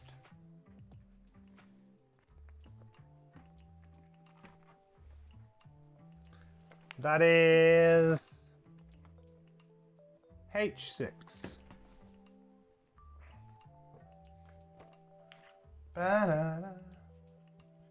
Those boosts are significantly better than boosted striding on certain classes in certain situations. Yeah, for sure. Much more versatile. And the fact that it adds +1 to all of your move abilities, so like it works really well with Hive because we have that move 2, move 2. So now we have move 3, move 3.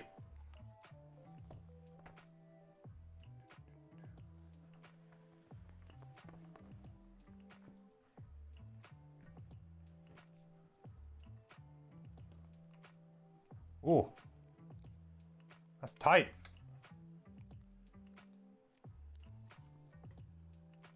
I mean, I guess it makes sense though, because it's kind of like in the same place, right? Oh, that looks like a good stick. There are some guidelines there. Get them guidelines.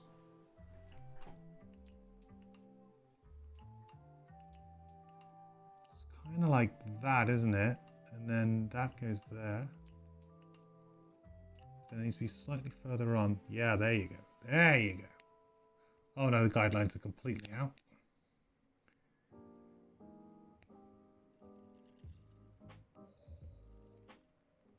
Tension is palpable.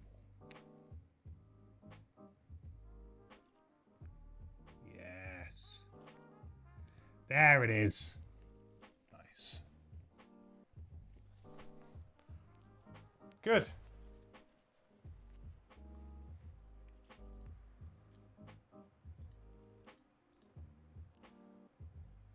So that means that next time we will be doing scenario 27.